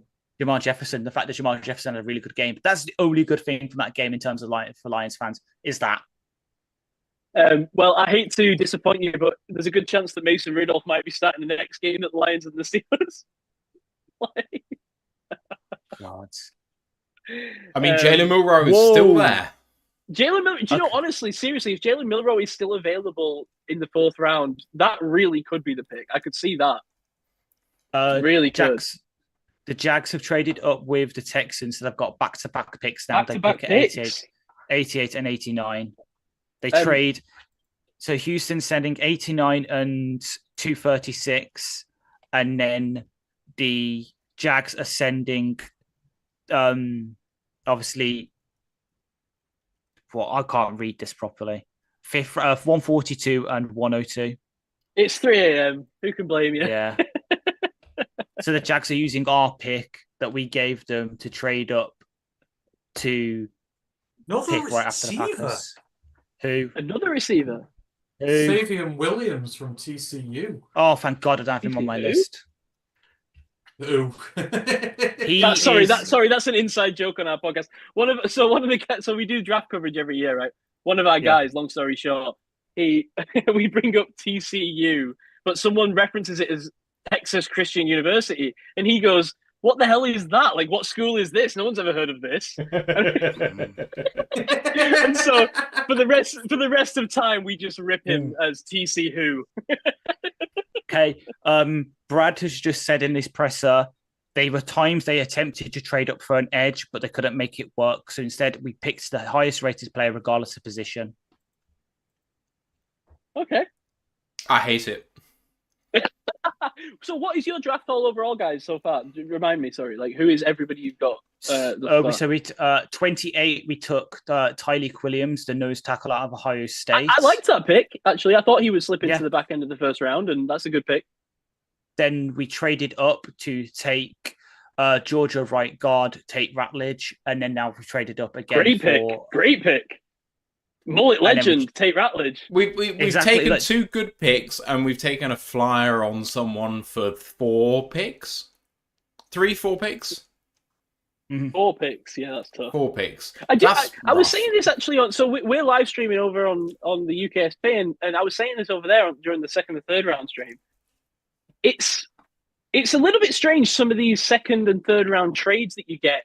It's almost like people, like GMs, lose like absence of their minds. Like, they just go a little bit nuts on some of these, almost as if there's no value in these 2nd and 3rd round picks. Like, they just trade them away willy-nilly. Whereas in the 1st round, if you traded some of these picks away, obviously the value's higher, but like, people would go nuts. There'd be so many eyes on it. But people are just trading away like 4 day 2 picks to go up like 3 picks. And you know what I mean? It's crazy. Like, is it just that there's not enough kind of like public perception eyes on it, so they can kind of get away with whatever they want in day 2? I don't know. Caleb Ransall gone to the Jags. Wow. I think it's Corner. the NFL boards are so different to the media or public boards. Right. They pigeonhole themselves into a position where it's this guy or no one at all. Right. I think that's all it is. They're like, oh, if we don't get this guy, we'll have to wait 20 picks to pick again. And also the talent drop is absolutely massive. And therefore, we must do something here. And They had. It's like playing. These people are playing Madden in real life, right? Like, they're falling in love with guys on the trail. Like you say with Tesla, right? They're probably fallen in love with him on the trail. They've decided that he's a guy they really want, and they're like, "Screw it, we're gonna, give up this, that, and the other. Not worry about the future necessarily, and get that guy." One of our listeners on Twitch has just said, "I've just figured it out. Brad's going to trade JMO for a 4th round pick," which would be funny if it wasn't. For a 4th round pick, I'll do it. I'll take him for a 4th round pick, as long as he stops gambling. If he gets off underdog, he's. Oh God! Oh, what? And we get George Pickens back in the deal? Yeah, that. Just No. Okay. No, George Pickens. Jesus Christ! I mean, to take on Pickens, I'd have to take on capital at this point.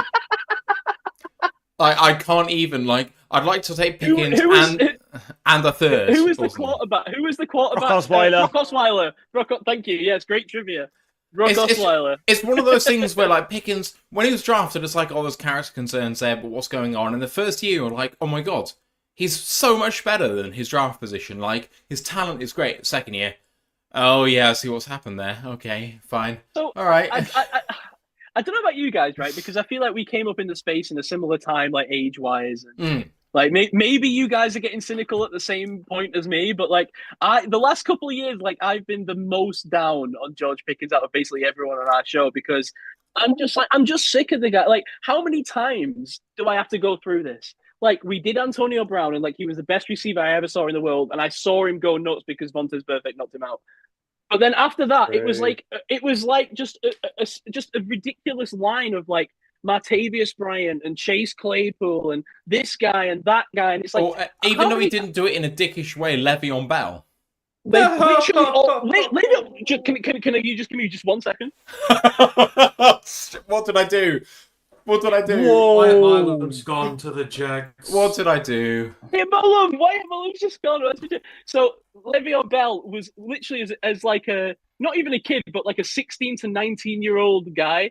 Le'Veon Bell was like my favorite player in the world. Like the idea of like patient running style and Le'Veon Bell and like the whole, like every single primetime Bumblebee, like Killer Bees. I literally went to America, bought the Le'Veon Bell action figure, and now he's like out at Donald Trump rallies. Like, you know, like why did my childhood have to go like this? True. At least the good things with Antonio Brown is sometimes he can come up with some absolutely great tweets. Oh no, Antonio Brown is one of the best follows on Twitter I've ever seen. Some of it's a bit horny, but like all of it is fucking class. The one yesterday that was the giant Komodo dragon that was like, this guy looks like Shannon Sharp for real. Oh man! But this is what I'm saying, right? Like all our heroes do become villains, right? Like why does this have to happen to us? Antonio Brown's out there getting, I hope this is okay to say at 3 a.m. on your live stream, getting his schlong out in a Dubai hotel. You've got Le'Veon Bell and LeGarrette Blount getting stoned in the back of a car park, just like ruining the chances of a playoff run that year. Matt Stafford, God bless. It's just the pain of our youth, isn't it? That's what it is. Yeah. It's the pain of our youth, and we're just living it now in our 20s and 30s and 40s, whatever it may be. I mean, it doesn't have to be about sport. Life is suffering, so Life. We've got deep here at 3 a.m. That's what I love about this show. That's what I love.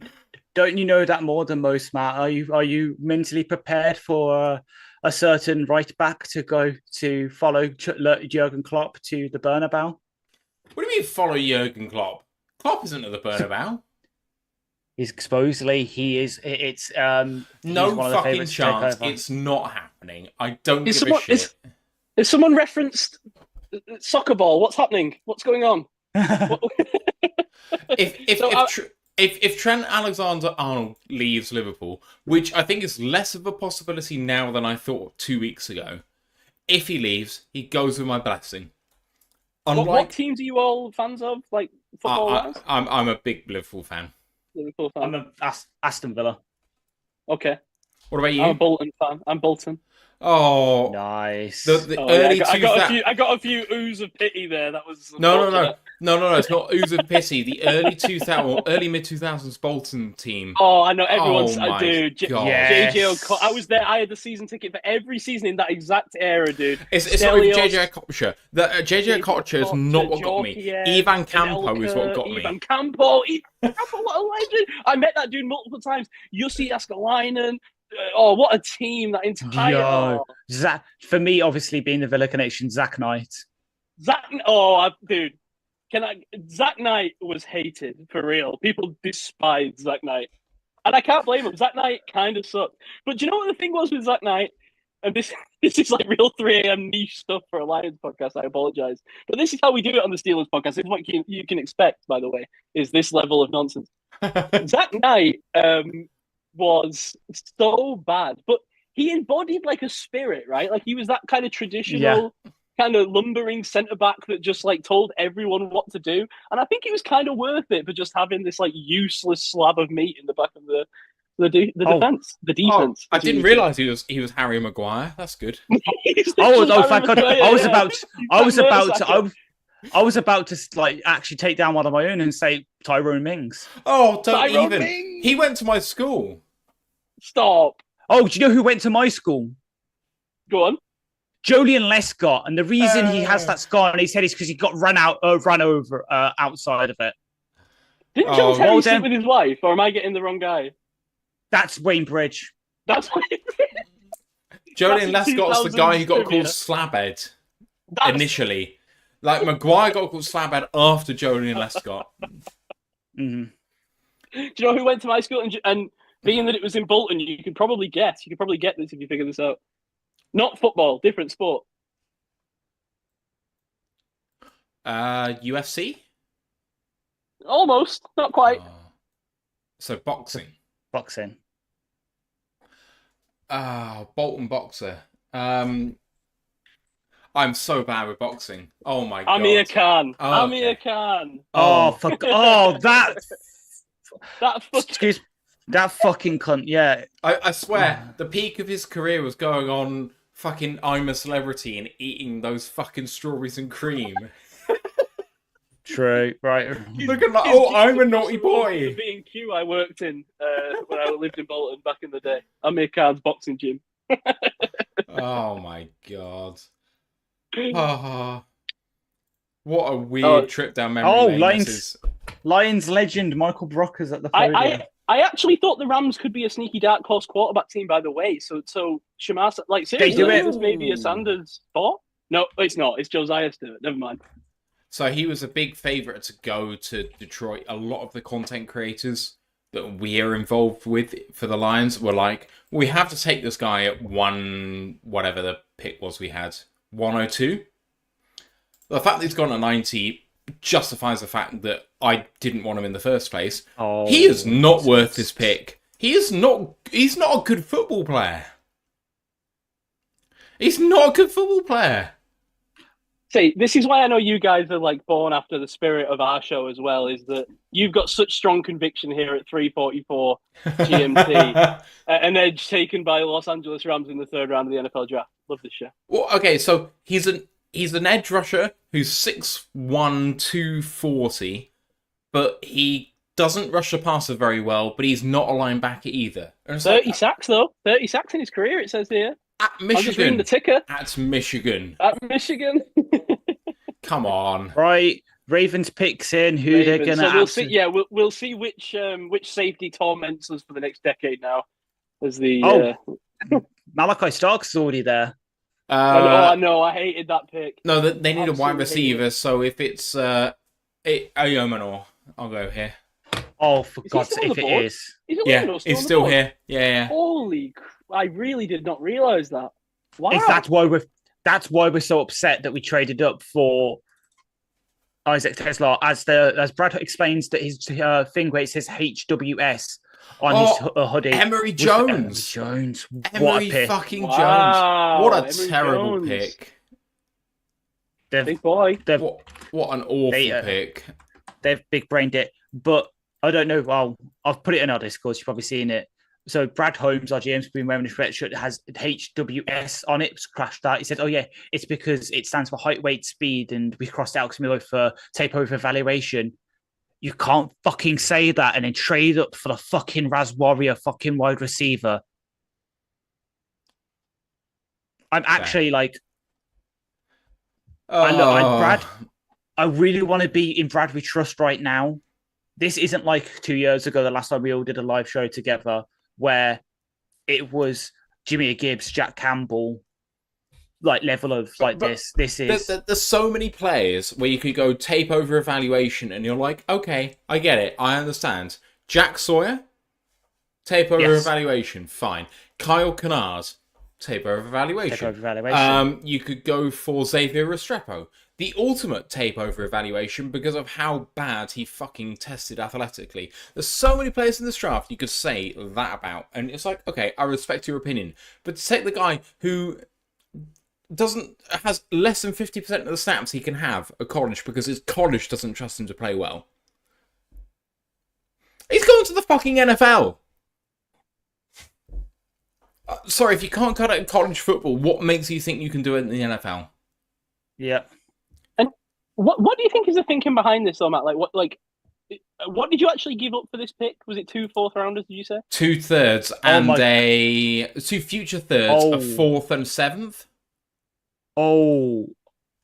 Is this a case where you guys just have a lot of picks and maybe just needed to like kind of offload some for a guy you wanted?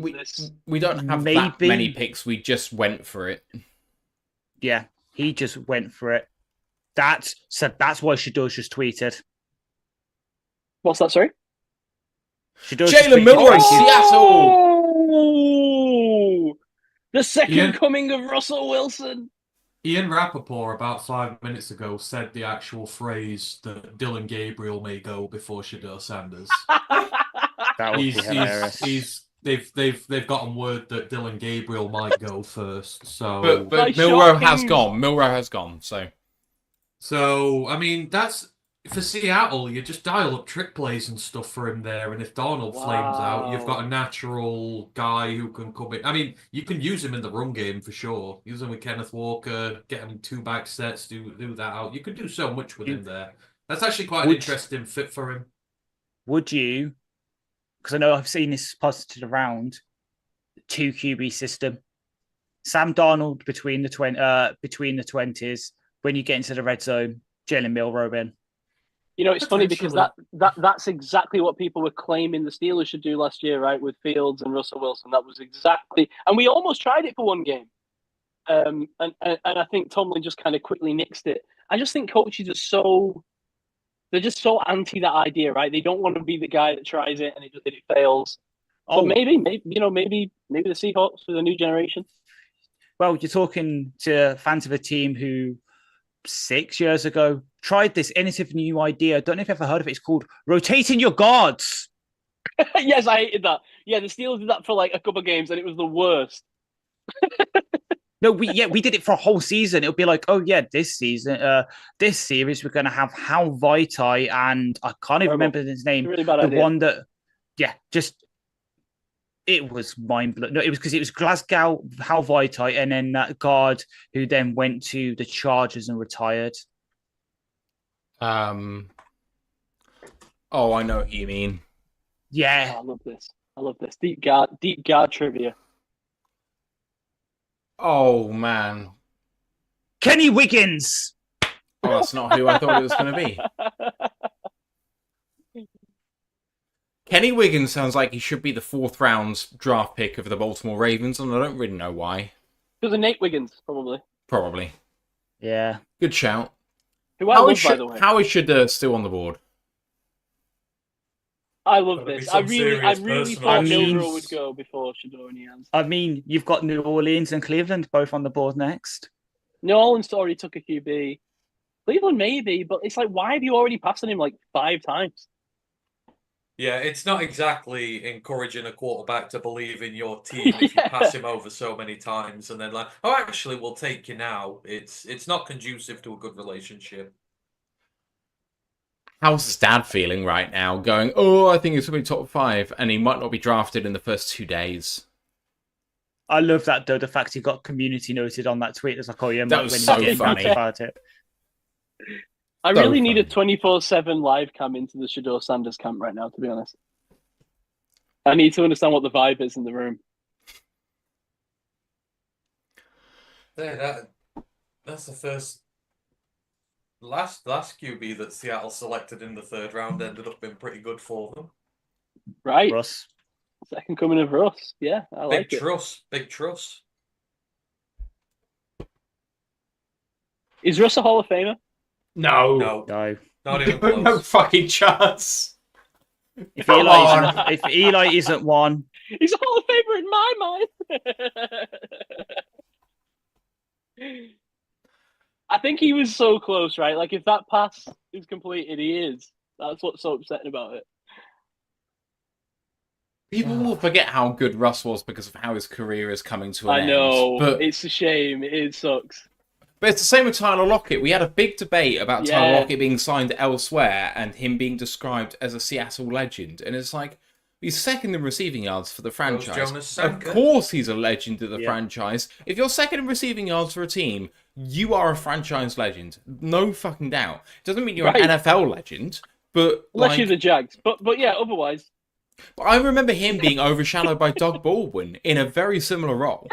Yeah, for sure. Oh, what? Oh, But Tyler Lockett is a legend. I completely agree. I completely agree with that. Because in the longevity of that entire team and the importance of the league that it had. Mm. And didn't he crap out a ball? Oh no, that was Damien Curse. That was Curse, right? Who was that? Who shit out the ball? Javon Curse. Javon Curse. Because then he came and played for us a couple of seasons ago. And the Jets. Well-made teams. I don't know if you guys have any more guests, by the way. I mean, feel free to. I've just kind of like hung around. Feel free to throw me off. We're done. You're our last. You're all right. Good, cool. So you do what you like at this point. We're all good. I mean, we're saying about crapping out a ball. We had one of our edge rushers last year against Houston crap his pants and then had like a 2-sack game and basically won it for us. James Houston, the problem. We remember you for your shitty pants and shitty run defense skills. Definitely had a problem. Yeah, covering Noah fans had a tight end seam. What did you make of the Browns trading down? I got to be honest, I was really pleased. I was really happy that they didn't take Hunter. I mean, well, Hunter was also happy that he didn't have to go to Cleveland, right? but yeah, I really liked it for them. Cleveland are going to be a problem in the 2026 season. Yeah, we've been saying that for a decade and a half. But it genuinely feels like they'll rid themselves of their problems in that year. As long as they don't do anything else stupid, they'll rid themselves of their problems and they'll just be ready to go. In the eternal words of Tim Robinson, I'm not worried about it. Good reference. Oh, man. I mean, there's bigger problems in that division than Cleveland. Yeah, for sure. Horrible. Yeah. We were talking with a Baltimore Ravens guy earlier about the fact that he didn't believe at all in their quarterback when he was drafted. And it's quite funny because, drafted 32 overall. Who believes in that guy? Yeah. Crazy. Yeah, I remember that draft like it was yesterday. It's like everybody passed on him. Everyone. Even the Ravens. The Ravens drafted the tight end. Hayden Hurst. Holy crap. What's that about? Didn't Lamar actually fall asleep in the green room as well as that infamous picture of him and his girlfriend? And Lamar's like that. So, because people have been talking about Milroe through this draft cycle, right, as being like this kind of Lamar Jackson level athlete. I really didn't see that, to be honest. Like, don't be wrong, definitely a great athlete. I didn't think he was Lamar Jackson or even Anthony Richardson, to be honest. Athletically, personally, maybe I'm wrong. I don't know. But Richardson's a pretty special athlete, though. Yeah, right. Yeah, but Milroe had more rushing touchdowns than Lamar ever did at college. Right. That doesn't prove that he's a better athlete, but I feel like his instincts are fantastic in the run. Mm. Probably can't convert him to running back, though. That's the problem. Right. Yeah. I mean, everyone's trying to convert Lamar Jackson to running back at the time. I've enjoyed these, when they bring up these little NFL draft kind of like pieces of the puzzle graphics, and they bring up the Browns and it says Kenny Pickett at quarterback. That I enjoy that. That makes me giggle. You're enjoying your own failure because it's now the failure of another team. That's good. We passed our failures onto others. At least you failed quickly. Yeah, exactly. I know, what a disastrous pick that was. It didn't feel bad at the time. Yeah, it was just so clear, it was so telegraphed. Same with Najee the year before, it just felt so Steelersy, almost like nobody was even competing with us, right? We were just we're going to take this guy if it's all right, and everyone else just leave us to it. Yeah, I mean, it's just a shame, Kenny just couldn't grab onto the opportunity with both hands because they were so small.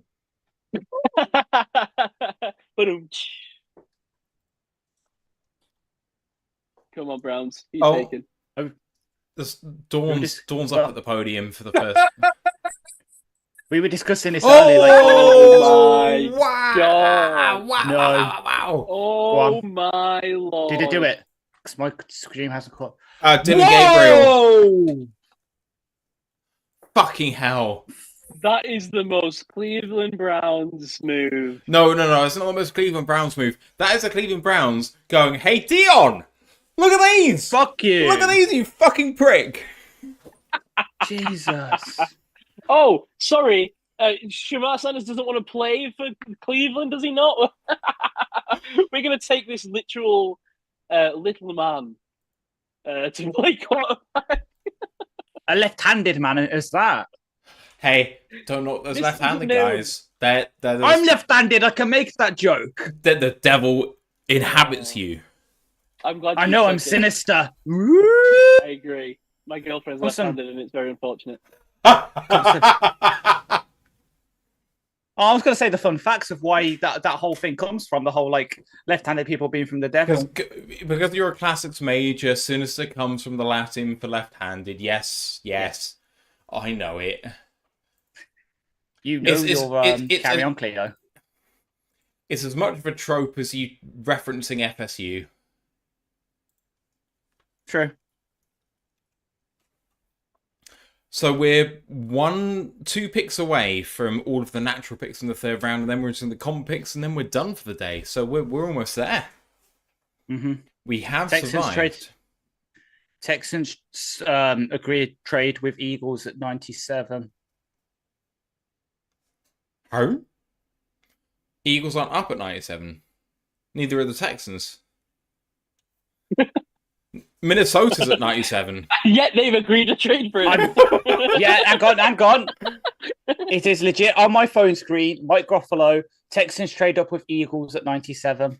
But Minnesota's at 97. Minnesota don't have a say in this. I have no. Well, he's deleted the tweet now, so I have no fucking idea what. I think what he's supposed to say is the Raiders have traded up with the Eagles. But the Eagles are picking at 101. No, one of their picks has just changed from.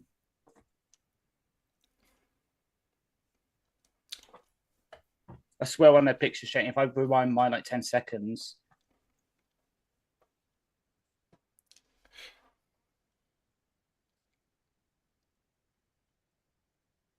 I have no idea. Oh, Jared Wilson comes off Great the pick. board finally. Nice. That's a good. Yeah, that's their David Andrews replacement long term. What a great pick by but the Patriots might be one of the biggest winners of this draft so far. Yeah. Patriots, and even though the Browns just made an interesting pick at quarterback, Browns have got to be up there. They're allowed to like a mulligan for that. They're just doing it to piss off. No, but like, Dion. Are you going to tell me that Dylan Gabriel is not in a camp battle to start? Are you actually going to tell me that? Who's the quarterback starter for the Browns? Joe Flacco. Are you Texans have 100%? traded up to- Are you 100% sure that Dylan Gabriel will not win that job? No. I'll happily bet a sandwich with anyone that Dylan Gabriel starts 3 games next season for the Cleveland Browns. It's a great sandwich bet. I'm here for it. Here we go. Garofalo has updated himself. Eagles have traded with the Falcons at 96. It's saying the pick is in. That will probably change to Philly in a second. While the Texans have traded 102. Someone's coming out to select it, so they better tell What them. the fuck? What the fuck is Garofalo doing then? I have no idea what the fuck's going on anymore. And don't make the pick. Your breaking news is faltering. Your modus operandi. What's going on? Someone take down this Make-A-Wish kid before he makes the pick. Send him a service. I have no legit. Look, I will put it in like our little shared DM, but legit, that is what I'm seeing on my phone. I'm just trying to relate what I'm seeing on my phone screen. Xavier Watts, God bless him, doesn't know if he's going to Philadelphia or Atlanta. Fucking yeah. Oh, Ash. Look, it's in the DM. You tell me what you read there. I'm just saying, if you report it, you take ownership of it. Is it double source, No. Sash? He's put it the wrong way around. The Eagles have traded out of 96 with Atlanta, and they've taken him. It's not even 3 a.m. there. What excuse do they have? Exactly. My sentiments exactly. I have no idea what's going on anymore. I'm just gonna put the picks in as they're coming. I am way too drunk for this shit. Okay. So Falcons receive 96. Eagles get 101 and next year's 5th. Okay, that's better, Mike. Now we're getting somewhere. I can put those details in and we can get back to normalcy. Le'Veon Bell loves it.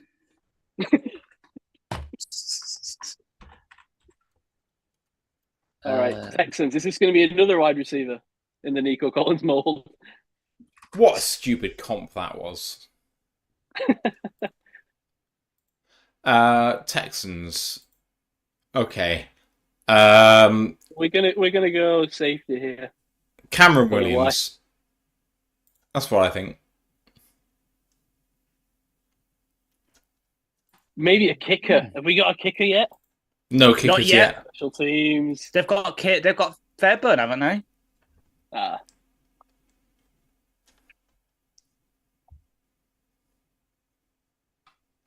Ooh, Jalen Smith. Almost.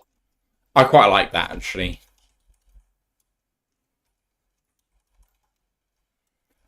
$201 on the consensus board. Wow. That's the biggest reach so far, I think. But it's okay for Ant because Ricky White is still on the boards. I know that Ant hasn't said too much recently. He should be there when we're next picking. Double Raiders picks now. Ooh. Is that because they've traded up? No. They just naturally had 98 and 99. Well, they traded at some point, but it's not from like they've just traded up now kind of situation. Okay, I see. Okay. I mean, the Raiders need everyone. They need every position. So this could be anyone. Mm-hmm. This is a great fucking advert, by the way, for the new Madden coming up. Yeah.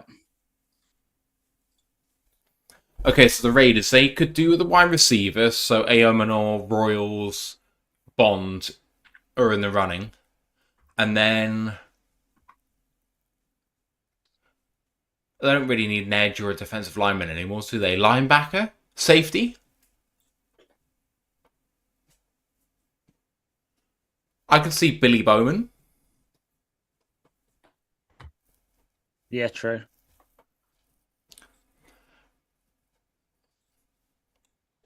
Just all the ones we like. They don't need a receiver. They've already taken Jack Besh. Well, but they only have... Who do they have at wide receiver? The Raiders, not a lot. So they've just took Betch. They have Jacoby Myers, Trey Tucker, Alex Blackman, Cole Phillips. Yeah, there's not a lot there, so they could easily go another receiver. Someone that's Myers is just sort of can be a Z, so looking for maybe a slot guy. They need a right tackle. What about Cameron Williams? True. Cameron Williams, they need an outside linebacker as well. They need a Will. No, sorry, they need a Sam. Chris Poole is not that. It's not a lot of Sams, is there, in this draft? Yeah. No, don't like that. They need a safety. I don't think you can run with Polomau as the starter.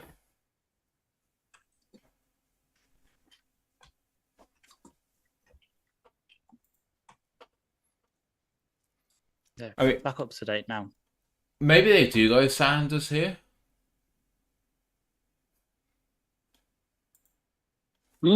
This would make sense as a Sanders slot. Make a lot of sense. If it's not here, then Sanders could drop a long, long way. Yeah, I mean, who knows? Yeah, I mean, at that point, someone like Mbo to either play guard because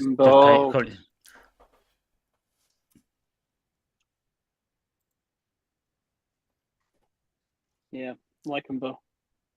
Didn't see him falling into day 3.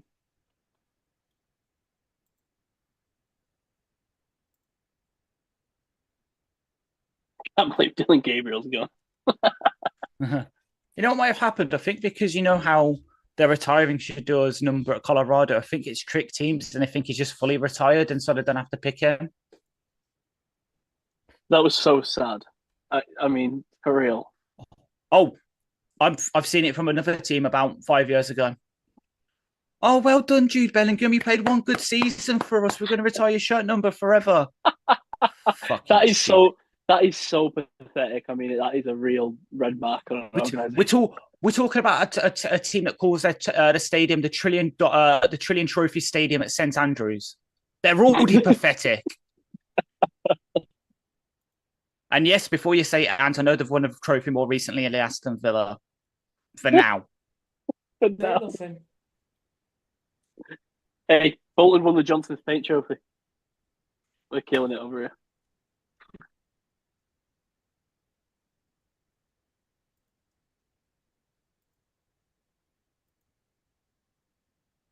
Shador Sanders. It's going to be a Shador Sanders. It's going to be Shador Sanders.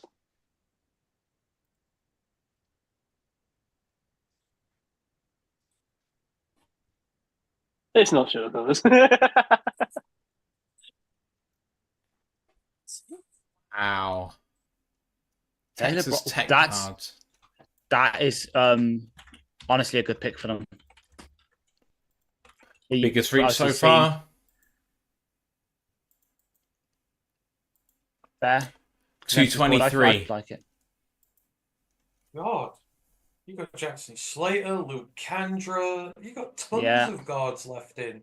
Woody Lampkin. Big reach, that is. Tyler Cooper. There's a load, yeah. Garrett Dellinger. Yeah. Four more picks to go in the day. Thomas Perry. Who they're going to take 99? Wouldn't it be funny if it's just like Will Howard or Carl McCord? See, Will Howard's the guy that I kind of would like the Steelers to grab in the 4th round if he's there. That would make a lot of sense. Yeah. But see, because if Will Howard goes, then you're really kind of like, oh, maybe the Steelers missed the boat here on a developmental guy. McCord's good. He's got the fight. McCord actually is probably they've had him in for a visit as well. Former 5-star as well. Really showed out for Syracuse. Or even Ewers, God forbid. Yeah.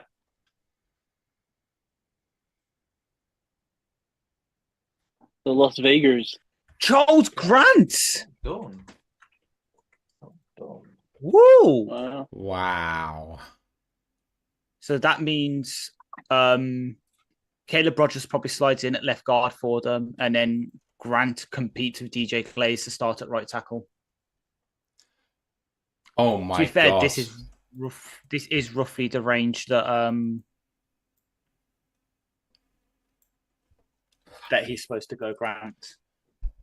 Yeah, he was 103 on the consensus board. He picked 99 here, so it's only 4 away. But wow, that I didn't think he was that good. Oh, yeah, nor did I. I'm sold by the wrestling tape.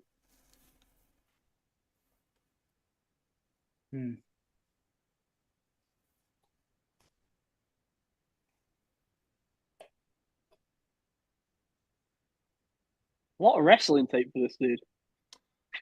Not as good as Malcolm Rodriguez is, but we move. 3 picks to go. Is someone playing solitaire? Is he playing solitaire? Is this guy playing solitaire? Looks like it, yeah. No, that's I think that might be the way they're representing their like depth chart and that. It's like a little, like Monopoly when you have the different property cards. It's like that, but then they do the depth chart. But how do you get the King of Hearts on top of the Ace of Spades? In my head, canon, he was By playing asking solitaire. nicely. Oh dear. Oh. And to think that in 5 hours' time, I'll be in a field in Northampton running around with my hands in the air. And then you'll play flag football. Yeah.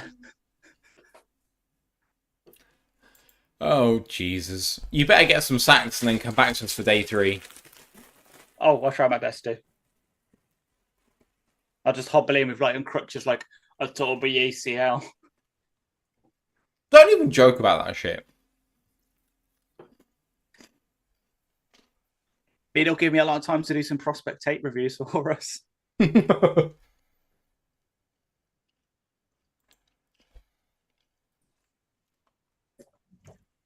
Okay, so we're at pick 100. We have 21 players above 100 on the consensus board. Give me the top names. Okay. So I'll say this with a pinch of salt, because obviously what we've just gone through, supposedly the Broncos have traded to 101 with the Eagles. Okay. I believe it when I see it. So the top, the players rated on the consensus board above 100 are Shadur Sanders, Alik Ayumano, Jalen Royals, Marcus Mbow, Cameron Williams, Isaiah Bonds, Braden Swinson, Cam Scatterbo, Jared Ivey, Dylan Sampson, Dion Walker, Jack Sawyer, Kyle Canars, Chris Paul Jr., Joshua Farmer, DJ Giddens, Will Harrod, Jordan Phillips, Tez Johnson, Lathan Ransom, Gunnar Helm. Mm-hmm. Those are all the guys at 100. Yeah, and then Damian Martinez, running back Miami, is at 100, who I really, really like. Okay, so I can confirm that it is true. They've traded 111, 130, 191 to Philadelphia for 101 and 134. I can see Denver on the ticker.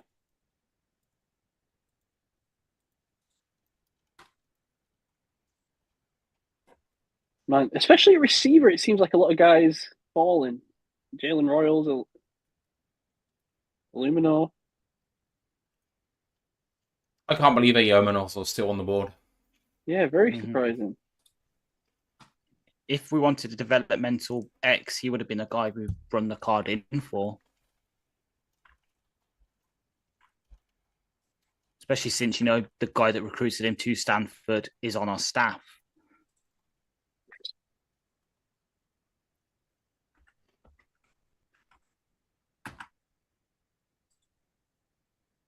Trey, most of the Commanders like that pick. Mm-hmm. Good value.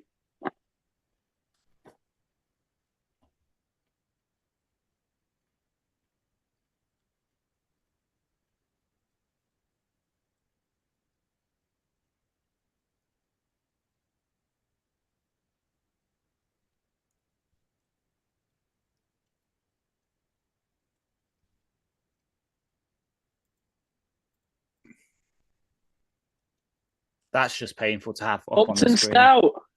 Uptown Stout Golden Gibbons. Yo! Do you know what? On that note, fellas, I've got a great inside joke with Upton Stout on our other group, and I know they'll still be on the call, so I'm going to go head back to them. But it's been a pleasure. Appreciate y'all. Cheers, Simon. And vice versa. Cheers. Thanks Enjoy the for rest of the coming draft. on, and yeah, enjoy day 3. Thank you. You too, guys. Enjoy your flag football. Don't Yes. don't tear anything, please. I'll try Come not home to. safe to us for day 3. Yeah, appreciate y'all. Hope we can do it again next year. Appreciate it. Cheers, Simon. See you later, guys. Upton Stout. He's been living in about world. I bet he never had a bad drink. Never don't know why. That's why I try for an Uptown Stout. Let me just check it. What pick was Apologies for the swearing, and I've lost all control. it's not the same pick. I was going to say this is twice in 3 years that the Hilltoppers have had a player drafted in this range. Because, of course, further in the 96th pick in 2023 draft, the Lions selected Broderick Martin.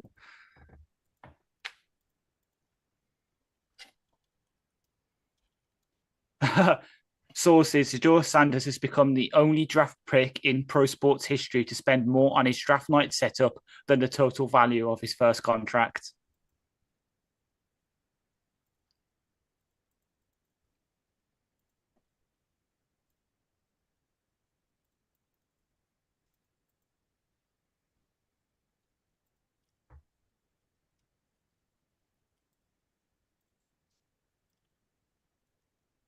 Okay, so he's not good, but fine.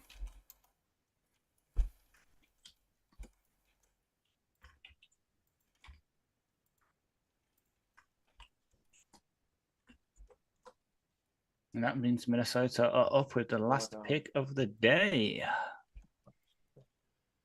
Oh, I can't believe we're at the end of day 2. It feels like the Lions have drafted well, but we've given so much up to do it.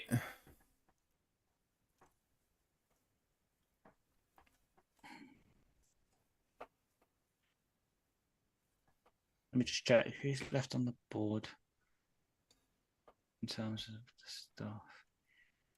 Gone, still on the board. You good, Ant? Yeah. Can I say I'm slightly aggrieved that we made this drinking game that I probably wasn't going to elect into, and I did, and I instantly regret it. Well, this is obviously with Minnesota being on the clock. It's a rival. So if they take one of the players who've got on our lists, I'm at risk here more than extent. you guys are. That's all I'll say. Although, the only guy remaining on my boards are Chase Lunt and Jalen Travis. That's it. Ash, you still have Aeneas Peebles, Brew McCoy, RJ Mickens, and Ty Robinson, and Jared Ivey. And Jared Ivey, yeah. And then Ant has Tyler Batty, Ricky White, Jackson Slater, Drew Kendall, Gadsden, and Sean Dolak. So Ant has a bit more chance here. Mm-hmm.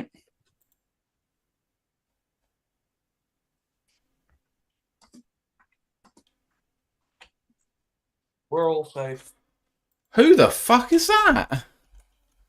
He is someone that got mentioned as a potential draft pick for us. It's the first Maryland receiver they've drafted, well, Maryland player in general they've drafted since a certain Stephon Diggs. He is Ty Felton, so he's 147.8 average. So he's wide receiver 17, 6'1", 183, 9.2 RAS. All right, boys, end of day 2. Last minute takeaways before we sign off, because we'll be back live in 7 hours. Well, you guys will be, so I'll say mine now. I was okay with the Ratledge trade up.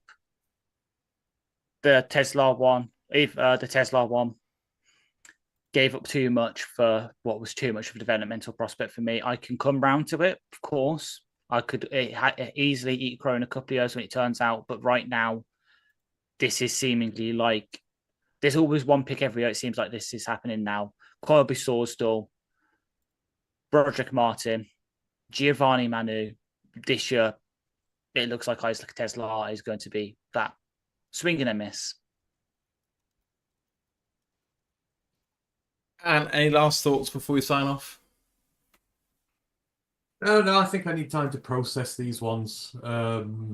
It's trying to match the player up against the amount we've given. It's very complex. It's just again, I look at prospects all year long. I get attached to them, and when I get guys I don't like, and when there's a lot of guys on I do like, I get genuinely annoyed. So it's not that I don't like Brad's moves; it's that it's me and how I do it. So Yeah, I'll see how I feel in the morning, but I still have a feeling that I'm going to be a bit apprehensive. But hey ho, we move. We move indeed. Thank you to all of our guests tonight. It's been one of the best shows we've done in the draft in our, I'll say, long career now. 4.5 years doing this, so 4 drafts. That's one of the best days in terms of guests we've ever done. So thank you to everyone who's come on. Thank you to all of you guys for being such great contributors throughout the show. Much appreciated. We'll be back at 6 a.m. Eastern Time for a Day 2 recap before we'll be back at 11:30 a.m. for Day 3 live. And then we'll be recapping the entire draft on Sunday morning. We hope to see you then. But for now, we may have traded away the entirety of the Detroit Lions draft picks for now in the future, but hopefully it comes good. Let's go Lions, one pride. On pride.